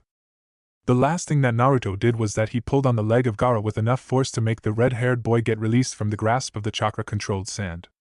Then there was a single thought that entered the mind of Manda. What if Naruto did not know what it was that kept the Shikaku out in the open for so long? He wasn't going to take any chances. Despite not wanting to admit it, Manda was a bit rusty because he had not had to fight such a large-scale battle in such a long time. Going from doing nothing to then fighting one of the Bijus was certainly not one of the easiest tasks in the world of shinobis. Manda did not want to have to fight for any longer, as his body was aching all over. What the giant snake wanted was rest and lots of it. Naruto! Wake the boy up! The reason why the Ichibi no Shikaku is dominant over that boy is because said boy is unconscious, so wake him up. As he was shaking Gaara, nothing was working. Nothing he did would work. Crap. What do I do? It was then in that moment the blonde couldn't help but chuckle. If this works, he muttered, lubing up one finger before shoving it in the ear of Gaara. It was the only place Gaara did not have sand armor. It was super effective. Slowly, due to the uncomfortable feeling of something wet inside his ear, Gaara started coming to the real world. As this was happening, all the red-haired boy could hear were the screams of the Ichibi no Shikaku. Said beast was obviously not at all happy with the fact that his time in the free world was cut short by something as degrading as a wet willy. The first thing that Gaara noticed was that he couldn't move his body at all. All of his chakra supply was depleted, and the Sunigakure shinobi had a severe case of chakra exhaustion. For the first time in his life, Gaara was truly afraid. Without his chakra supply, he wasn't able to control any forms of his defense apart from the automatic part. That didn't work though, as Gaara did not have his gourd anywhere nearby. Without his defense mechanisms, Gaara was afraid that people would come and try to hurt him, just like what happened when he was younger. Panicking because of the predicament that he now found himself waking up to, Gaara instantly opened his eyes and was met with the face of his biggest enemy at this current point of time. That was Naruto Uzumaki, who had his sword drawn and pointing directly at his heart. If all that wasn't bad enough, the sound of the sand that made up Shikaku crumpling to the ground now that it had no chakra to support it made Gaara know that he had lost his first ever fight. With the panic and hyperventilation evident in his voice, Naruto listened to what Gaara had to say. No! My existence will never be extinguished. It can't. There is no way that I will let it disappear. Hearing what the defeated shinobi had to say, it was painful for Naruto as it brought up memories that he wished he didn't have to remember once again. The pain of being alone isn't an easy thing to deal with, is it? The bittersweet smile that was on the face of Naruto didn't reassure Gaara one bit that his existence wasn't going to end soon. It's so soul-destroying seeing all of the people having friends and a caring family and wondering why is it that the things that you want the most, you can't have. Now I am not sure what the circumstances were surrounding you being forced into having this burden, but I do know that there are ways that you can escape the pain. That is what I did. When Naruto had finished saying what he had, Gaara couldn't help but face Naruto with all of his attention. He had gone through enough struggles in his life. Now normally, Gaara wouldn't have listened to the words of someone else with a grain of salt. This was because Gaara believed that people who were trying to teach him life lessons hadn't gone through all of the struggles that he had, thus not becoming as strong as him. It was only through battle that allowed for the psyche of Gaara to open up to other possible ways of getting stronger. There is only one thing that can cure the pain that we Jinchurikis feel. Only the love of others can make you feel whole. You need to find people that see you as Gaara, not as Shikaku. And when you find someone like that, only then will you gain the true strength in protecting what is important to you. As Naruto said this, the image of Ino was fresh in his mind. So too were her emotions. I will even be the first person who will look past that and become friends with the real Gaara, and I bet your brother and sister have always been there for you. I heard the way Temari spoke of you, wanting to protect you even if she is weaker than you. As Naruto said this, he pulled his sword back and allowed it to slide into its sheath. The next thing that he did was Naruto allowed for the demonic chakra running through him to subside. Before he reverted to his initial Jinchuriki form, Naruto noticed the telltale sign of a massive plume of smoke going off in the distance. Manda obviously knew that Naruto now had this fight under control and was going to heal his acquired injuries. With him not needed around any longer, the giant purple snake headed off home. The old Naruto might have been showing through, but it didn't matter to the blonde-haired boy. It could have also been the fact that he felt a ton of empathy for Gaara because he had been through the same type of upbringing. Manda would probably berate him for being so trusting and letting his guard down, but honestly, Naruto didn't care.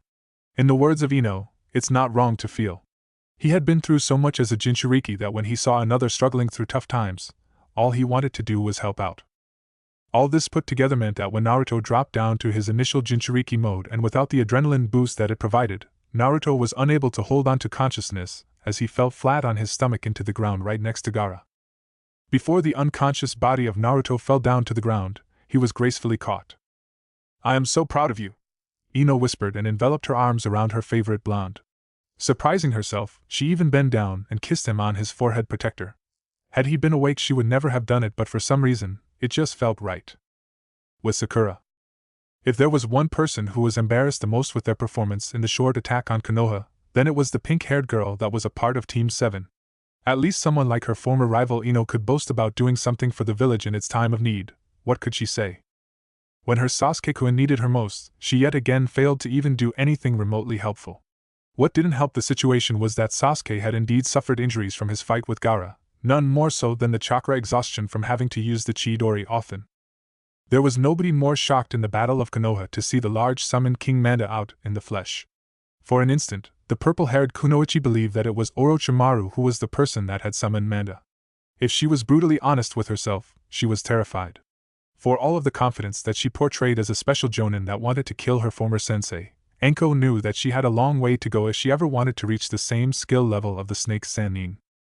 To even contemplate going up against her former sensei, which was something that she no doubt wanted to do as well as fight Manda at the same time, it was quite daunting to put this situation lightly. However, Enko soon came to the realization that Orochimaru was not the person who was summoning Manda, as she could tell from the curse mark on her shoulder that he was in a totally different direction. This made Enko mad and jealous all at once. Mad that someone was so stupid enough to fall for the lies that Orochimaru had obviously fed them to join his quest for power.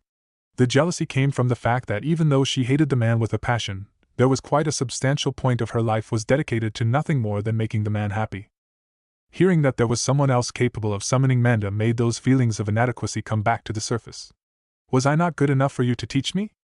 What twisted words had Orochimaru used towards this person to make them so willing to attack Konoha with the use of a snake that demanded 100 sacrifices every time they were summoned? Just how screwed in the head were they that they would even turn to Orochimaru? Despite the fact that she had a job to do and that she had to protect all of the children who attended the Shinobi Academy, the purple-haired snake mistress couldn't help but look over her shoulder as she felt the most horrific chakra that she had ever felt before. To see that lining up against Manda was one of the bloody-tailed beasts was definitely not something that she expected to see. This was no more a fight between shinobi. It was now a fight between monsters of the largest scale that were going to go head-to-head with one another. The sounds of fighting going on in the background were enough to bring the woman back to reality and that there was a job that she needed to complete. The lives of children were resting on her shoulders and she didn't want to make them see the horrors that she had seen in her life. Getting her mind back on track, Enko noticed that her former classmate in the academy Ira Kayumino was busily directing the kids into the safety zones inside the Hokage mountain. It was time for Enko Mitarashi to step up and complete the task that was assigned to her. Hopefully if she could put down a good performance, then she would be able to slightly change the opinions of the Konoha residents in that she wasn't just the snake bitch, she was Enko fucking Mitarashi. Knowing how her former sensei liked to coordinate his attacks, the special jonin instinctively knew that there was going to be a group that was going to attack the people who could not defend themselves. It was a strategy to bring out the Konoha shinobi so that the real attack could get the ninjas trying to protect the civilians. She was not disappointed as Enko spotted the group of shinobi attempting to ambush the unsuspecting academy protection unit. It seemed as if the ninjas that Orochimaru had picked out were quite weak and were pretty much just making up the numbers in the eyes of Enko as they did not notice her when she hid with her chakra signature masked. Anyone who had a few years' experience would be able to figure this out. There should be at least one person in each patrol group who had some form of tracking and sensory ability. Coming up behind the enemy with them none the wiser, Enko threw 3-4 kunai at the 4-man group. 2 of them connected with their targets, which was the back of the neck. This instantly killed them without any hope of survival. This was even before they managed to turn around and try and defend themselves. It seemed that the other 2 were actually semi-competent shinobi as they heard the sound of the incoming metal of death and managed to dodge the attack. What they did not expect though was for there to be a follow-up attack. Silently, Enko went through the hand signs and breathed out fire release, great fireball jutsu. The mental incantation helped out the purple-haired lady got her jutsu off in the general direction of where the enemy should be landing. Enko had predicted correctly as her jutsu connected directly with the face of the Otogekyu ninja and burned his face severely. When the fire connected, the worst thing that the sound shinobi could have done, he did. That was that he panicked. He might have had a chance of escaping had he not panicked, but because he did, his life was already forfeit. Panicking in such a situation meant that what little oxygen was in his lungs was forced out his mouth. With fire needing oxygen to not only sustain life but also to thrive in it, it was as if the sound shinobi was adding fuel to the fire, literally. Like fire falling on oil or gasoline, the flame raced down the path of the oxygen and into the inner workings of the man's lungs. Burning the inside of the lungs was definitely one of the worst ways to go. It was akin to swallowing sulfuric acid which, once ingested, disintegrates the lungs to the point of no return. If all that was bad enough, then it was just adding insult into the large injuries that he had sustained when he couldn't even move. This was due to the muscles getting heated up so much that they would simply not move. Seeing the death of all three of his comrades, the sound shinobi turned around to start going through a sequence of hand seals so that he could launch some thinly bottled retaliation. Unfortunately for him, Enko had already beat him to finishing the hand sign sequence as she released her arm in an outward direction right in his direction. Snake Clan Secret Jutsu, Hidden Shadow Snake Hands. The flying snake went straight for one of weakest point in the human body. It went straight for the jugular vein in the neck. With purple-tipped fangs, it was no surprise when the moment that the fangs sank into the enemy's neck, there was an instant reaction. This was through the form of rapid convulsion before no movement at all. Waiting 5 seconds as the snake held the bite on for added effect, Enko desummoned the animal so that she could go about her mission. Catching up with a group of civilian women that she saw, Enko silently followed them in case they needed any form of protection. Luckily for their sake, they did not have anything that they had to deal with. When the group reached the safe zone, Enko made herself known to the terrified civilians. With their rather misguided view on ninjas, they thought that Enko had done all of the work from the shadows to protect them. The slight blush that accompanied the smile was hope for Enko and that she could maybe change the view of Konoha. Meeting up with Irika, someone who she had known since the academy, there was a look between the two as they silently questioned whether each other were ready for what was about to come. This was not so much personally if they were mentally ready, but more so if there were no more survivors outside that they had to search for. A slight twitch was all that was done, but it was enough of a communication between the two to allow the other to know their thoughts. Everything was okay and the second phase of the plan was ready to be commenced. Before that could happen though, there was an untimely interruption as Konoha Maru, who was running through the narrow corridors, bumped into Enko. With a strained smile on her face, the purple-haired lady waited until the kid scampered away before she did anything that she regretted. Finally, once all of the shinobi and kunoichi that were going to take part were ready, Irika set up a barrier seal so that it would take just that little bit extra for an Odogekure shinobi to break in and have a field day. The moment the counter-attack started and they were running out of the Hokage mountain, there was a question directed straight at her. So Enko, why the hell did you allow the Kubigaki to sign the snake summoning contract? I thought you had more brains than to let the bastard even more powerful so he can turn on us. Shaken to her core as she pieced together what was thrown at her, she wondered how in the hell that Naruto had been the person to summon Manda. The last time that she remembered seeing the brat was when he did that amusing prank on the Hokage monument. To imagine someone like Manda who has had a massive stick shoved up his arse, it was just laughable. Through past experience, the reason why Enko was never considered a full member of the Snake Clan was, for one, she never received the tattoo, but more importantly, she did not have the personality that they demanded for her to have. They would have wanted for her to be the carbon copy of her sensei but in female form, and there was no way in hell of that happening. She had been betrayed by that man, and she wanted to be as different from him as was physically possible. What the fucking hell makes you think that Naruto is the one who summoned Manda? Enko bewilderedly shouted as there was the small fact that the Naruto that she knew was the polar opposite of her former sensei.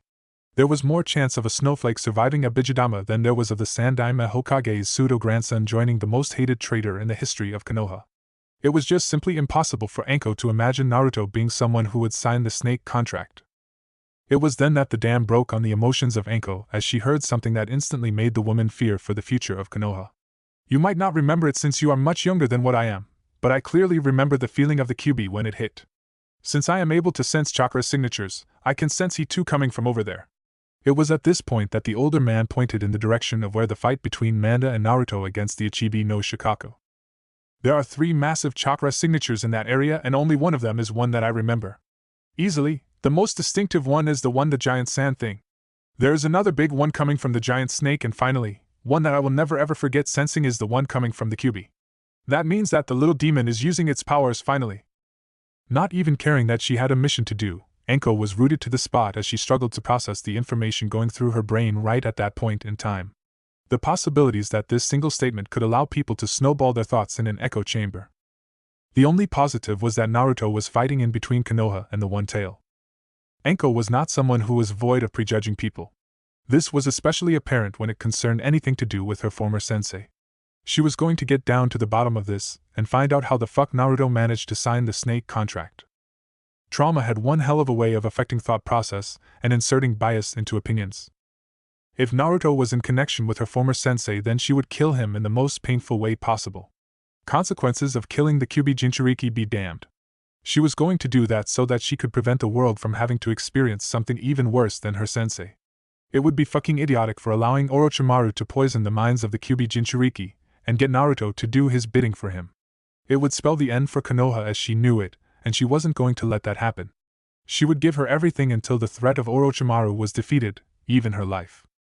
It was not something that he liked to admit, but Neji Hyuga was feeling very alone right now. None of the people that he was in frequent contact with were here to even say hello. The white walls of the Konoha General Shinobi Hospital were a drab place that only served to remind the genin of what his life was like back at the Hyuga compound. Sure, Neji knew that there was a war going on, but using his Byakugan, he knew that the fight had been over for quite some time, and yet there was still no one who was willing to come say hello. The injuries that he had suffered at the hands of Naruto Uzumaki meant that he was not going to be leaving this place anytime soon. He was injured enough so that he was not allowed to move out into home care, but Neji was not injured enough that he required a medical ninja to heal him up quickly. It was obvious to the black-haired boy that there were people who had more important injuries for the medical ninjas to attend to. Speaking of the injuries that he had sustained, Neji was in a severe amount of pain as there were some quite decent-sized holes in his body. This was not to mention all of the cuts that he had acquired due to all of the wind chakra manipulation as well as futon ninjutsus. Crutches were necessary for the member of the Hyuga clan, but he was able to move around in his private ward. Being the nephew of the head of arguably Konoha's most powerful clan certainly had its benefits. The only place that Neji was able to walk to at a very slow pace was the toilet. Still, it was something that greatly reduced there being any loss in pride for the teenager. Before the prodigal genin could go into retrospective thoughts about the fight that he had just been, were brought to a halt as there was someone knocking on his door. Still with the war fresh on his memory, before he even bothered to open his mouth to speak, Neji used his clan's trademark dojutsu to see who it was behind the door. The black-haired boy did not instantly recognize the person who is. It was certainly not Gai-sensei, or even the small possibility of it being his uncle. The only redeeming quality was the fact that the man had a Konoha forehead protector with the symbol of their village etched onto it. Curious but also prepared for anything that could possibly go wrong, Neji was apprehensive when he spoke up. Thanks to his emotional control, it was not something that was projected through his voice. "Yes, you can come in." Stepping through the door, there was a man, roughly in his mid-20s, who had brown hair and black, slanted eyes. The forehead protector the man was wearing was one that Neji reckoned looked very similar to the one worn by the Nidaime Hokage during his reigning years. Apart from the forehead protector, there wasn't anything that was out of the ordinary for the man, as he was wearing the standard Konoha shinobi uniform with the Chunin flak jacket on top. All in all, he seemed like he was a very standard ninja. That was the image that Tenzu liked to portray. He didn't like being someone who stood out in a crowd. Knowing what should be done in a situation like this, Tenzu spoke up. "Hello Neji, my name is Tenzu and I hope that you are recovering well from the injuries that you have at the moment." Having been around enough high-ranking officials in the Hyuga clan, Neji knew that this was in essence a customary statement that was meant to break the ice on the conversation. Cordially, Neji replied with an emotionless face. He still did not know anything about the person in front of him, and wasn't willing to give away any information. "Thank you for your concern. I am fine as of the moment, but it will still be a little while before I am able to return to home. May I ask why you wanted to see me?" With a slight smile on his face, the brown-haired man replied in kind to the genin. "I am proud to say that there were not as many casualties on Konoha's side as was first feared. Unfortunately, there was still a large number of casualties on the shinobi side due to Otogekure and Sunagekyure's initiation on us." Whilst this did not answer the question that Neji had asked, it did answer one that he had on his mind. "As I am sure you know, bless his soul, one of the people to die in the invasion was the Sandaime Hokage. It was only due to the conditioning required to get to Anbu Captain that Tenzu managed to keep his expression and tone neutral. He was the person who encouraged him to join the Shinobi Academy, and it was a choice that would pay dividends in allowing the orphan a way back into society." The bow of the head from his position in his bed from Neji was more formality rather than out of pure sorrow. Sure, he was saddened for the village, but because he did not know the man on a personal level. "With his death, Konoha has been put into a state of severe precaution, and we need to increase the number of shinobi we have back up to the amount we lost very quickly. That is the reason as to why I am here. There was a slight widening of the eyes that the Anbu captain noticed before they once again settled into their normal look. Now, Neji, you might not want to hear this, but from the performances that you displayed during your fight, they were not ones that would merit promotion to the rank of Chunin. Hearing those words, Neji couldn't help but frown and internally criticize fate for having a hand in him not getting his promotion to the next level. Before you get depressed about that, thanks to the rather unique situation that we have been put in due to this fight, Konoha as a whole are going to have to lower their standards for Chunin. This is so that we can hopefully recover as fast as possible. This means that you are still in contention for receiving a promotion to the rank of Chunin. The smile that was on the boy's face was one that was small but still managed to convey all of his thoughts to the Anbu captain, who was an expert in reading people through solely their facial expression.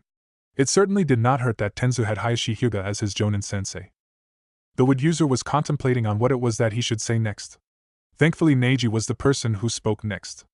How far away am I from getting that promotion? Am I really that far that behind what is required for Chunin?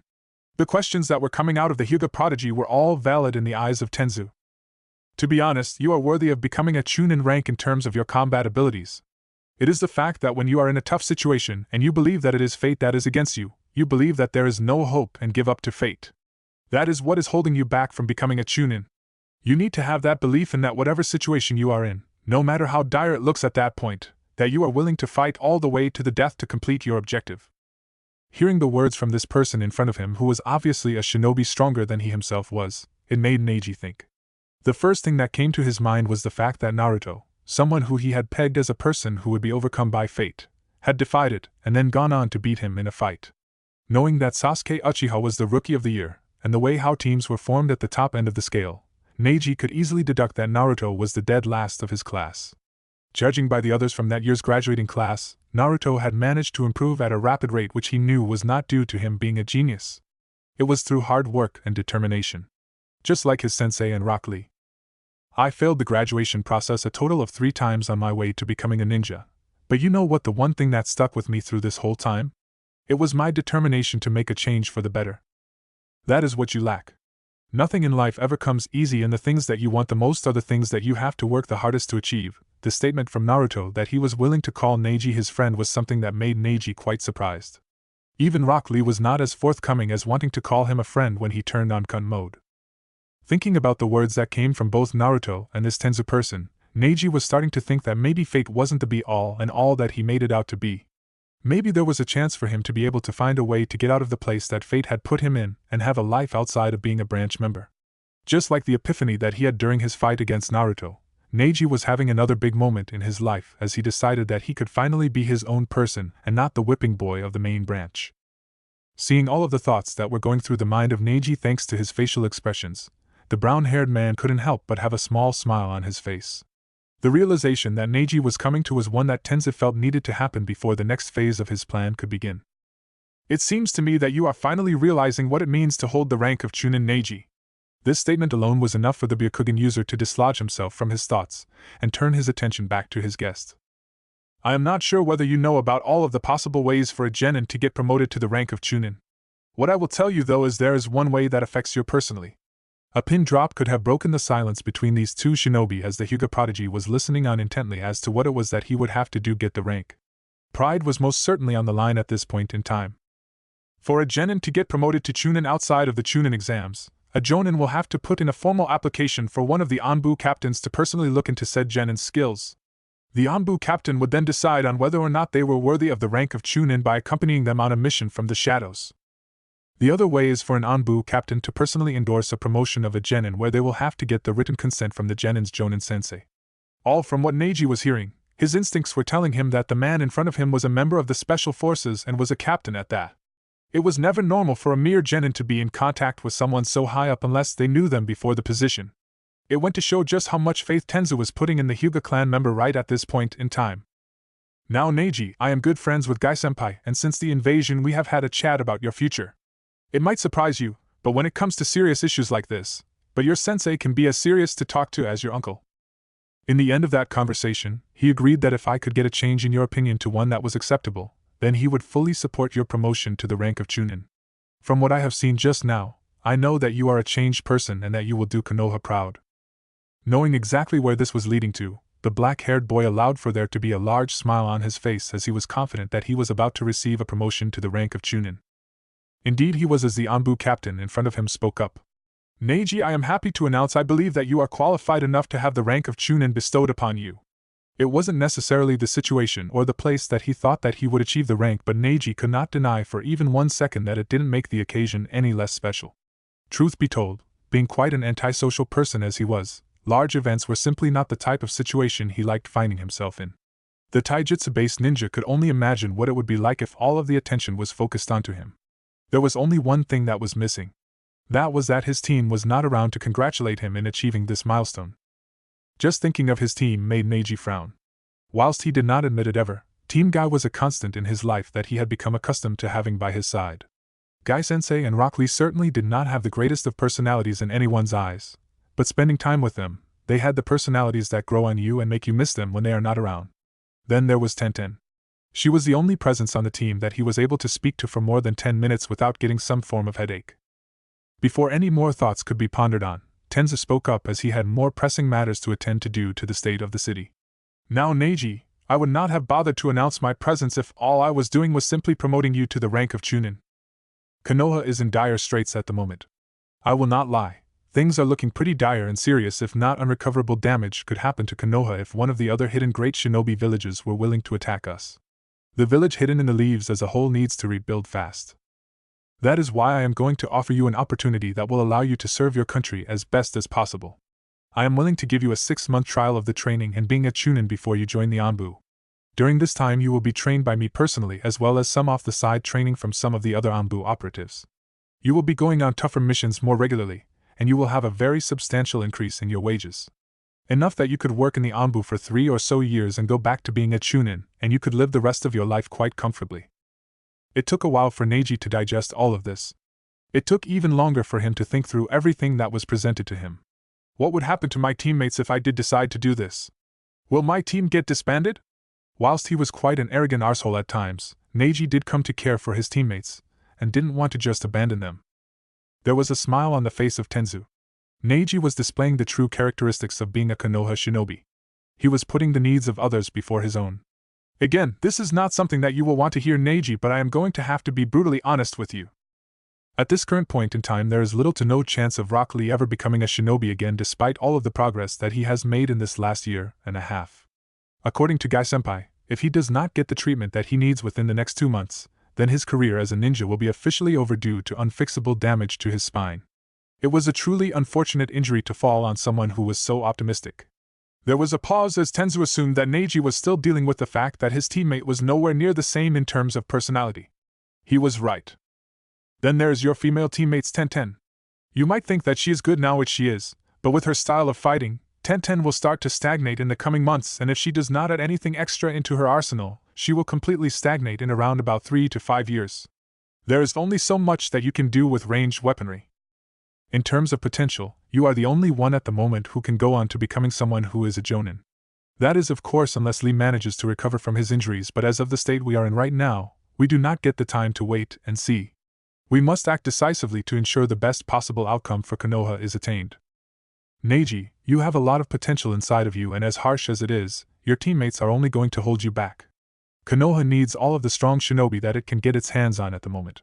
With the training ending in 6 months' time, I can assure you that you will be at Anbu combat level.